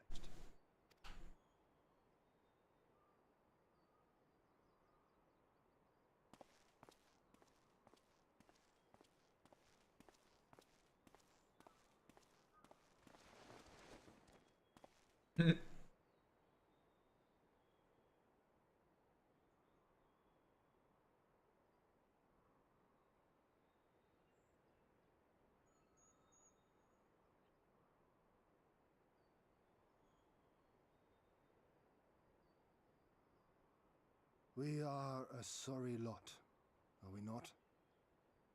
Tired, dirty, stinking of blood and sweat and ash. A people pushed to the point of breaking.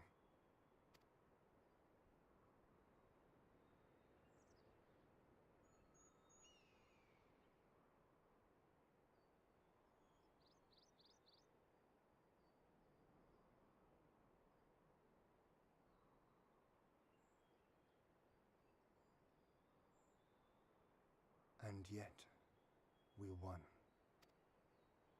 The perseverance to endure decades of oppression. The will to carry on the legacy of those we have lost. These were the bonds that held us together and gave us the strength to reclaim our home.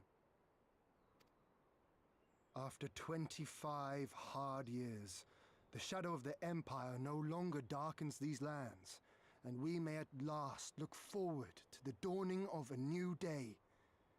But, my friends, it will be a day of work.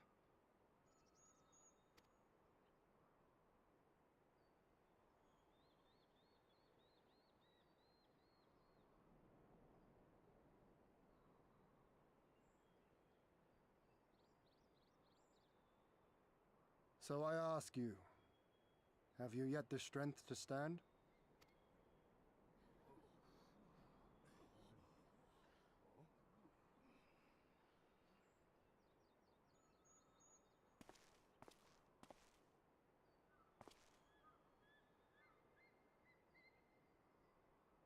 To rise up with me once more? Here and now? And begin to rebuild our homeland?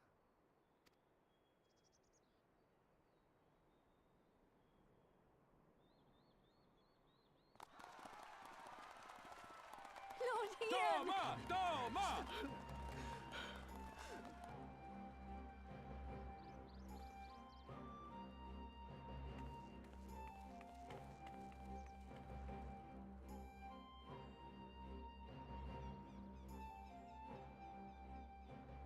This will not end with Doma. We will see to that, right, Lise?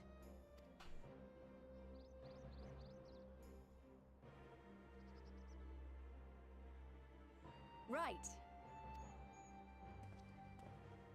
Indeed, this is but the beginning. The tide is turning, and it shall soon bear us back across the seas and onward and to the next battlefield.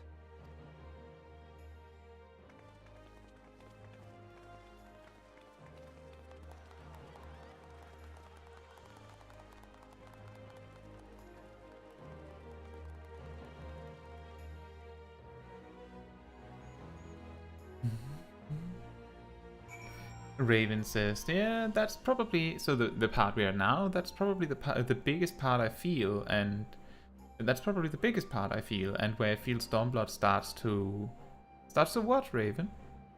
I don't know, like, it feels like this is the part where we start to get somewhere, so to speak.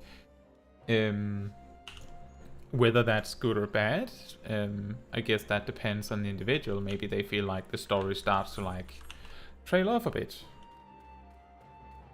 But I feel like this is the part where we feel like things are finally starting to get some conclusions.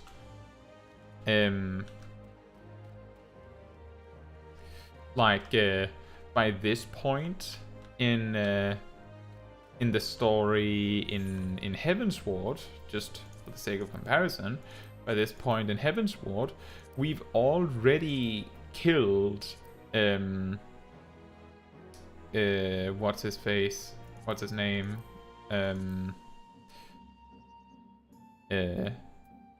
Nidhogg.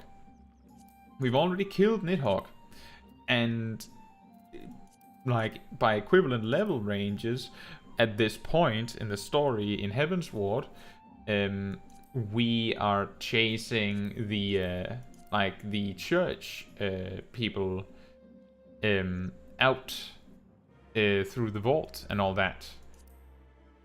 Interestingly, at this particular point in that story, we also lost a character that we've really gotten to become friends with in the lead up from the previous expansion, in that case being A Realm Reborn.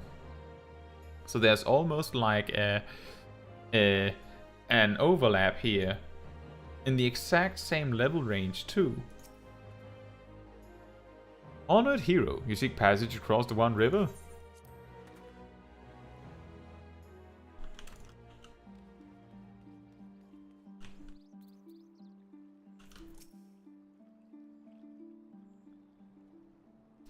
Are you quite certain you would not prefer to stay a while longer? There are sure to be festivities at which you would be the guest of honor, like as not. Very well. There are other ways in which we might celebrate, by rejoining the fight for freedom in Gerbania, for one. Short though our time here has been, we have all come to regard this land and her people as our own, I think. But we have done that which we came here to do. Word of Doma's liberation will soon spread throughout the Empire, and we must seize this opportunity to rekindle the fires of liberation in the West. We dare not allow the Imperials a moment's respite, lest they march on Doma again. For the sake of all concerned, we should leave immediately. Did I hear you right? You're leaving? I'm afraid so. We've got our own battle to fight. What about you? Will you be heading back to the steppe? Yes, the war here is ended, and there's no cause to remain. The Oranir and Dothal have already withdrawn. I will follow them anon, but I wish to bid you farewell first. The Blue too must return to their homes, but we will be back. Doma has need of merchants and builders, and we are eager to offer our services. And just like that, our grand fellowship is broken. Without ceremony or pomp, you steal off into the dark. No matter, we have plenty to be getting on with. Places to be, people to rob, and so on. And the captain never was one for mingling. I am a pirate. Give me a song at a tavern and I will be happy. Hobnobbing with Lord Hien? Nay. No taste for the finer things. In any event, we need not part ways here. If you are for Kugane, we would be happy to take you. The waters have always been fruitful. I wish you well on your journey, my friends. May you ever walk in crimson. That is really brutal when you think about it. Thank you, Lee. Thank you, Serena, for everything. May the Kami speed you on your way until we meet again.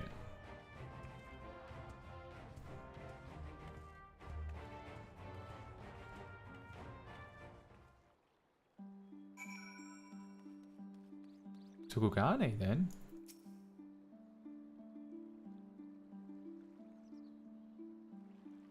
Naught remains undone. You're ready to depart. We're ready. To Kugane, then. Zip says, crimson is the same color as blood. Why would I want to walk into a battlefield full of blood? Well, that's the thing, is that the Sailor auras of the Azim Steppe believe that their people was made for war. Like, that is actually their belief. So even the Mol, you know, the friendly Mol that we teamed up with, also believe that. So as they believe that they were made for war, they connect good things with battle, meaning that walking in crimson suggests walking on, like, being in battle, and that's a good thing. So if you think it from their perspective, she's basically saying, I hope, like, I wish you well. From our perspective, she's literally saying, wade into a battlefield full of blood. But if you know, think a bit of their perspective, it's not so bad. And Zip says, the Lalas are made for war. Haven't you ever seen me tank a dungeon? I have. And haven't you seen Smol Kai here fight? Have everything? Good. We will need to weigh anchor before the Sekisei Gumi arrive. From the bottom of my heart, I thank you for what you did. Give my regards to the Uldan. Ooh, new pants.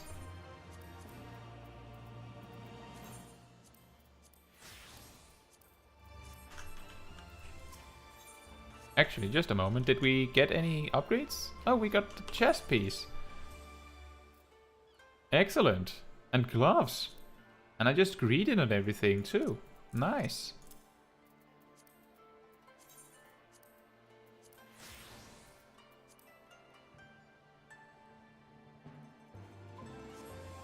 And Zip says it's more impressive seeing someone only 3 feet tall taking hits from 10 different 6 feet monsters. I mean, on the other hand, seeing someone that's 3 feet tall using a overgrown toothpick to murder a giant dragon is equally impressive, wouldn't you say?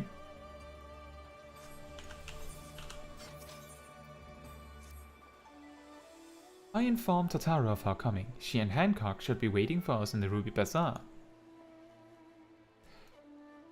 Then it is here we part ways. Best of luck to you and yours in your piratical endeavors, I suppose.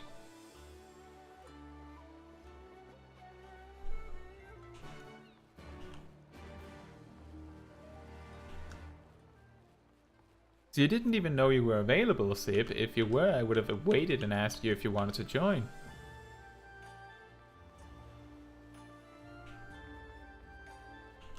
On the other hand, that's on me. I didn't even bother to ask.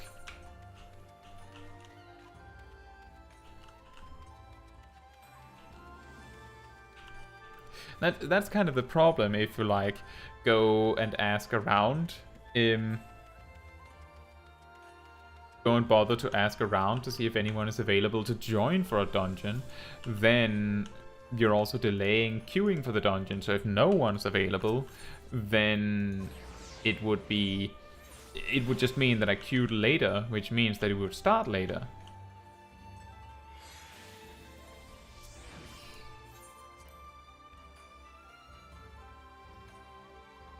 Unfortunately, the queue was only 4 minutes.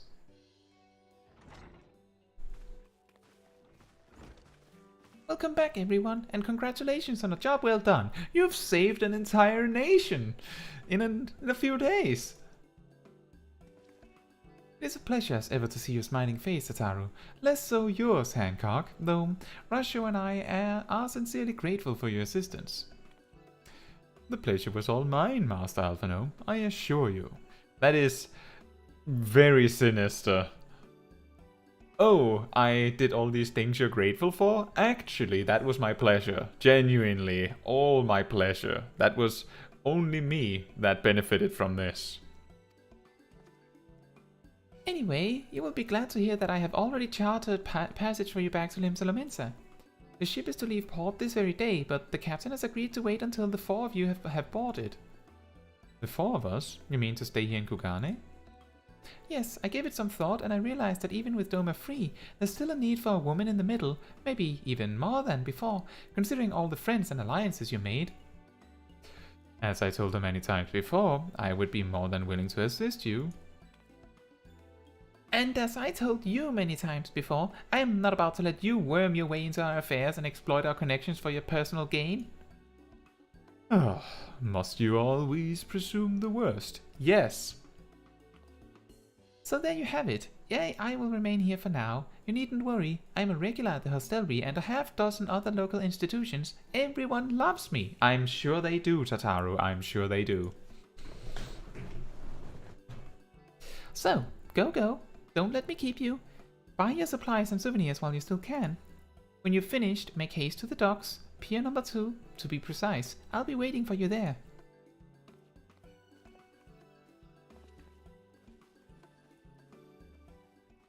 Alphino just walks up to Hancock like, and another thing!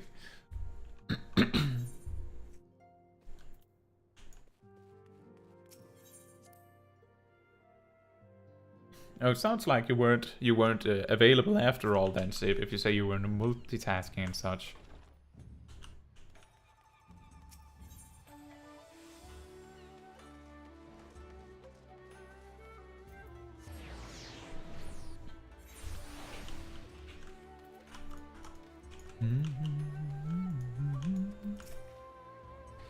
First to arrive, as always. Hopefully, the others will not be far behind.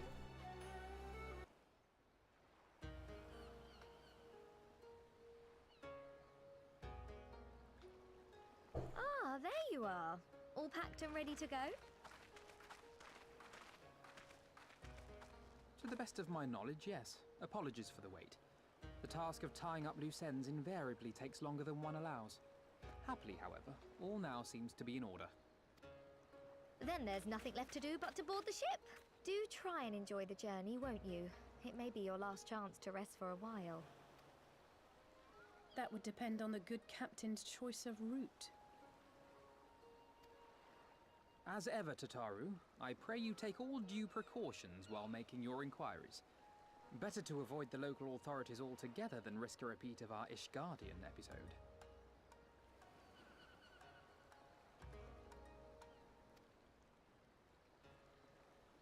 And what sordid episode is this, pray tell?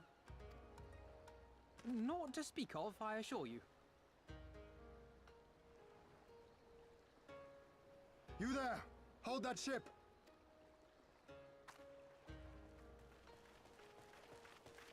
What are you two doing here? Shouldn't you be in Doma? Shouldn't you? You left with nary a word. I half wondered if I had done something to offend.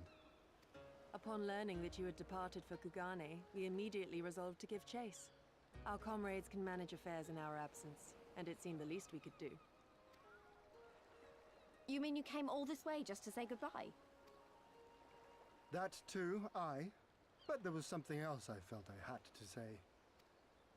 You helped us win our freedom, and for that I cannot thank you enough. Accordingly, after we have established an interim government and so forth, I think it only meet that we repay the favor by dispatching our own forces to Eorzea. If you would have us. We harbored no expectations of such generous aid, and as there is no telling when the Empire might strike back at you, would it not be wiser to concentrate your resources on the defense of Doma? I had a mind to pursue a more aggressive defense, to which we will send forth shinobi to provinces far and wide to spread word of our victory, that we might inspire others to take up arms as we did. Even the Empire has its limits. If the Garleans cannot be certain where and when the next rebellion will take place, how can they commit another force to Doma? And besides, so long as this debt remains unpaid, how am I to face myself and Smol Caetsu? As you wish. I will relay your offer to the Eorzean Alliance.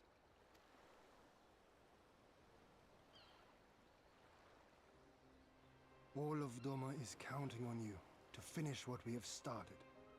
You have it in you, Lys. To seize the future you want. Never forget. I won't, Hien. Not your words or anything else. Everything that led us here, that will drive us forward, I'll carry it with me always. And that's a promise. I will hold you to that. Go with them to Eorzea. Tell their people of our triumph and of our pledge to stand with them. By your leave, I shall pave the way for our new alliance.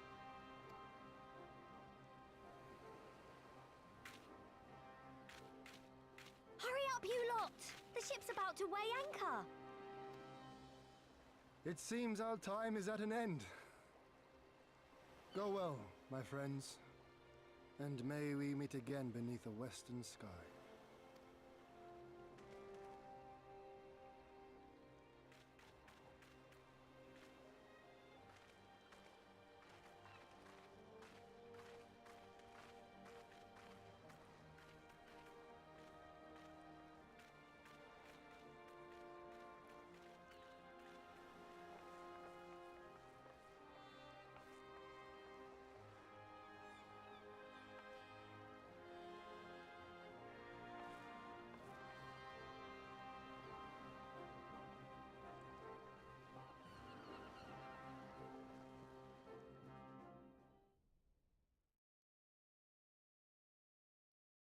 Meanwhile, in the royal palace of Alamigo.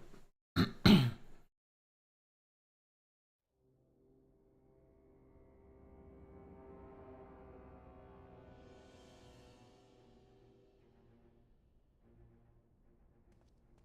always knew that woman was unfit for command. Aye, when you think of all the resources we've poured into that hole, and for what?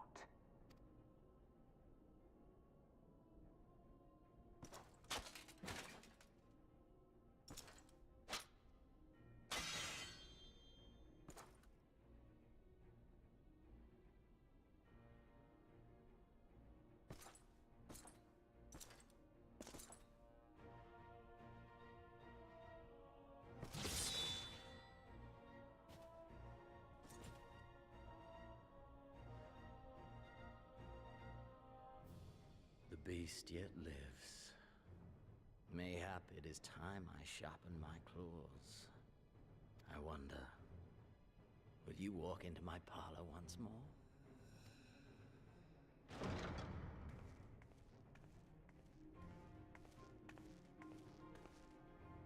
For Dolorem Lupus, come at the command of the Lord Viceroy to present the prisoner taken by the Cranier Lupi.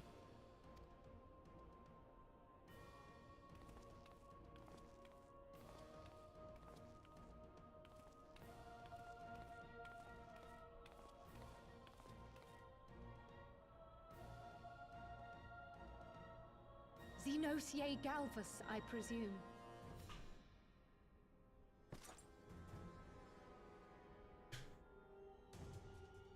It's true what they say. You do have the eyes of a monster.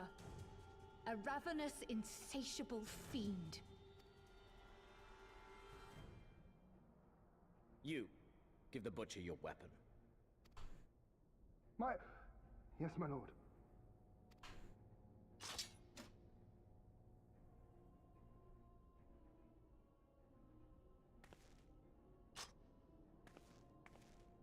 My lord, this is...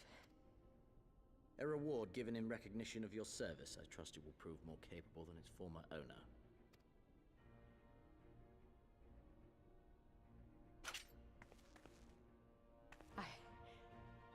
I swear, I'll not disappoint you, my lord.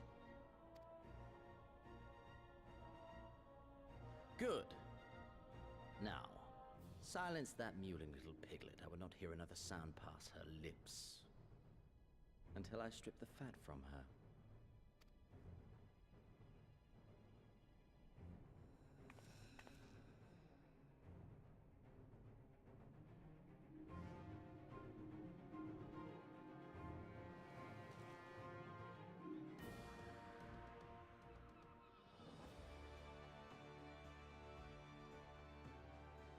Wow. Let's see here. Sip says, I helped my sprout friend out, and now he's finally made it into Ishgard. Nice. Then he was asking me about Machinist. That was your friend that had some problems with keeping up with casting on the global cooldown on time. If it is, then I would recommend that he does not pick up Machinist, because that might be a much too fast-paced job for him. In fact, now that I think about it, all 3 of the jobs you unlock in Ishgard are weirdly high pace. Like, extremely high pace when you think about it. He would probably not enjoy any of them.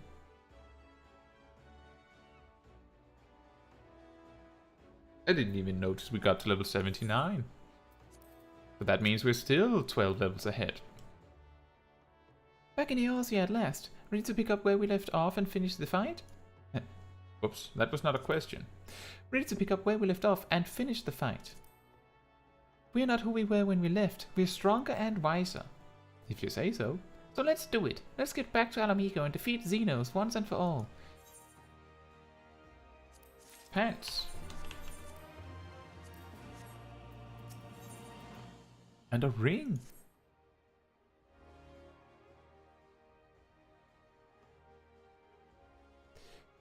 Here we are, home at last. I must say, the journey passed more quickly than I had expected. That would be due to the absence of otherworldly interference, I expect. I should be glad if we did not speak of that unpleasantness again.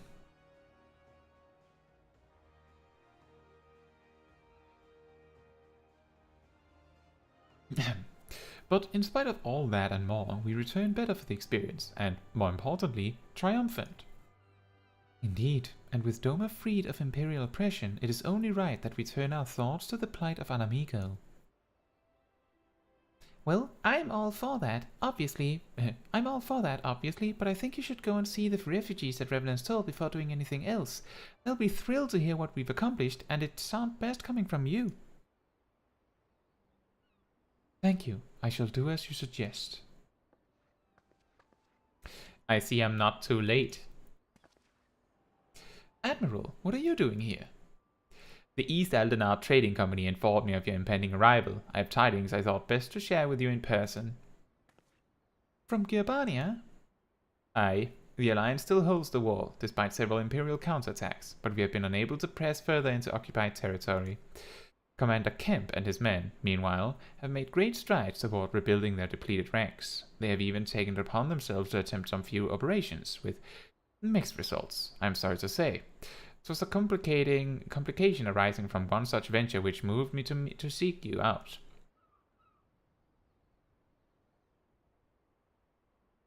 During a mission to transport wounded resistance fighters to the Rising Stones, Kryl Baldessian was taken prisoner.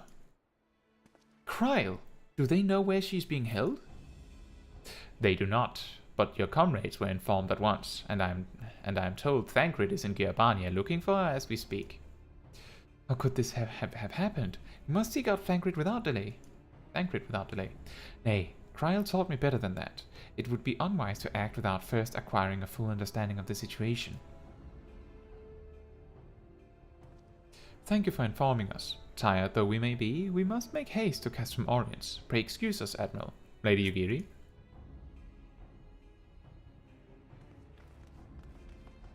Lord Ashdale sent me a friend request.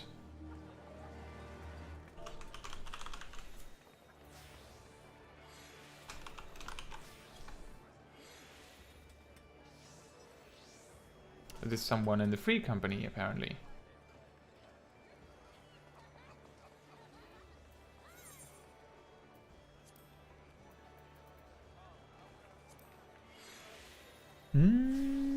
Kosari says, does she mean the shenanigans in Siren Song C? She probably does. Actually, she probably means exactly that, because we would have gotten to Kugane much faster if it wasn't for that haunting situation.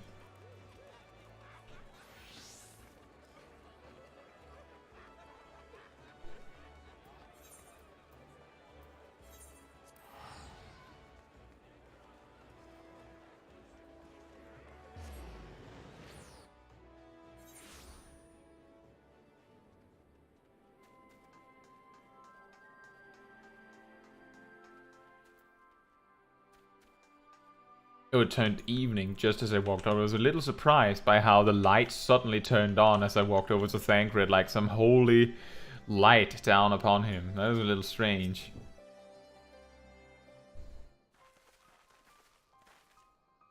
There you are. You have heard the news.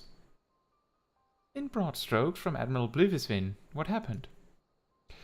Kryl and a squadron of resistance fighters were escorting Y'shtola and several other wounded to the Rising Stones for further treatment when they were ambushed by Imperial forces. Arenwald and his men fought valiantly, but in the chaos. I will make no excuses. We failed to protect her. Do not be so hard on yourself. You protected Y'shtola and the others, did you not? Tell us about the attack. It was the skulls. They knew a path across the wall we hadn't found. We thought we were safe once we reached the Black Shroud. We weren't expecting an ambush. During the fight, I caught a glimpse of their leader's memories. It was all planned. The advantage of having a walker in the field. I'm not as strong in the Echo as Caetsu is, of course. Half the time, it's enough to knock me on my ass. Like, I've taken a dose of concentrated ether. So you walked in Fedola's memories. What did you see? A woman promised the world. Education, training, citizenship. All that and more if she but sold her soul. A traitor to her people, a pretender to her masters. It was Xenos himself that gave the order. Told her to return with Kryl Baldesian, alive. Our agents have been carefully monitoring the Imperial communications since the attack, but have yet to intercept any transmissions making reference to Kryl or her current whereabouts. If their orders were to bring Kryl back alive, we can save her if we move quickly enough.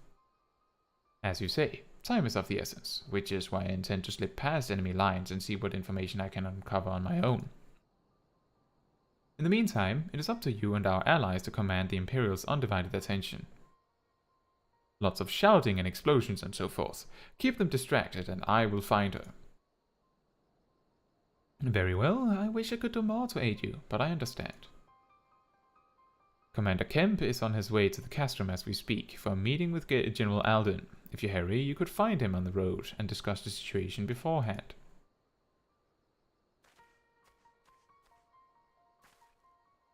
I think Caetsu and I are going to go and see Conrad like he suggested. You all wait here.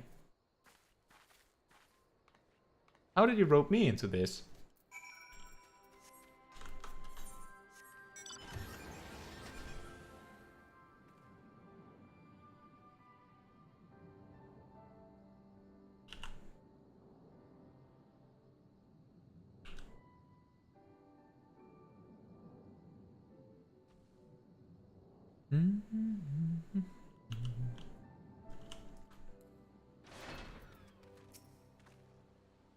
Well, well, isn't this a pleasant surprise? It fills my heart with joy to see you two hale and healthy.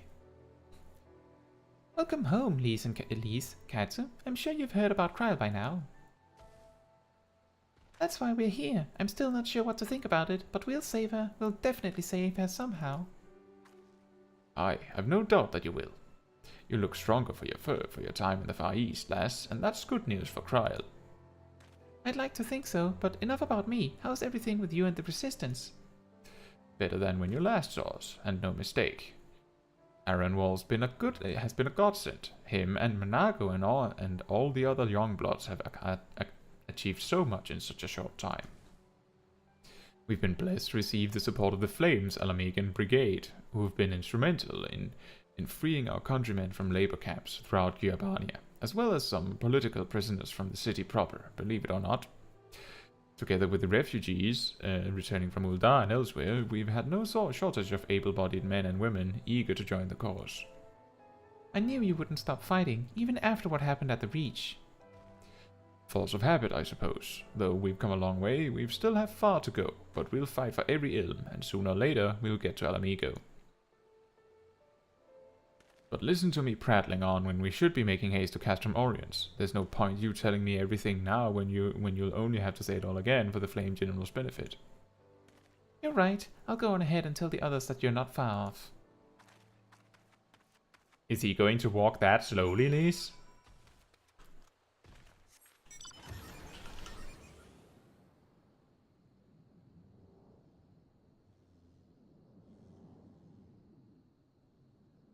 Or does she just believe she runs that fast? I just realized we have some spirit bonded equipment.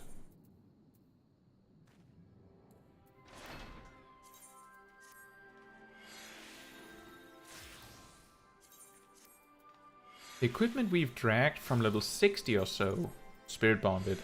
Again? Question mark? I'm not sure.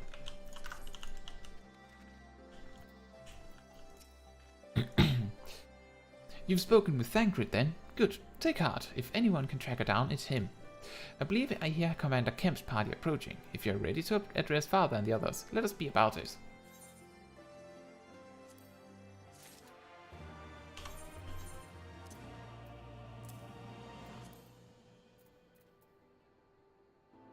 Huh.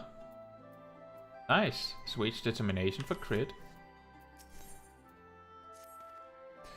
There you are, and there's Commander Kemp, I see. I know you are eager to speak of our next move, but we would first hear more of your last. Tell us of your deeds in Doma.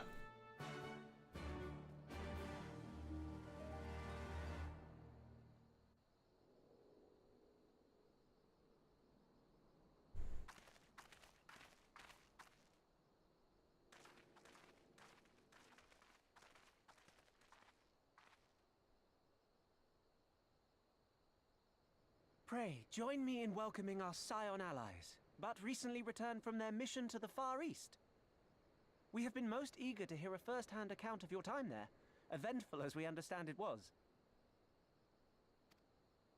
Very well. Allow me.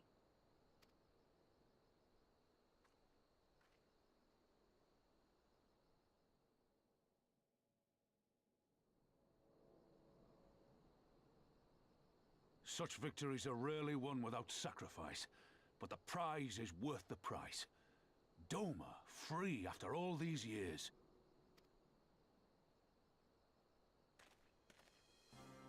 Bloody hells. Flooding their own castle for a better chance at victory. We could learn a thing or two from that lad. Our agents report a flurry of communications between Garlemald and Alamigo in recent days. 'Tis plain they are in the midst of deliberating their response to the Doman uprising.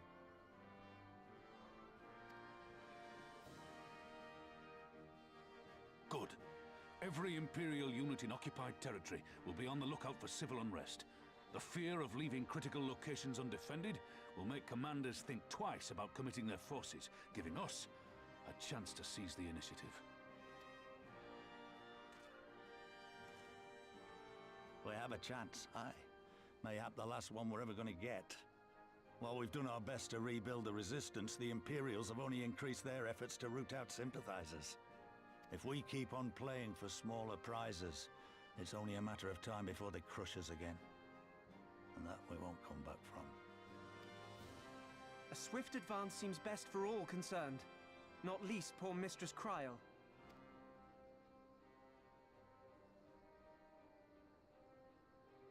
Then let us waste no more time. The campaign for Alamegan liberation begins now. Our first objective will be to capture Castellum Veladina. Take the bridge, and the whole of the fringes will be ours. From there, we can push east towards the peaks.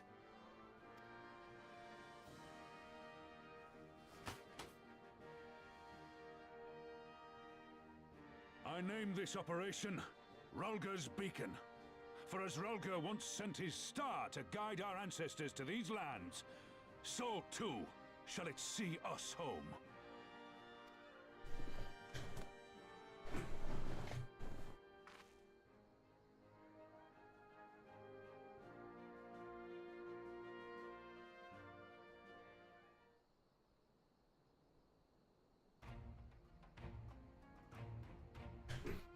The success of this operation is paramount. So long as the Empire holds Castellum Veladina, the main host cannot advance. Xenos knows this, which is why he has ordered Fordola and her men to see to the bridge's defense. So we'll get to fight the skulls again. The Butcher is not to be underestimated. She is decisive, ruthless, and feared by foes and friends alike, but we have a plan to defeat her. First, we send an alliance force down the main road, signaling our intention to mount an all-out assault. The garrison will muster their forces and prepare for a protracted battle. However, they will soon find that we are ill-prepared for their counterattack. Our men will begin to break ranks and flee. I see. Show them your backs and give them a target too tempting not to pursue. Aye, Fordola is too aggressive not to press the advantage. She will order her men to give chase. We lure them as far as East End, where the commanders will rally their forces and attempt to hold their ground. If all goes to plan, we should be able to keep the greater part of their garrison occupied, leaving us to tackle the bridge's remaining defenders. Very clever, I'm sure, but what are we to do if the Imperials smell a rat and return before we've taken the place? I don't need you to take Veladina, Commander Kemp. All I need is for you to fly your flag from its tower. You mean to trick them into believing that the bridge has fallen? Aye, we convince them Veladina is lost, hit them hard with our reinforcements, and watch them go running for the hills. Then, when the dust has settled, we regroup at the Castellum. What say you? It's a bold plan, but a good one. We'll do it. In that case, we shall support both the Resistance and the Alliance forces. Caetsu, Lys are involved. I ask you that you accompany Commander Kemp. Alice and I will remain with the Flame General. We will return to Rhalgr's Reach and make our preparations. As soon as they are complete, we will join you in the field. Godspeed.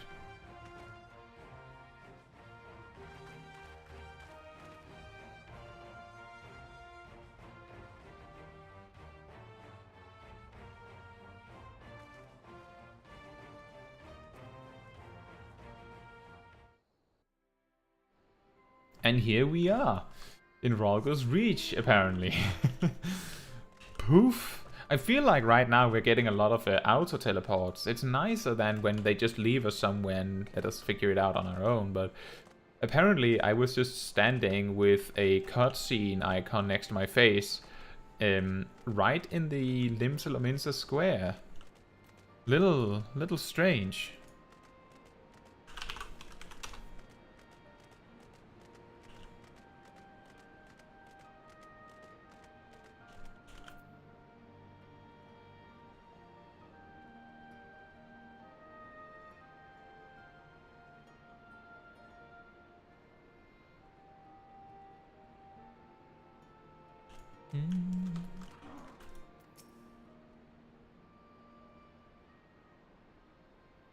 In case you haven't noticed, the flag flying above Veladina is bloody massive. It'd take a dozen men to change it, and far too long besides, but there's no need for all that, right, Minago?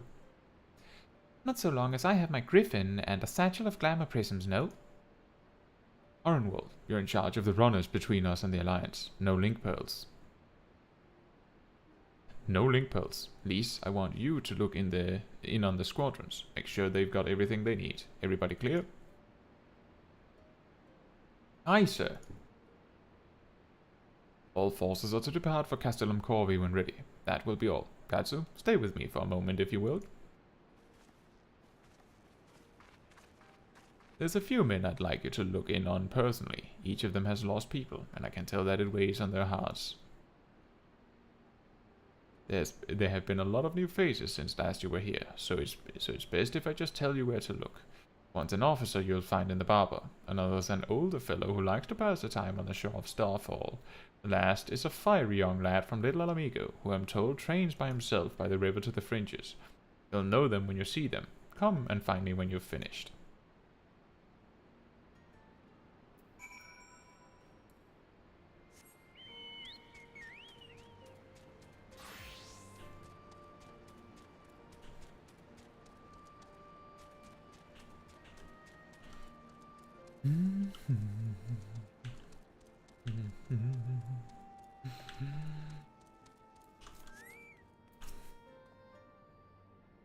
Wait, I know you. Sergeant Chaiji of the Twinata. It is an honor to meet you. I was living hand to mouth in Uldar, but decided to enlist in the flames after I heard tales of your daring do. And now, as fate would have it, I've been sent here to join in the fight for my homeland's liberation. Ah, but this is no time to talk. I've got to prepare for the operation. Take care, Sergeant. We'll give those Imperial war sons what for. That's the spirit. That of course means that he'll address you by a different rank if you've gotten a different rank by the time you talk with him. I believe we are, yep, we are specifically Sergeant. I say, if it isn't the lass who helped me find the ward I misplaced.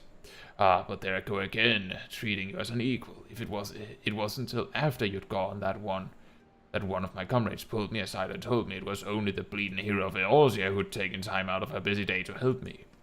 Well, what is done, but know that I will fight with every ounce of my strength in this coming battle, and the next, and the next. Mayhap that will serve to repay the favor. Fare you well.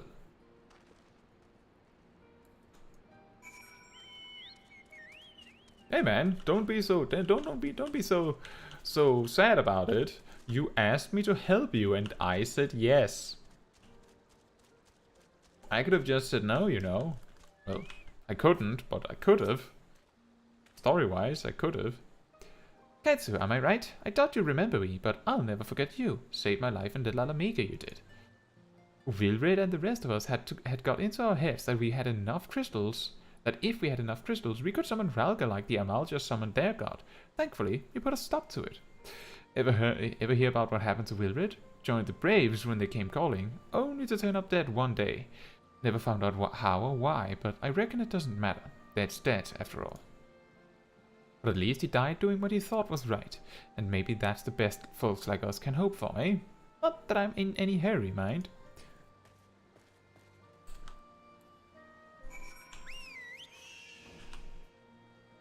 Bard?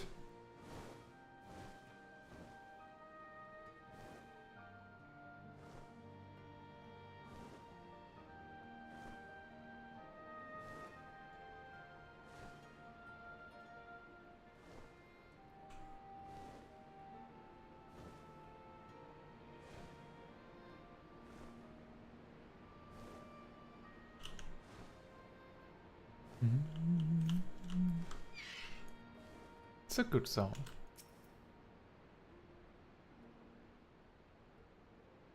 You've had a word with the men I mentioned then? As I'm sure you noticed, they've another thing in common aside from tragedy. You've touched each of their lives in one way or another, but that's not the reason I wanted you to speak with them. A man who's lived in Giovanni his entire life, who bore witness to the realities of the occupation for 20 unbroken years. A man who fled Alamigo in search of a new life, who swore to serve another nation, only for fate to conspire to send him back here. A youth born on foreign soil, who never knew his parents' homeland, yet, nevertheless, felt kinship with our cause. 3 men, 3 stories, 3 reasons, yet all belong to the Resistance. In growing larger, we've grown more diverse, and while there is good in that, there's also the potential for strife and discord. It would take a special soul to lead such men to Alamigo, don't you think?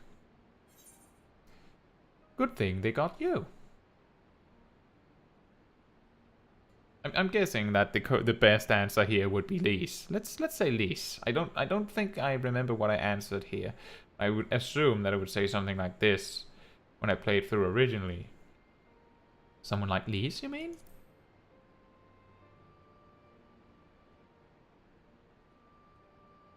I see we're of one mind. She'll have to make the decision for herself, of course. You've traveled with her, been by her side when she's had to make harder choices. You've seen her at her worst and her best. If you think she's got it in her, then she does. Look after her, Caetsu. She's our future, and my hope. I trust I needn't say this, that this conversation is just between you and me. Good girl. Right then, we'd best head to Castellum Corvi, or what remains of it, rather. And Sib says, I agree with that with the third one. Leader of Resistance? Don't I have enough titles already? That is true. Imagine if the game also made you that. We're already Han of the Asim Steppe.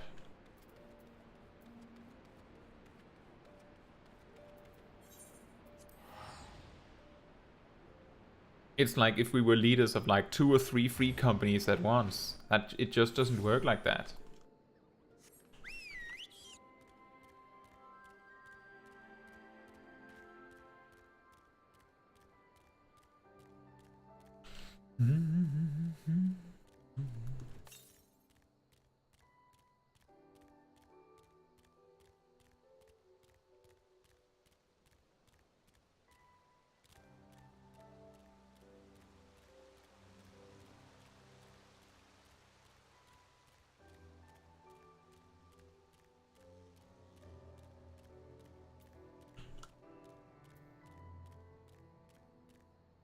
When I started this stream tonight, I had a bit of a, I was a little bit concerned that I felt like there was a decent chance that we would be very close, or like close enough that it would feel like a shame if we didn't finish the main quest tonight.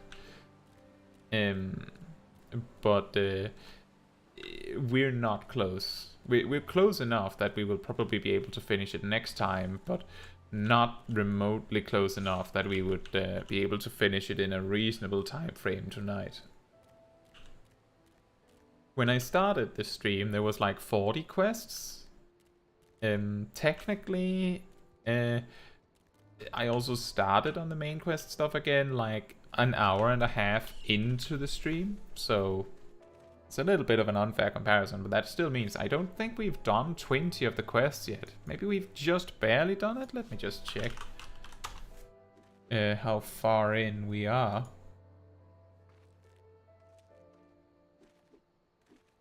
Nope, we haven't even done the first 20. So, that'll be next time that we will finish it up, but we'll see how far we get tonight. We'll lead the way while the other units launch their own separate attacks. Remember that we need to hold out until Menago sees to the flag. Got your gear in order? Any moment now.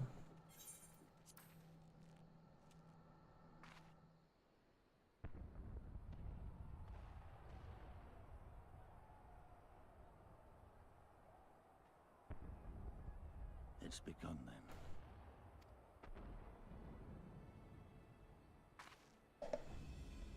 Good. It's the waiting that drives me mad. Standing around, knowing what's to come. I'll never get used to it. Calm down, Nago. You're making her nervous. We've come this far, haven't we? We just need to make it the rest of the way. Right. Just draw the rest of the owl.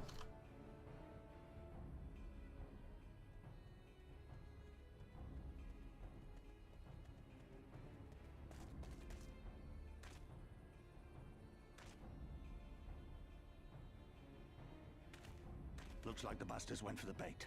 The bridge is ours for the taking. Now remember, Menago, I want you to make for the tower as soon as you see an opening and get that flag flying. We'll see to the fighting. I won't let you down, sir. Come then. Rolga's star shall burn bright this day.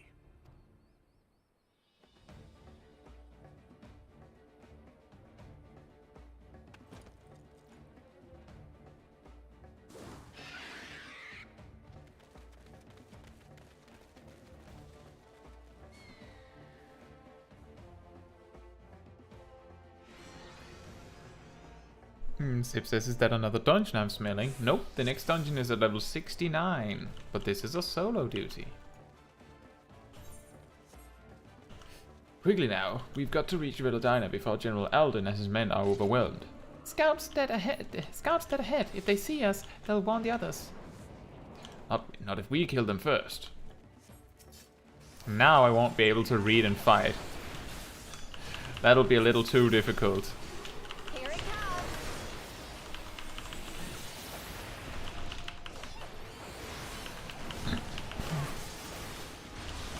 But there is a chance that we might see... Well, actually, I don't know. I don't know. Emanation is level 69 too, isn't it?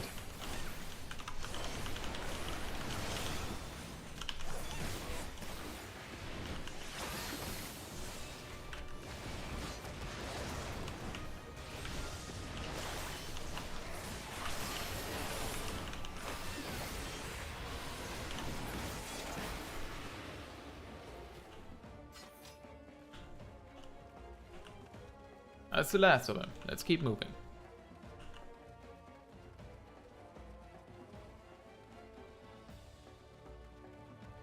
No sign of sentries. General Alden must have his hands full. Then let's seize the bridge and be done with it.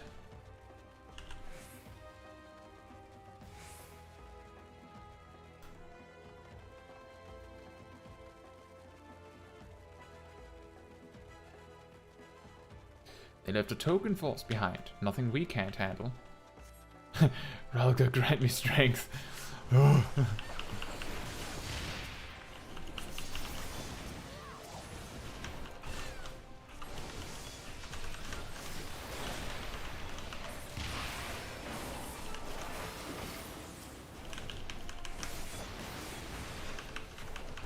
Take this! Take this! Here's a fun thing. If you've ever seen these closed reticle targeting reticles, that means that the positionals are automatically true. You don't have to actually move around to match the positional on these kinds of targets. You see them everywhere in Palace of the Dead, for example.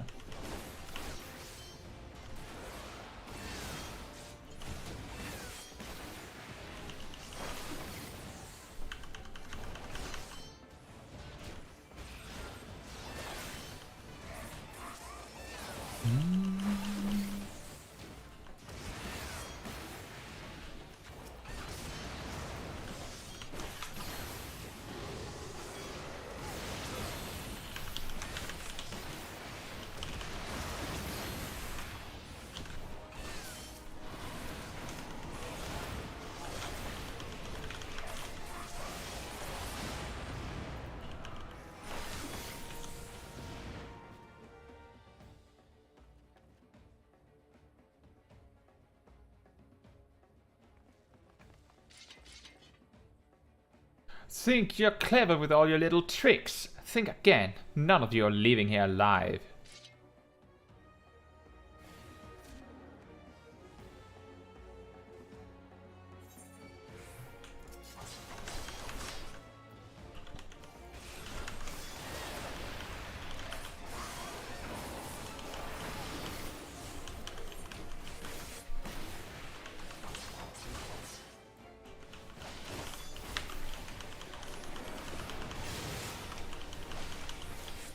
Oh, nice.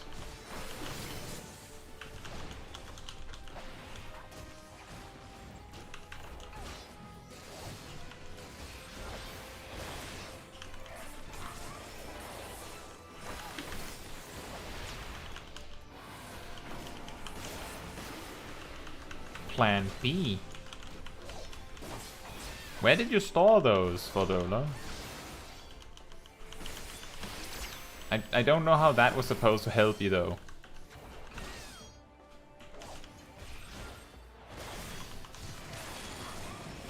Not sure how that's supposed to help you either.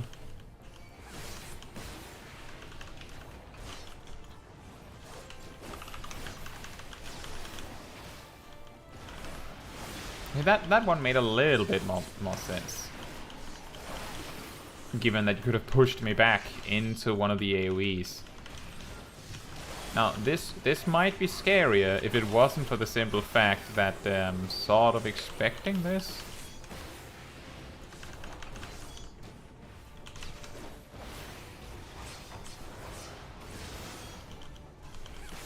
She might do it again.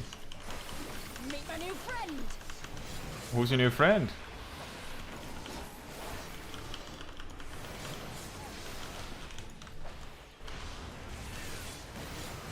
I don't want to meet your new friend.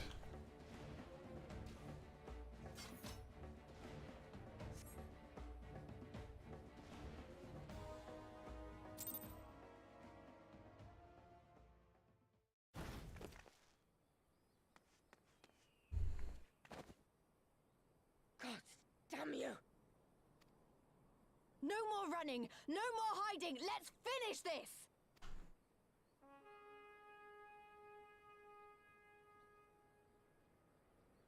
Look! The flag!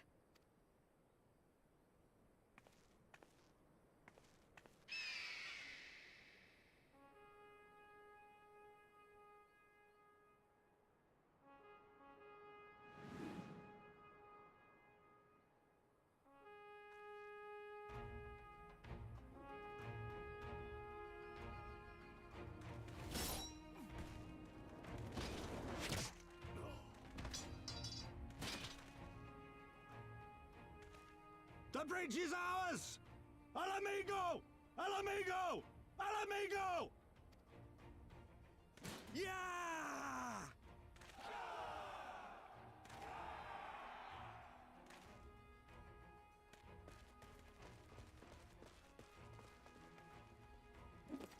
Stand your ground! It's not over yet! Damn it!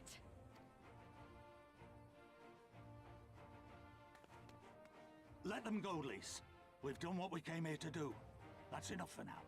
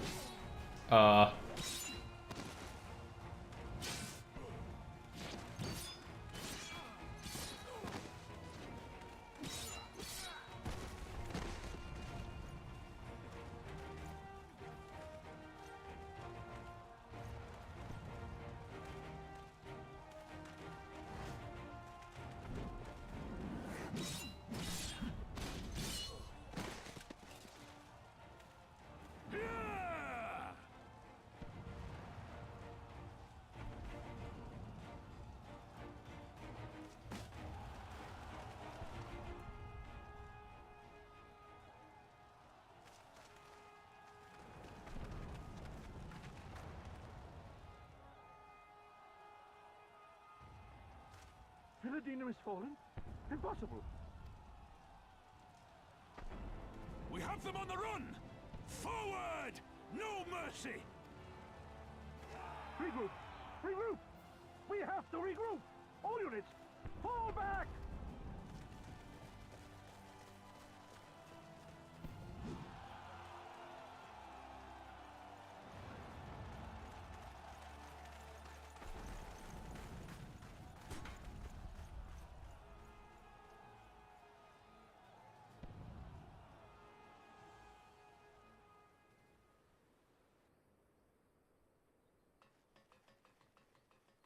Commander, the 4th cohort has been routed. We'll be at the mercy of the enemy's reinforcements if we don't fall back now. Idiot! We have the stronger force by far.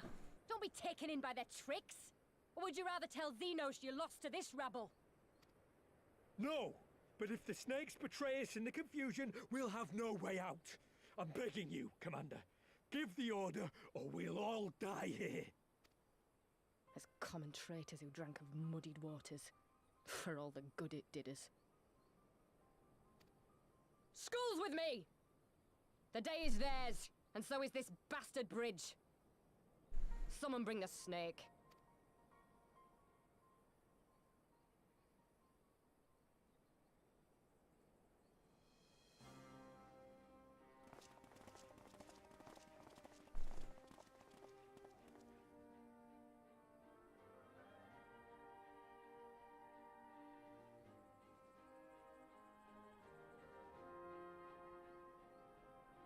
Suppose.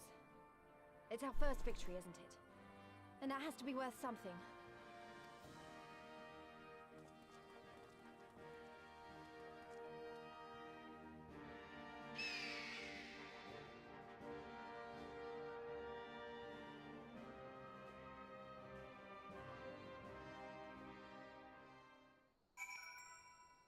Nice. It's a shame Fedora got away, but we did what we came here to do. I have to remind myself it's just the first step, but it's a big one. We're going to take it back. All of it. One ilm at a time if we have to. Well, that was a pretty large ilm, wasn't it?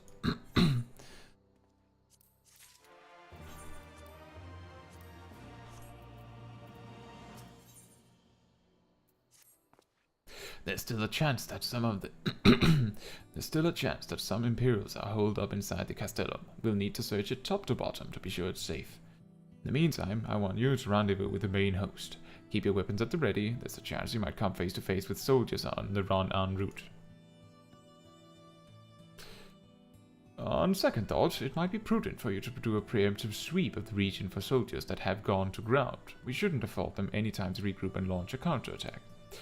When you have judged your work to be done, report to General Alden in Bittermill.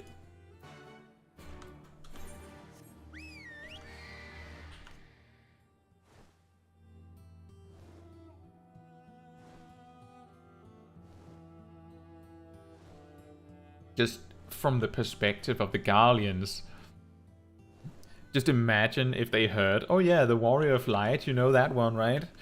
She's been sent out to find you. Hiding wherever it is that you're hiding. Just the tiniest little pink person with glowing red demon eyes. I guess that's how they imagine it, at least. He looks tired.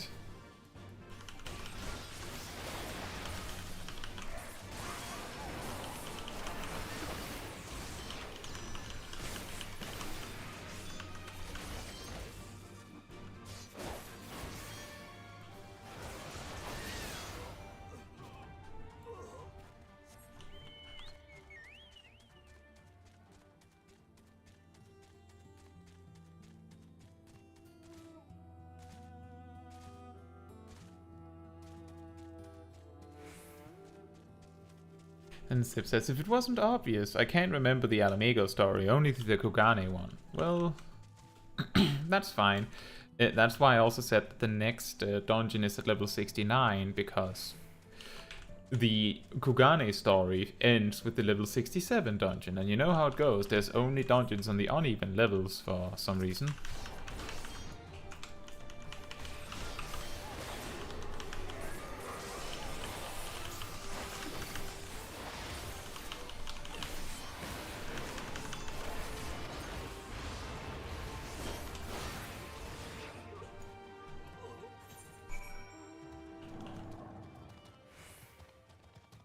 When is Emanation?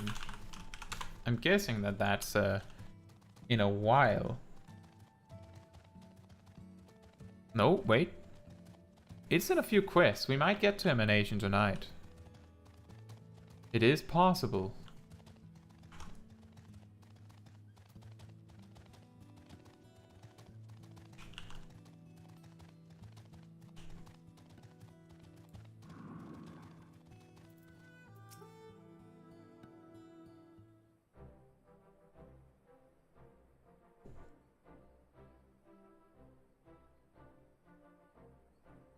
Well met. All's well at the bridge?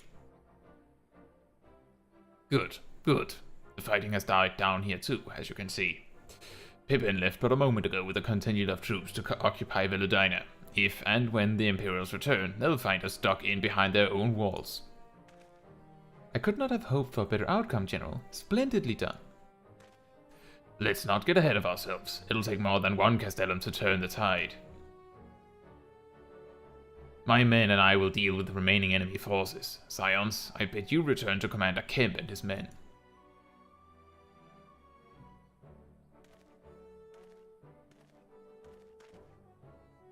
Delight not overmuch in victory, not when there are battles left to fight. Our work here is finished. Our resistance allies are waiting.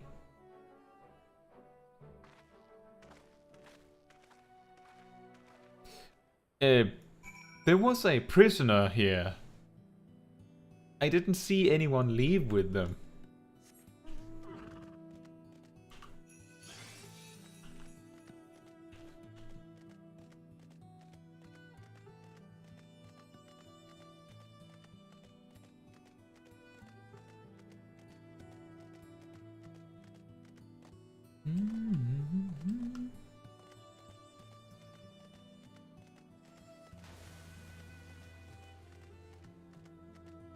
In retrospect, I should have taken the paladin weapons when given the option, and not a dragoon or black mage weapon. Because now that paladin is getting a rework, the only tank that makes sense for Smol Caetsu here to pick up ever would be paladin. Back so soon? I suppose the general and his men had matters well in hand. The vice marshal and his men showed up not long after you left. If the gods are good, there'll be no one left to fight.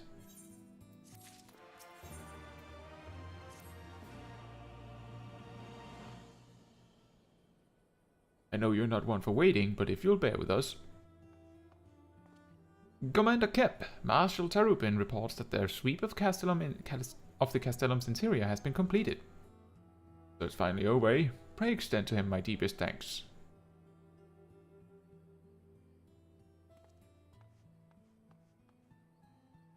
It's official then. Castellum Velodina is well and truly ours. Mayhap this calls for... Wait, where's Menago?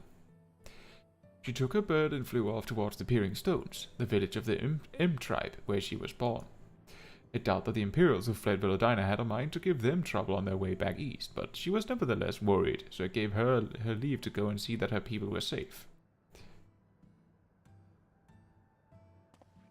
Though I pray you are right, 'twould be best if Menago were not alone if she should encounter the enemy. Agreed. Let's all go to the Peering Stones to make sure that everything is all right. If that is your wish, then I have no objection. Just let the guard know when you wish to cross.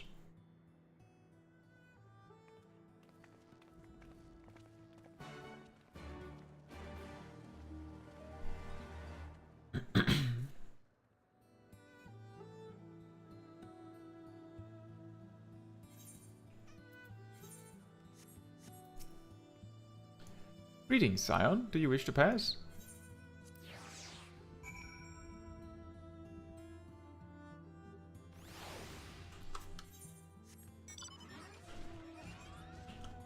This sure looks different on my main. Very different.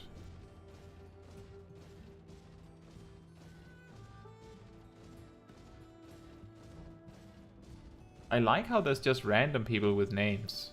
I don't know if I'm supposed to recognize some of them, but like the two Mikotes I wasn't sure about.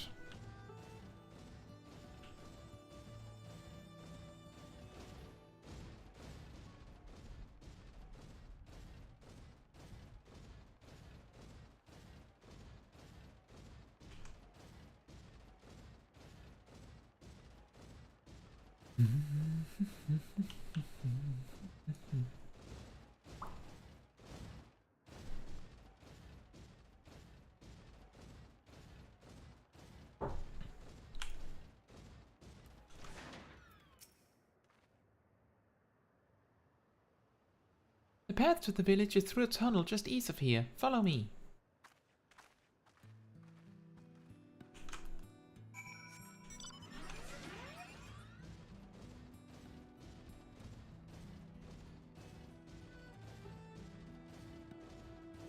Did she say just east of here and then walk west?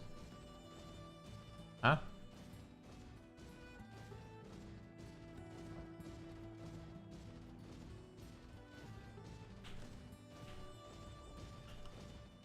I like how that M-Tribe ranger just lets me through like that. Oh, nice shadows.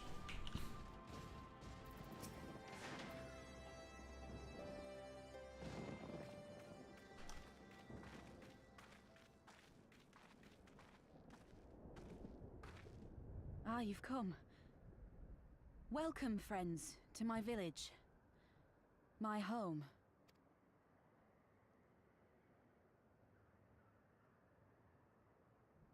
How fare your people? Good, all things considered. Better than the Ananta at any rate. They've sent an emissary. I'll take you to her.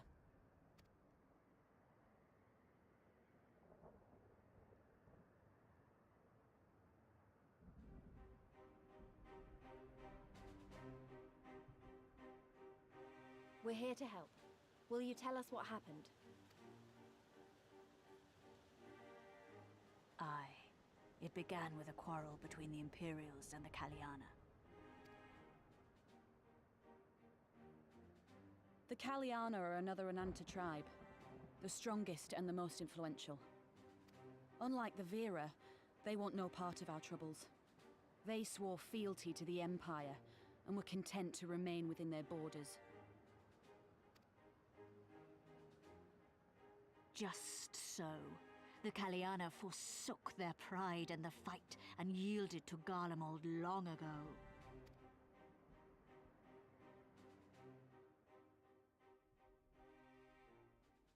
But then a new commander was sent to hold the Black Bridge.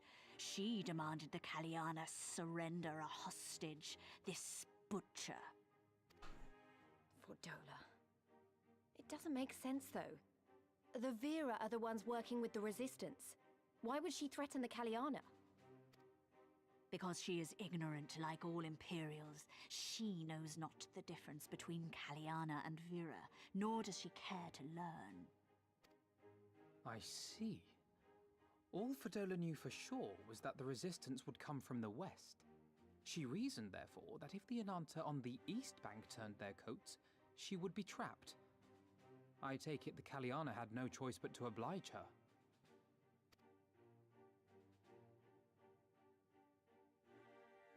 No, they did not. The Imperials left with the Kaliana broodmother's own daughter, Anamika. Long days and nights she looked out on the Black Bridge weeping for her child. Until you came.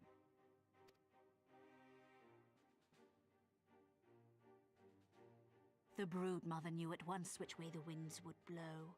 She and her warriors met with the fleeing Imperials in the road and demanded that her daughter be returned.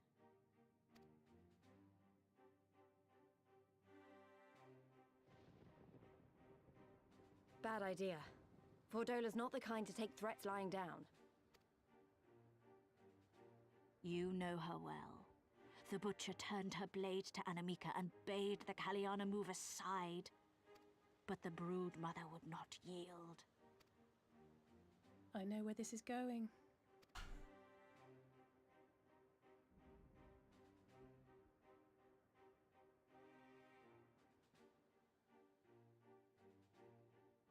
The Kaliana surrounded the Imperials, one of whom, whether out of fear or stupidity, cut the child down.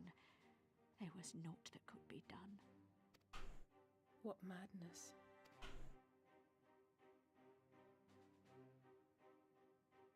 The true madness was yet to come. For in her despair, the Kaliana broodmother cried out for her daughter to be restored to life. She beseeched Sri Lakshmi's intercession. She summoned a primal then and there? That she did, if only for an instant.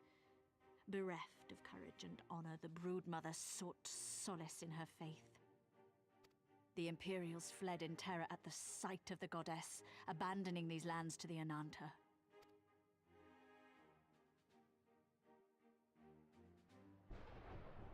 Now the Kaliana bid us make pilgrimage to pay proper respects.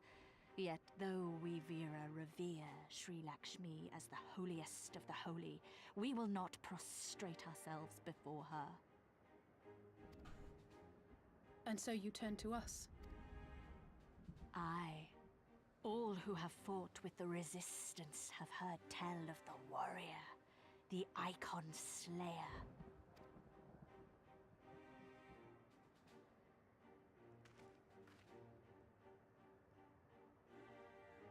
What?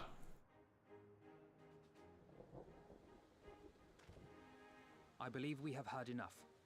Inconvenient though the timing may be, if a primal has indeed been summoned, we can scarce afford to ignore it. We must needs discuss how best to resolve this situation.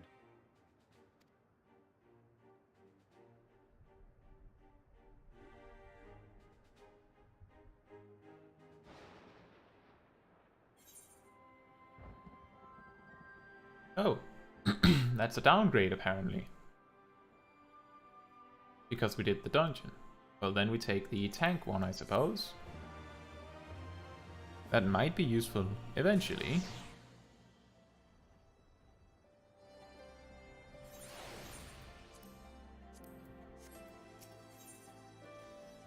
Wait.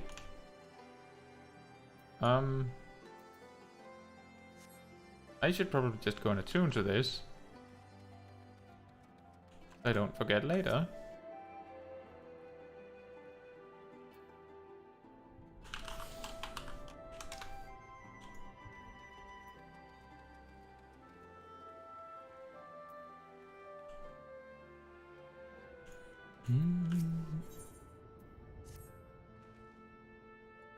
At the risk of sounding hopelessly naive, there may yet be a way to avoid a violent confrontation.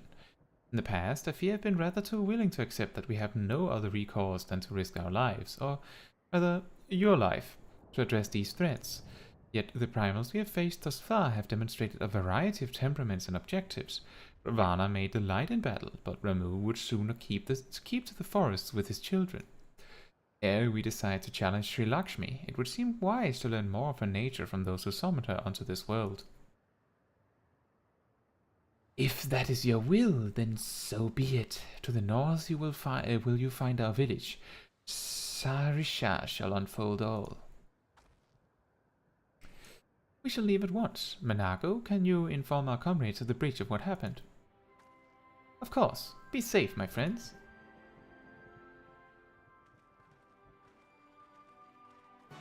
Well, the quest that follows after this one is the trial. So we will probably be able to do the trial.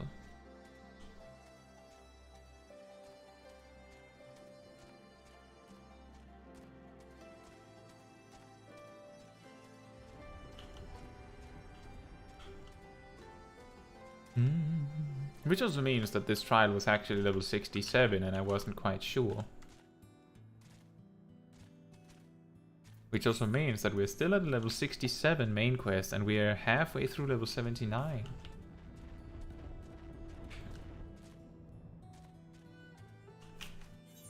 What is it we get at level 80? That's... We might very well get Stardiver before we can even use Life of the Dragon.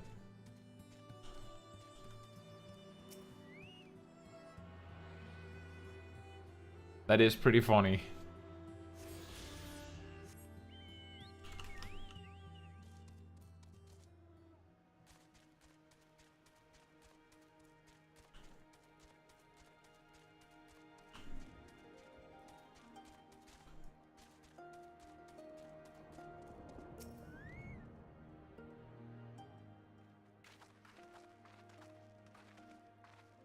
What's with all these pillows and then you sit on the ground? We do not often receive guests. What is the purpose of your visit? Greetings and well met. We are the Scions of the Seventh Dawn and we come seeking Sarisha of the Veera. You are she, are you not? You have petitioned us for aid and succor and we intend to provide them, but we would first learn more of Sri Lakshmi, that we might better understand the nature of the threat she poses to you. A simple request, and one which I shall gladly oblige. In the beginning was Sri Lakshmi. We were created in her image. daughters blessed with her beauty. Her breath became ours, her serenity our solace. There's naught she would not give. 'Twas the Kalyana broodmother's desire to bring about her daughter's resurrection which first called forth Sri Lakshmi from the ether. That being the case, I rather doubt the goddess will be spoiling for a fight. That would depend. The primal's motives will have been colored by the summoner's state of mind, namely, that of a grieving mother who had just borne witness to her daughter's murder. Though she apparently craved a miracle, she may also have harbored thoughts of vengeance. Moreover, the Kalyana's conception of Sri Lakshmi may differ from that of the Veera. This is true. The Veera and the Kalyana do indeed regard the Lady of Bliss in different ways. To the Veera, Sri Lakshmi embodies freedom. She would not suffer her daughters to be bound to another's will. And so we stand with the resistance against the Empire, and give our lives for the cause. To the Kalyana, however, she embodies transcendental beauty, which they strive to create through their craft. To shape crystal is less art and more ritual, a sacred duty wherein each tribute is imbued with a fragment of the soul. The Imperials do not interfere with this holy work, and so the Kalyana were content to turn inward and ignore our plight. Until reality asserted itself, and they summoned a primal, a fever dream to soothe their aching hearts. But surely they can see that it won't do any good. The Imperials will still rule these lands. Nothing will change. The Ananta will. The Kalyana bade the Veera make pilgrimage to. Pay proper respects, remember? Those who do not wish to partake of their primal's bliss will be made to do so. Not while we're around, they won't. Though our beliefs are not the same, we are still kin to the Kalyana. Will you help them to see reason?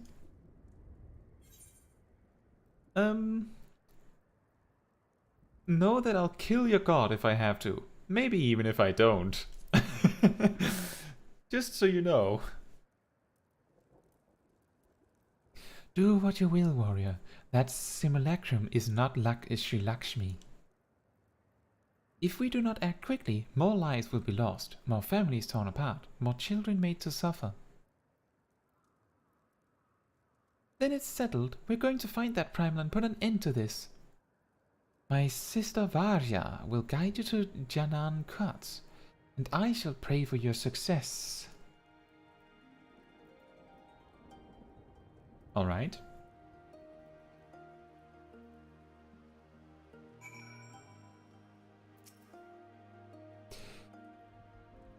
Well met, Scion. I am Varya, she who shines bright and unbroken. And that's very specific. I stand ready. We leave upon your command.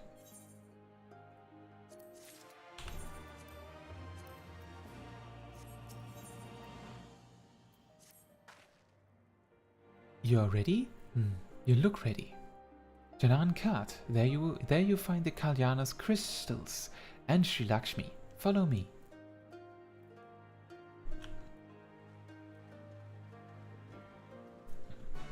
Well, this is the quest that leads to the emanation fight. So, in case you're interested, Sip, this is coming up very shortly.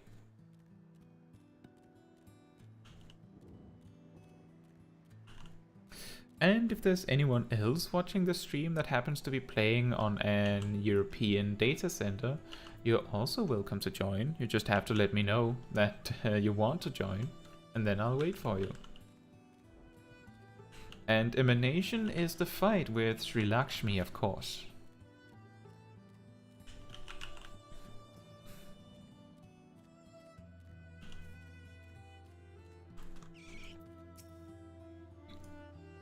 Doma Castle, the path leads to an entrance above. Within is an aetherite. You must use it to enter. Understood. With me, everyone.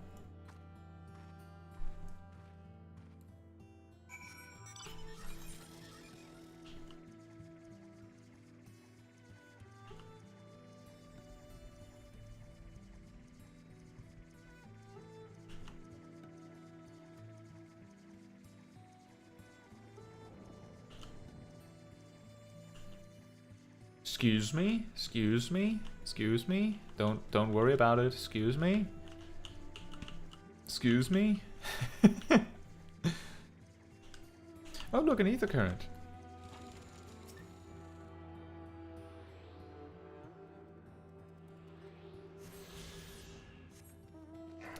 Excuse me?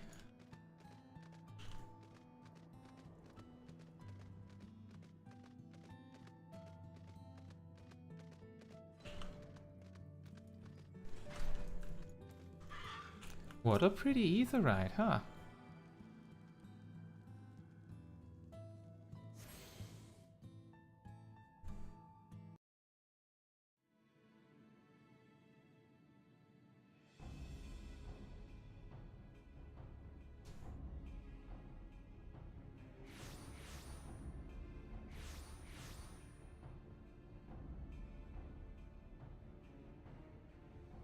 Why, mistress? Why does my Anamika slumber still?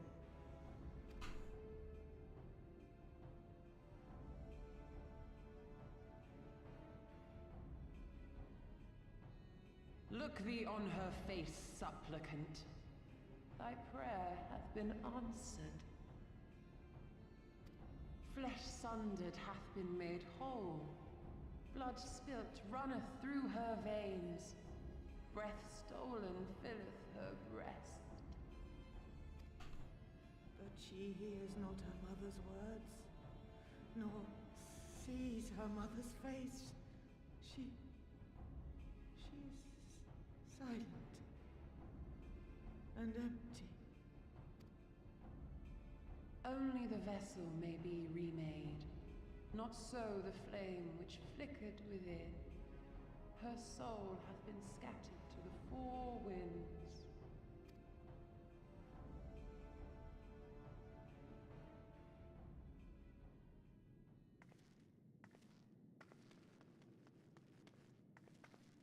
Now do you see her promises for what they are? Alice, have you gone mad? Mayhap I have, but I refuse to stand by and watch yet another tragedy unfold. Who intrudes upon this sacred ground? Imperials, thirsting for blood! No! We come not to shed blood, but to save you from the false god who would lead you astray. I understand how you feel. I do. You loved her with all your heart, but when the moment came, you still couldn't save her. The anguish, the anger, I know it only too well. But I also know where this path leads. To embrace a primal is to condemn yourself to an endless cycle of despair. You will never know peace. A worm-eaten heart may find peace and serenity in service, in beauty and grace. This hath ever been my promise. Naught else. You tempt them with visions of things that can never be and leave them bereft and wanting. No illusion, however sweet, can change the fact that your daughter is gone. Remember her as she was. Do not suffer this piteous shade to tarnish her memory.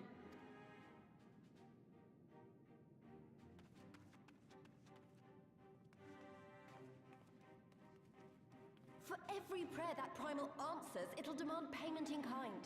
Do you have any idea how many more Ananta will die to feed its hunger for crystals? They would have thee suffer man's spite and live in fear. Far better to dwell in my beauteous dream than endure so ugly a reality. She's wrong! We hate the Empire as much as you, if you just listen! Poor misguided children. I would spare you the torments of this cruel and misshapen world. Come, bask in my radiance. Let it fill your hearts and free you from your burdens.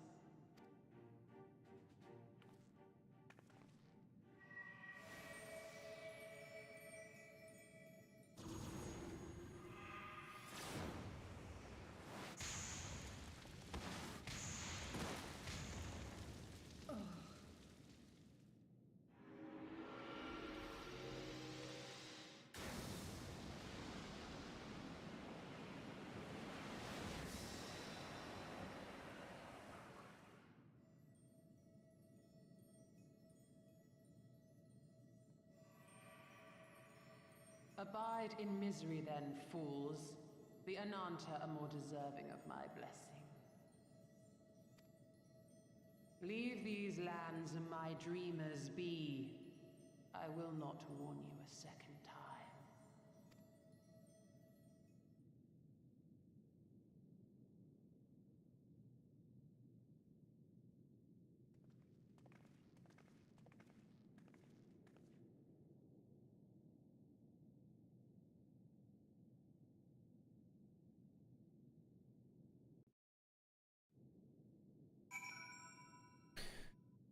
Zip says not gonna do anything but slash charmed the whole fight. Hey Sigriff, I hope you're doing well. The theme is also godlike, it's a very good theme. I know, it was stupid and foolish, but I had to try, Caetsu, I had to. I had to try, and I failed, so you have to fight. There's no other way. I'll wake them from the dream. I got this. Hold my tea. Hold my candy. Thank you, Caetsu. I know you will. We can but do that which is within our power. Lise, Elfino, and I will go and seize their crystal stores. This will not happen again. And you, when it is finished, we will be waiting for you. I mean, I think that there is a reasonable chance that the broodmother would have come to her senses, like to the same reasoning that Alizé did on her own if Alizé had just given it a little more time. The broodmother was like this close to getting it, and then Alizé distracted her.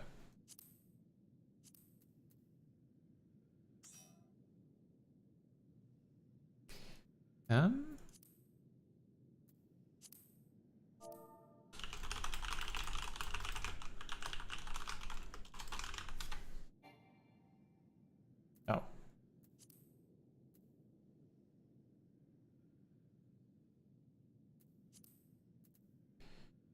Let's see. Well, I think it'll just be the two of us then, Sip. It's going to be taking ages if I ask every single individual that I know if they want to come. I'm assuming that if they're on the stream, there's a good chance that they want to join. Or that if they want to join, they would say so. As I said before, if you want to join for Emanation and you're on an EU data center, you're welcome to do so. We are on Alpha on the Light data center. Otherwise, I guess Sip is going to be a charmed white mage for the entire fight.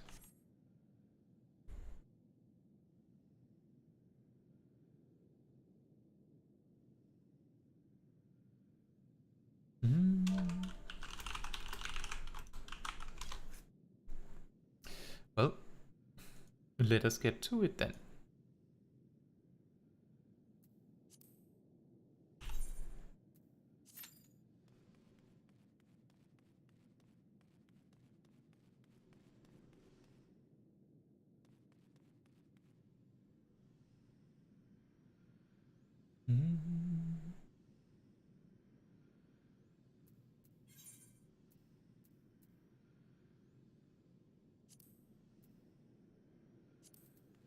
That's something I'm wondering about. I didn't really notice, but is Lakshmi herself actually also an Ananta? Or because the thing is that you can see her upper body seems correct, but her huge dress sort of makes it difficult to tell about her lower part if that's a snake tail. She talks like an Ananta, but maybe that's just because that's how she was created by an Ananta.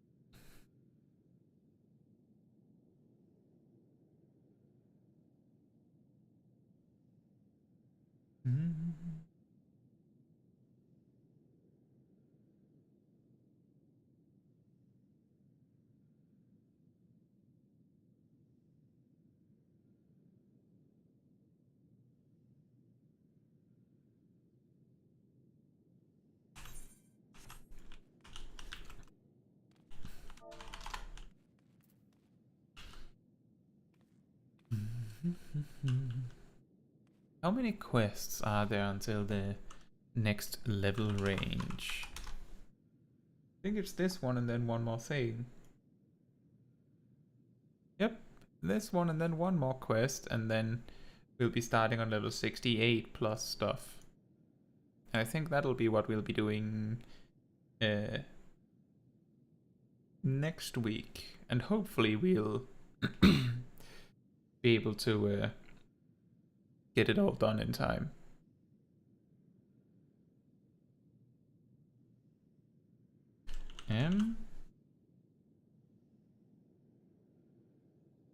I'm surprised how long the queue times are for these kinds of trials, but I suppose it's we are in the very most deadest time of a patch, a few days before the new patch drops.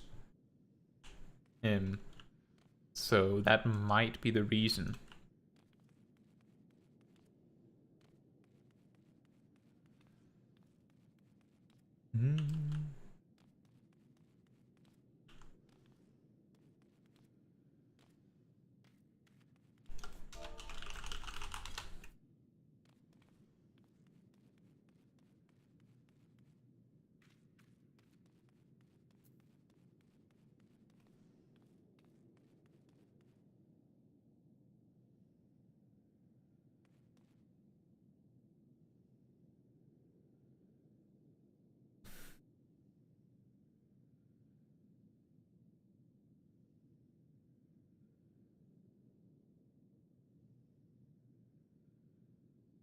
Well, it's very quiet in here. There's literally no music in this zone. That is really weird.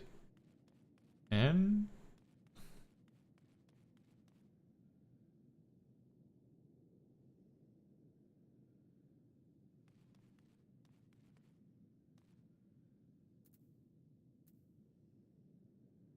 see.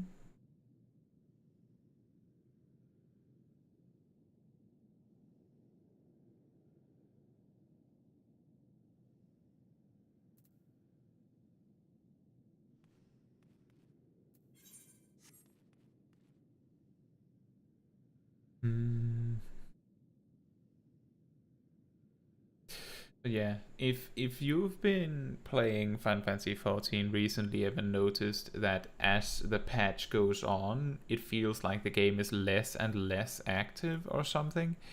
That is not entirely untrue, because there's the most stuff to do at the start of a patch.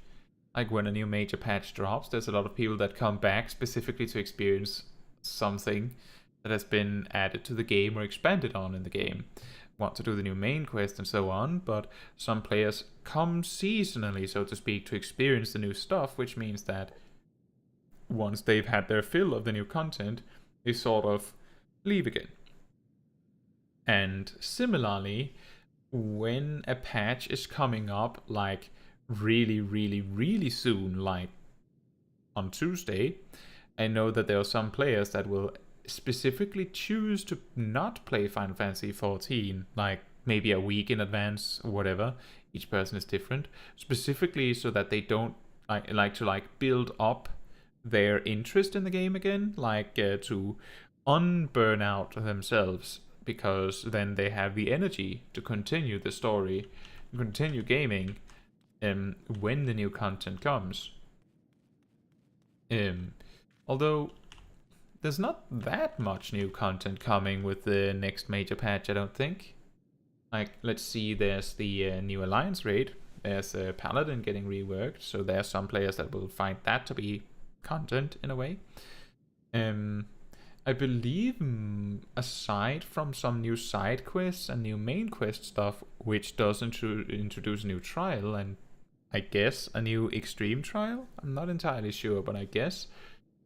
Aside from that, and I believe the new Ultimate is coming in 6.31, which is probably a few weeks later, then there isn't really much added. The new content coming with 6.3 is more coming in 6.35, which is, I would guess, in 2 months. maybe 1 or 2 months. Oh, there it is.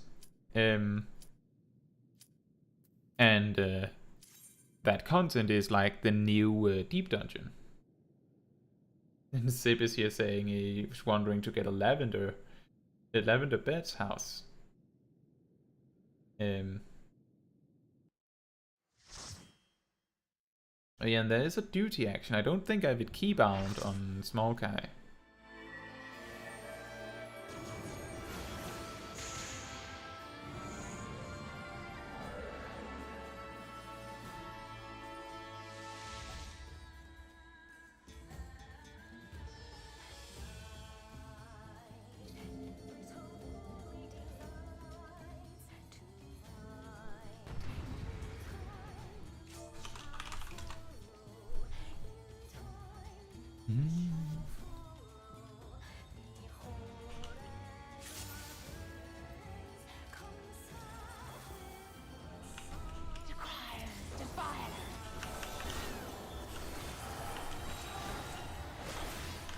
We hold back a little bit until the boss itself is attackable.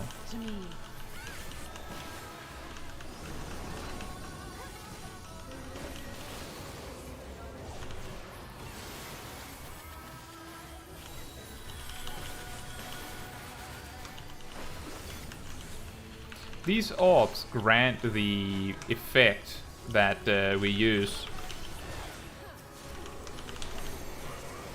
So it's generally entirely beneficial to choose to use it when the orbs appear like that. Just use the action when it's available.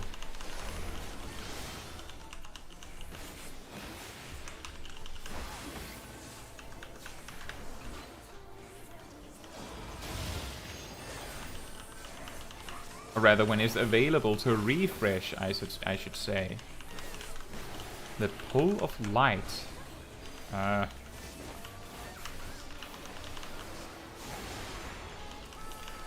That is something that I would intuitively assume would be a knockback or a pull-in, but it is not, it appears.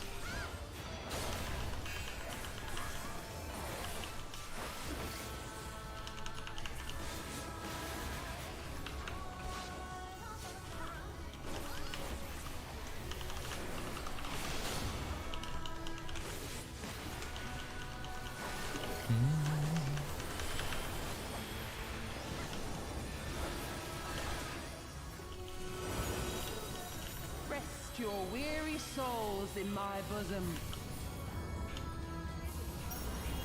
I think one of the healers might die.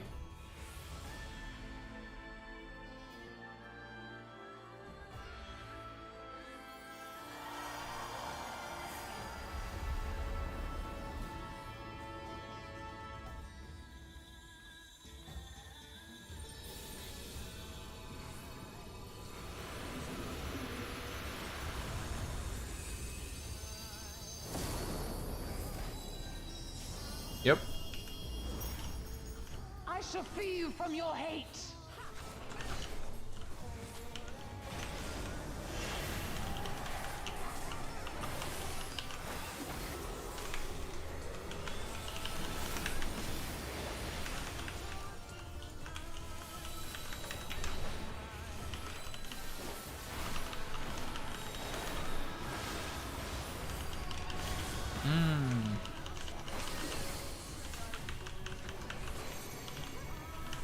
It seems like one of the healers is a first timer, probably. They're not entirely understood how to use the bonus action. Or when to use it at the very least. That's not entirely obvious, so that's fine. That happens.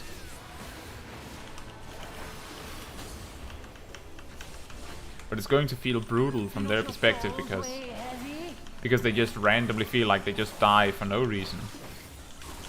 Ow. The healer got resurrected the exact moment that cleave happened. They weren't invulnerable anymore. That is unlucky, to put it nicely.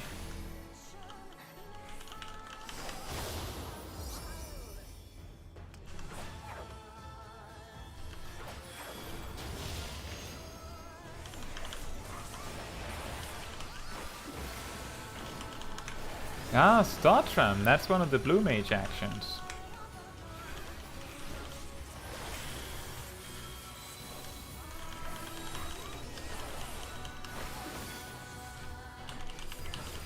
Hello, Quarter Pounder.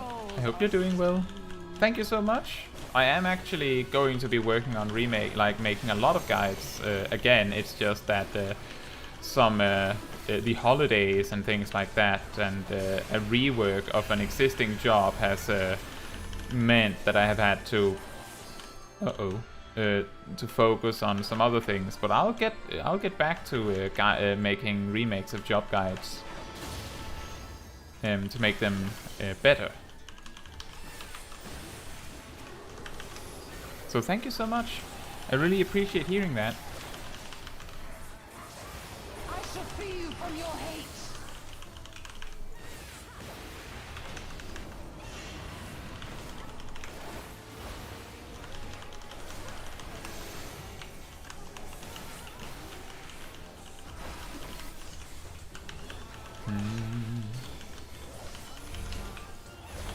I'm not really appreciating Lakshmi over here repeatedly giving this one to me.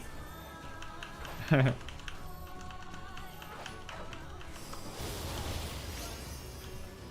know that it can be dealt with in a less brutal way in terms of losing out on all of my DPS, but it's simply safer to just walk away with it than try to have the rest of the raid adjust around what I'm doing.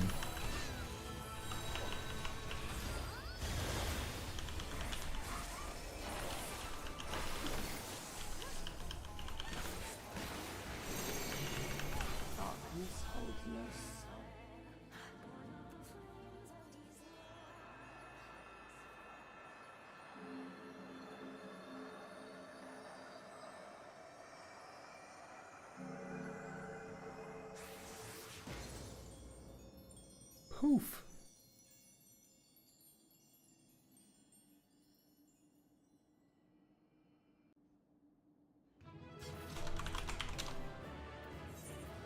The healer learned at the end.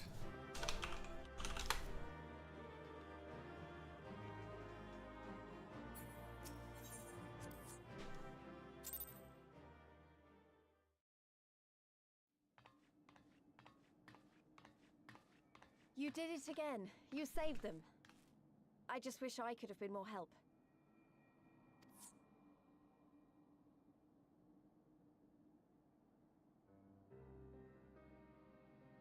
So, it looks like the Ananta did have a mountain of crystals after all. Like every other tribe.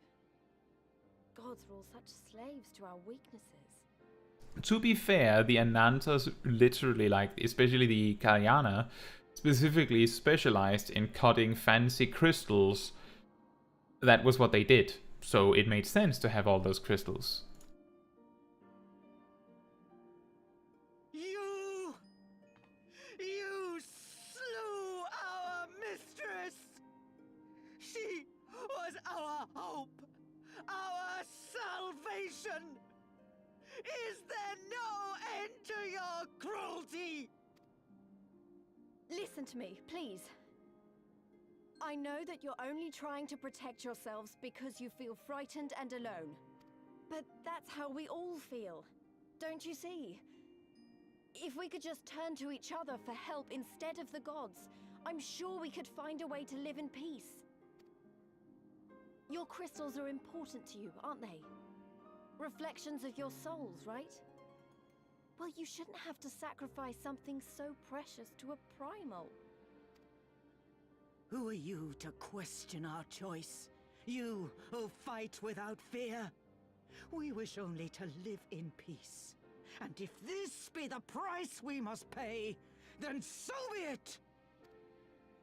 I know there's nothing I can say to convince you. But I hope that one day you look back and see we only ever wanted the same thing. Begone, damn you! Spare me your hollow words, and leave me to mourn.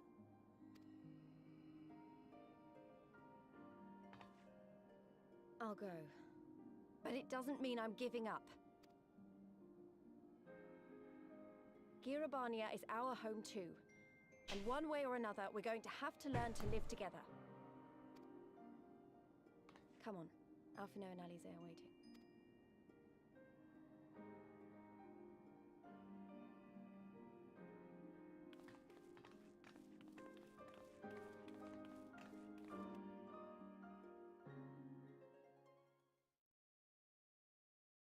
Meanwhile, in the royal palace of Alamigo.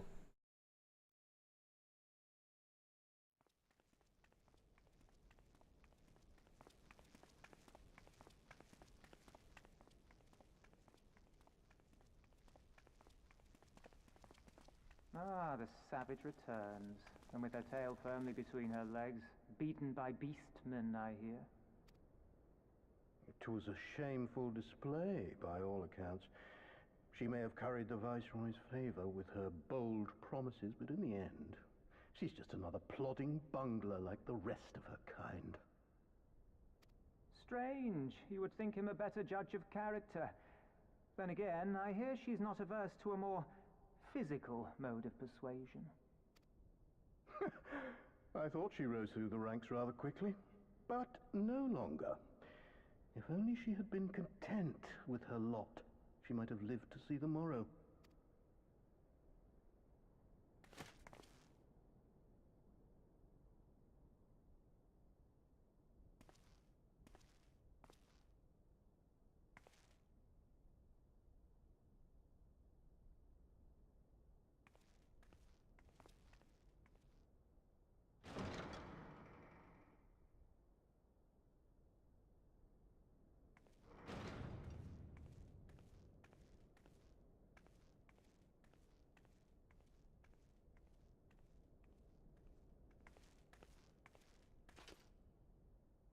Fadola Rem Lupus.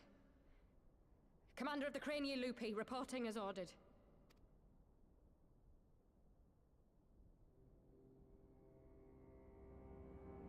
Why do you tremble, sir? Could it be that the Empire's butcher is afraid? That she who walks with death is terrified of her own? I'm terrified of dying having achieved naught. Gladly would I give my life to win a great victory on the battlefield, had I but the strength. Alas, you do not. Indeed, you are weak. And born of this weakness is a blind fervor, a raging inferno which threatens to consume not only you, but everyone around you. Yes, my lord.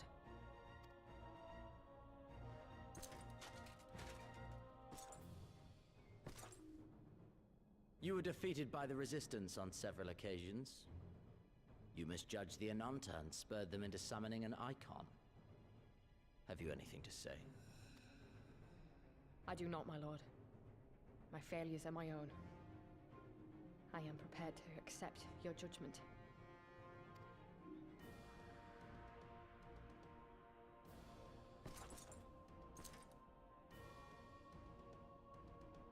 And that is very admirable.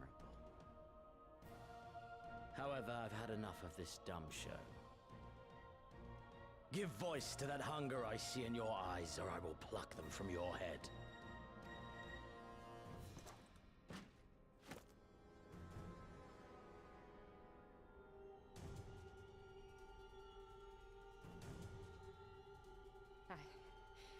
I want...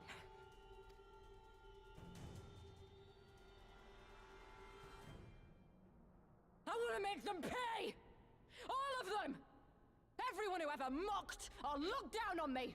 I want the power to make them pay!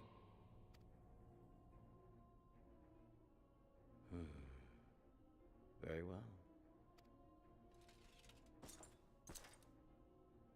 Then I shall give you a chance. A chance to transcend your mortal limits. Assuming, that is, you are prepared to wager your life for such power. Transcend, my lord. I came here prepared to die. Tell me what I must do.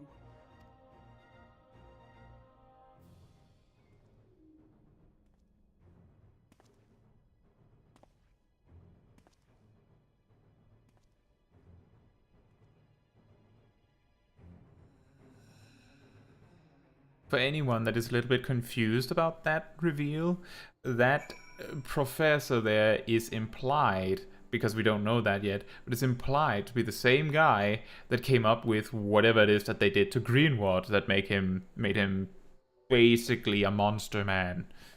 It's implied because it's the only professor man that we know of in like the Gallian Empire, so to speak. So them revealing him like that is supposed to be a callback to that knowledge, that what happened to Greenwood. Because if it's not him, there would be no point to revealing this doctor or professor or what he is. No point, because we wouldn't know what to do with that information.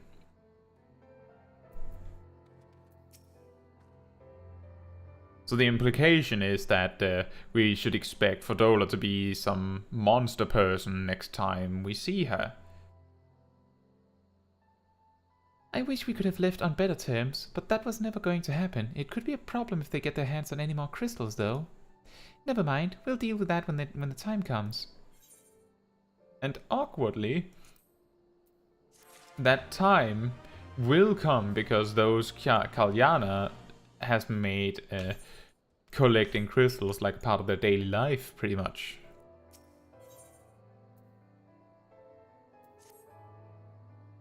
You have done us a great service this day. Long shall my sisters sing the praises of the Icon Slayer.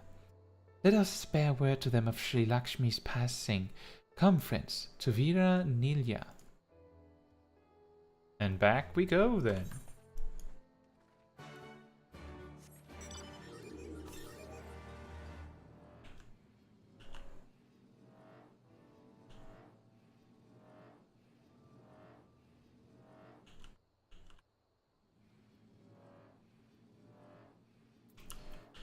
That's something a little bit peculiar. It almost looks like the only reasonable way in to Kalyana, to Janan Kat, is through this path. But I guess there's a path this way too. It just seems weird when you think, like, if you think this is the only path, because that means that anything going to the Kalyana would have to go through here first. But that is of course not the case. Also, Sip saying, I did have to rest the other healer around 5 times that fight. Surprised I didn't run out of MP. I'm surprised you found time to rest them that many times, but I'm guessing that you were using thin air cleverly? You were white mage, right?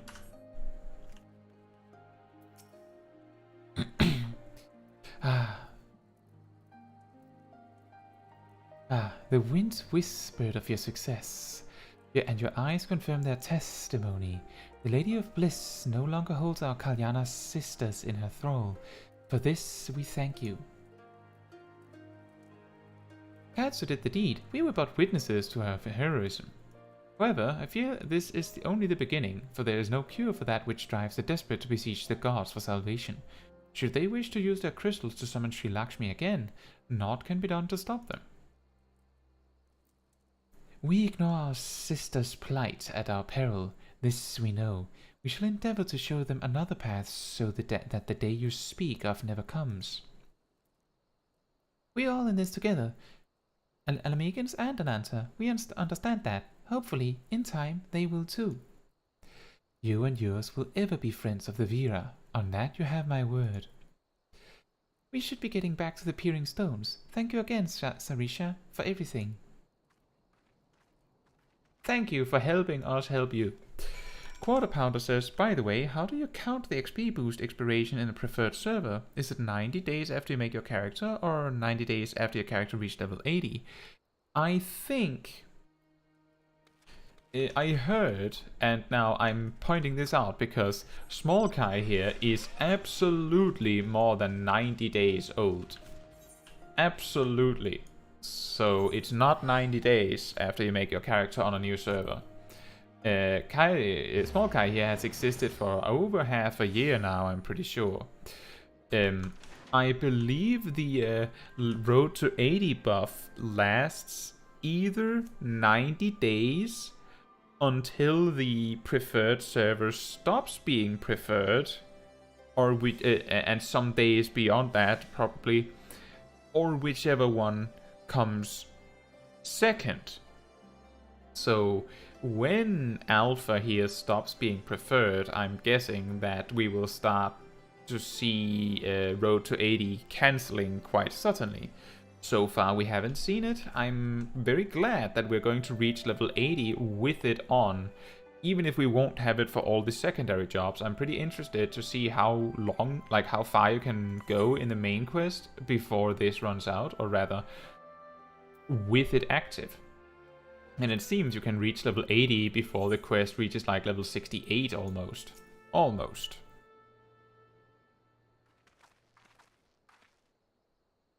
Welcome back. Conrad and Marshal Terubin came to render aid, but I hear that won't be necessary. It won't. Sri Lakshmi's gone. But I should probably start at the beginning. And then she explained the story of how I killed Lakshmi. Incredible. I don't know what to say. If you hadn't been there to stop her, who knows where it would have ended. You've saved a lot of lives, Caetsu. Again, take pride in that.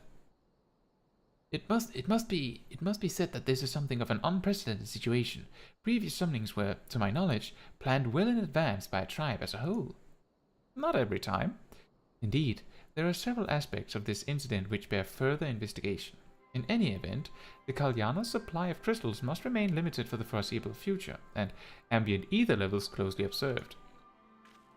Understood. The Alliance will consult with the Resistance and the Vera on how best to enforce said restrictions. Thank you, Vice Marshal. To other matters then, what news of the Imperials? None, which itself is troubling. It seems as though the Skulls and the remainder of the garrison have fully withdrawn into the peaks. We've seen neither hide nor hair of them since Veladina. Regardless of their reasons, our path is clear. Father has decided that it is time to advance east. Finally! He was also most emphatic that you be spared further duties for the present. You are to rest. It would not do for the Warrior of Light to collapse from exhaustion during the march. We may not be as strong or as quick as her, but we are soldiers nonetheless. We can deal with the Imperials. Aye, you've earned this respite, so enjoy it, and the same goes for you, Minago. You've been away from your family too long. Don't deny it. As you say, sir. Thank you. We'll make the most of our time here.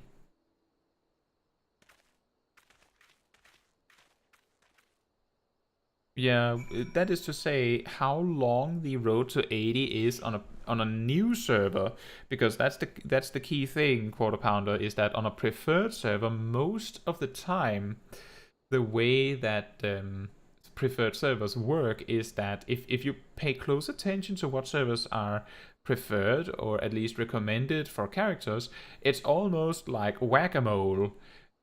Where old servers will just like alternate which one is the preferred one, which means that you sort of have to make a character at a specific time, you could say. But with new servers, they can be preferred for a long time because new players are more likely to want to start a character on the server that they have friends on, which is more likely to be an old existing server. Which means that the majority of the characters made on new servers will either be completely new players that have both no existing character in the game and no friends that already are playing. Or it will be alts of players with characters on different servers. Which means that it'll take a long time before a new server stops being preferred.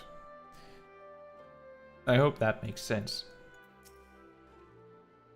Heh, looks like it's up to me and mine to give you a lot of proper welcome. My mother prepared a special meal for this occasion, and I have it on good authority that hers is the finest cooking this side of the Veladina. Oh, really?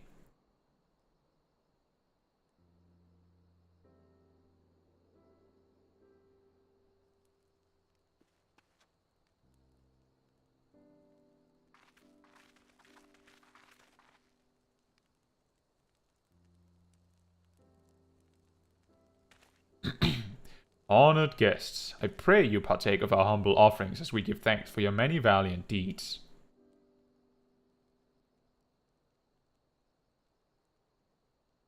Thank you, sir, for this warm welcome. We are honored to break bread with you and your family. Come, come, eat your fill of our food, and drink deep of our spirits. There's more than enough for all. Well, when you put it that way, don't mind if I do.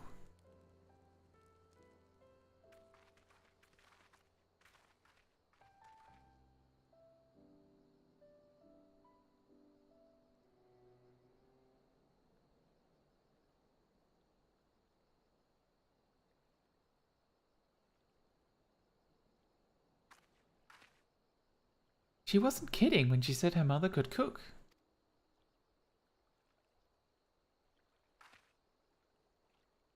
She didn't make any candy crystals, though. You know, seeing her with her family, I can't help thinking of my own. How my father would come home from a hunt with dinner on his shoulder, and Ida would prepare it with herbs and spices. Our mother died when I was little, so she did most of the cooking. We didn't have much, but we had each other, and that was enough for me. But they wouldn't let us have even that. Theodoric, Gaius, of course, father and Ida had to fight. I would have too, if I'd been older, but they didn't have to die.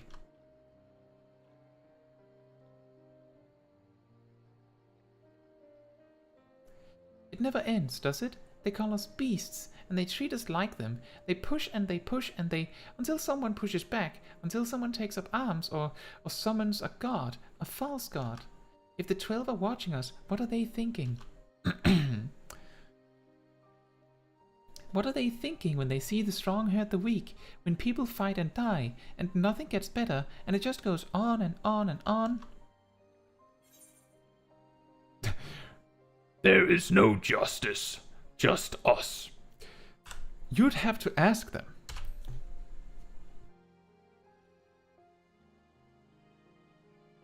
I don't think the gods listen to people like me. Maybe they do.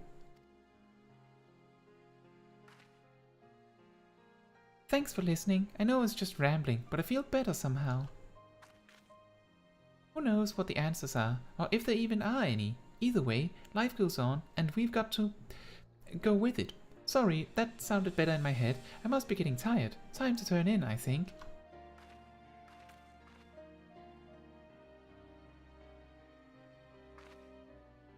Tomorrow's another day, eh? Let's see what it brings. Sleep well, Caetsu.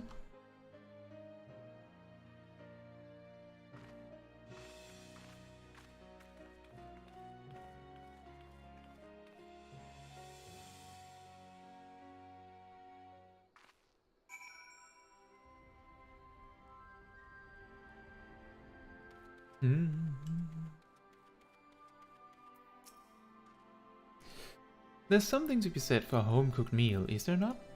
We must cherish these moments, fleeting as they are. The fight will always be there, waiting for us to return.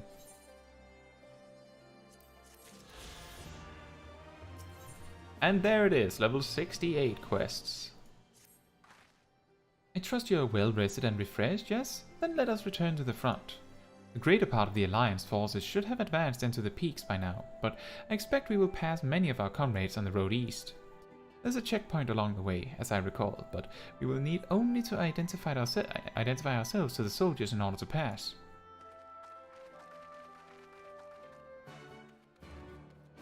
Let me just double check. Great. We should make this a favorite destination. We don't need idle share anymore. Which city is... I guess Uldar would be the one. Wait, we're not finished here. Let me just make our way down there to take a picture with the group. I know that sounds really weird, that we will run there and then not progress the story. But we want to have a nice picture for next time. I should have taken a picture before I took the quest, but I didn't really realize that we were all going to leave. But that means that we should be able to both finish the Dragoon story next time, and we will finish the Stormblood leveling storyline, which means that we might go a little extra next time. I'm not sure. If we... I'm planning to finish the Stormblood story up to level 70 at least next time. And that means we'll be at least level 80.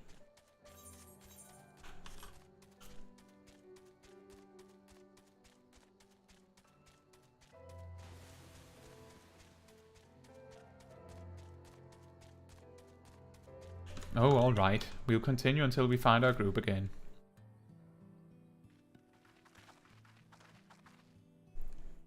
Scions, a pleasure to have you with us again. You'll be happy to hear we've taken Alagiri and have already begun fortifying it as our new base of operations in the peaks. Give a shout to the lads as you pass, eh? Lads!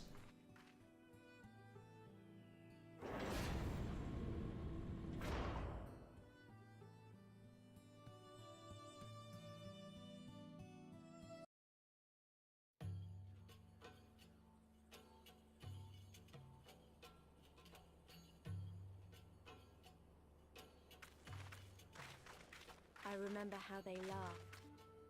Alliance and resistance soldiers, eager for battle, trading jokes as we marched east towards the peaks. Beyond this last line of defenses lay the locks and the city. Breaching it would be no small feat. But we beat the Imperials back, just like that. And we liberated a village, the first of many.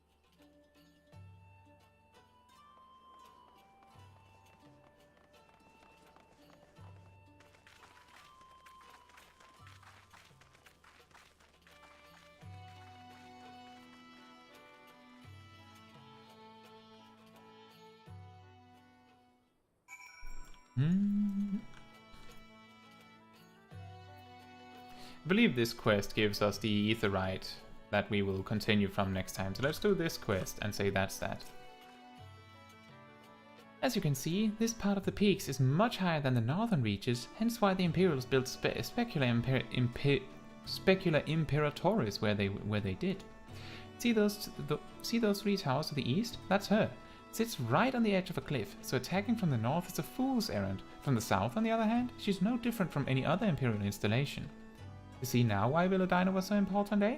Right, then. Come along, they're waiting for us in Alagiri.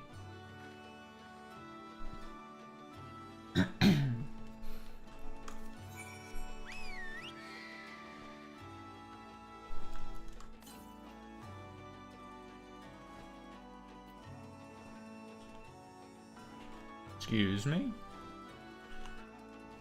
That also means that we are drawing to a close on the stream, and normally that means we have a little bit of time if you have any questions or anything you would like to talk about before we finish.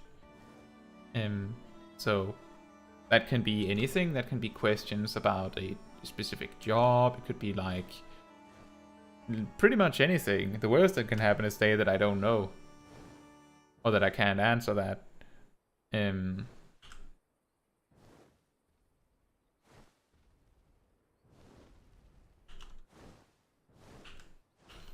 Yeah, often I bring that question so close that that no one has a chance to think of something they would like to talk about. So now I ask a little bit sooner.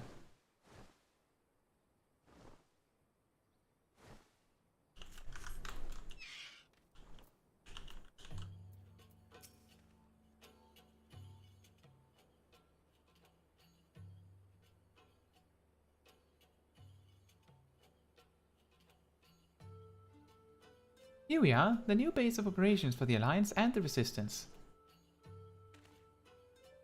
Ah, there you are. Greetings, General. I see you've been quite busy in our absence. Less than you may imagine. The Imperials fled at our coming, and we took the village without a fight. Your timing is impeccable. We were about to discuss our strategy to seize Specula Imperatoris. Though we are fresh from the road, we should be glad to attend. Good. Take a moment to gather yourselves and join us when you're ready.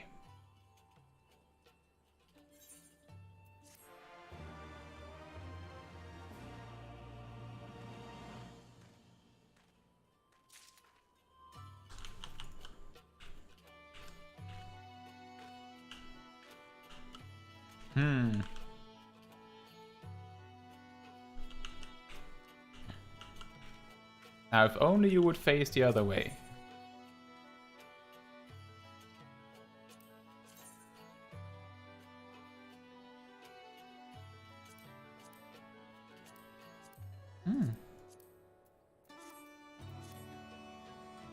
Well, you heard the Flame General. Looks like we've got a meeting to attend.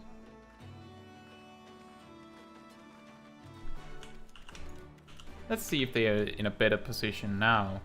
But we're taking the Aetheryte, taking a picture, and then we're going to find a bed for Smol Caetsu. That also means we can move the favored destination to this one.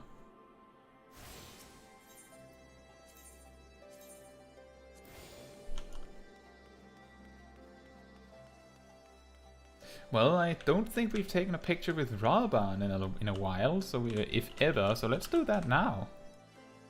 And Pippin. Well, Pippin is too small. He needs to stand on the table for that to work.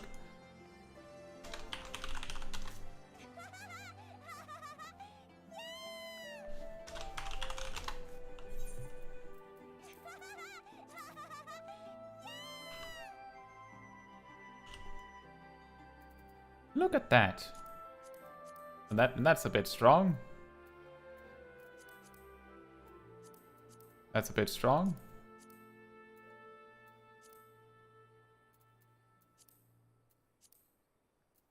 That's decent. That'll work.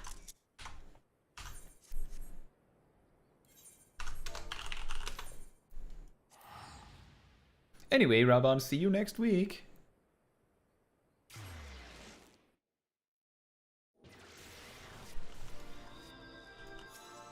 Oh, someone just died.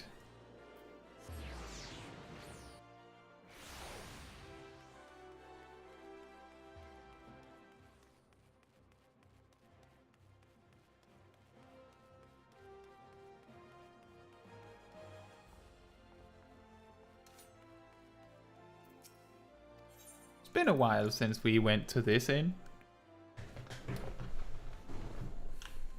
But it makes sense.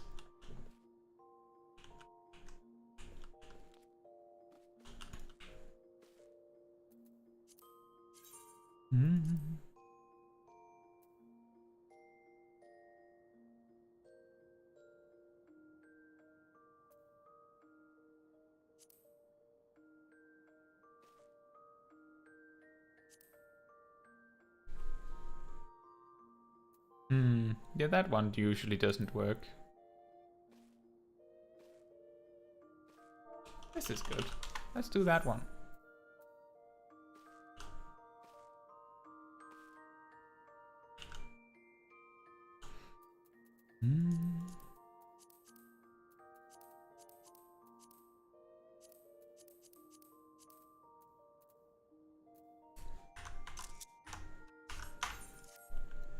Right? It seems like there was no one that had any particular questions. That's okay, we also talked about this and that throughout the stream, as usual. Just to touch on the last question that Quarter Pounder asked a little bit ago. The question again was, how do you count the expiration boost, the XP boost expiration in a preferred server? Is it 90 days after you make your character or 90 days after your character reaches level 80? As I recall, it has nothing to do with reaching level 80 at all. If you take too long, you will just not have it until level 80. However, I might be proven wrong next week, as we will reach level 80 next week, and then maybe it'll go poof right then and there. Normally, I'm pretty confident that it is not 90 days after your character reaches level 80. I'm pretty sure about that one. But I do believe that it is 90 days after you make your character, and the server is no longer the preferred server. And those two things have to both be true. So if a server stays preferred, then you will not lose your level road to level 80 buff. Let me just check while we're on the subject. The alpha is still classified as new, and I'm guessing that we will have the road to 80 until that is no longer the case. The reason for the road to 80 buff, you have to remember, is that while it is given to characters that are on a preferred server, the reason why it is given is to incentivize players to make characters on preferred servers rather than whatever server they want. Make the new servers, for instance, or a server that is less populated than what you want, more enticing so that you will choose that one. And the awkward part is that it feels like they're not that straightforward about there being this buff to be had. And now Owlet is walking in the sky again. But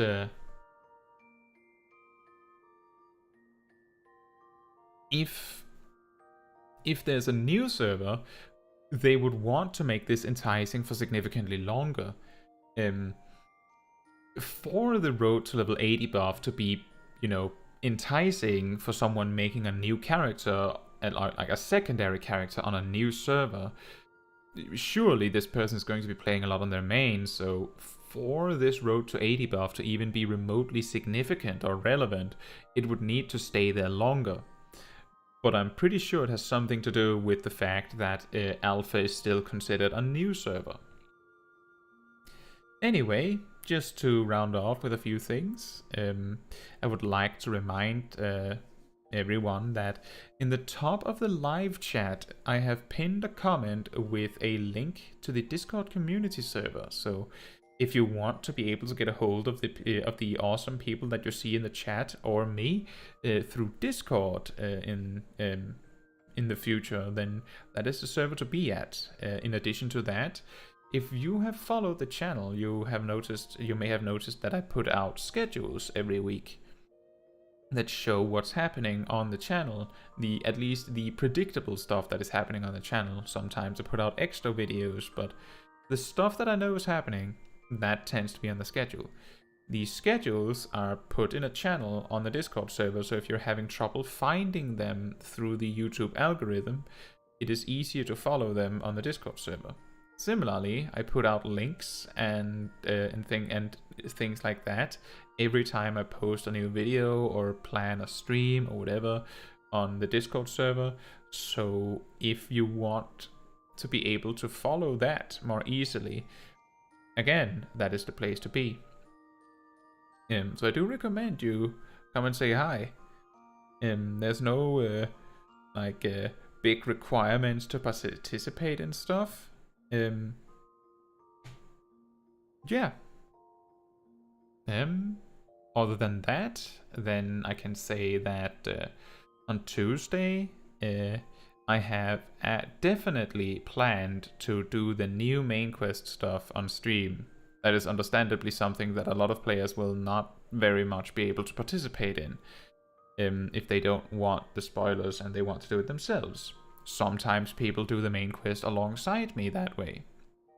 And sometimes people have already finished the main quest in anticipation of it. I will do the main quest in the afternoon. I might also do some showcase of the new Paladin stuff, but I'm not entirely sure because there's some other real life stuff happening for me there that might get in the way. Other than that, of course, Rewind Replay, the Smol Caetsu Chaiji's Adventures is happening on Saturday again, as usual. So if not on Tuesday, hopefully I'll see you on Saturday. Anyway, Zip says won't be able to do day 1 Alliance raid. Well, Zip, you were away the whole next week, right? So not much I can do about that. Anyway, I have nothing more to add. Should have bought a Steam Deck. I think you would have a hard time playing Final Fantasy XIV on a Steam Deck if you normally play on mouse and keyboard. It's completely different to play on a controller, I would imagine, given that I haven't even tried it. But just doing the keybinds feels like way harder. Anyway, thank you all so much for watching. It is always really nice to have like this nice conversation during the stream. And nothing else. I hope you will enjoy the 6.3 launch on Tuesday. And with that, good night, or good morning or afternoon, depending on where you are in the world. And then we say good night to Smol Kai.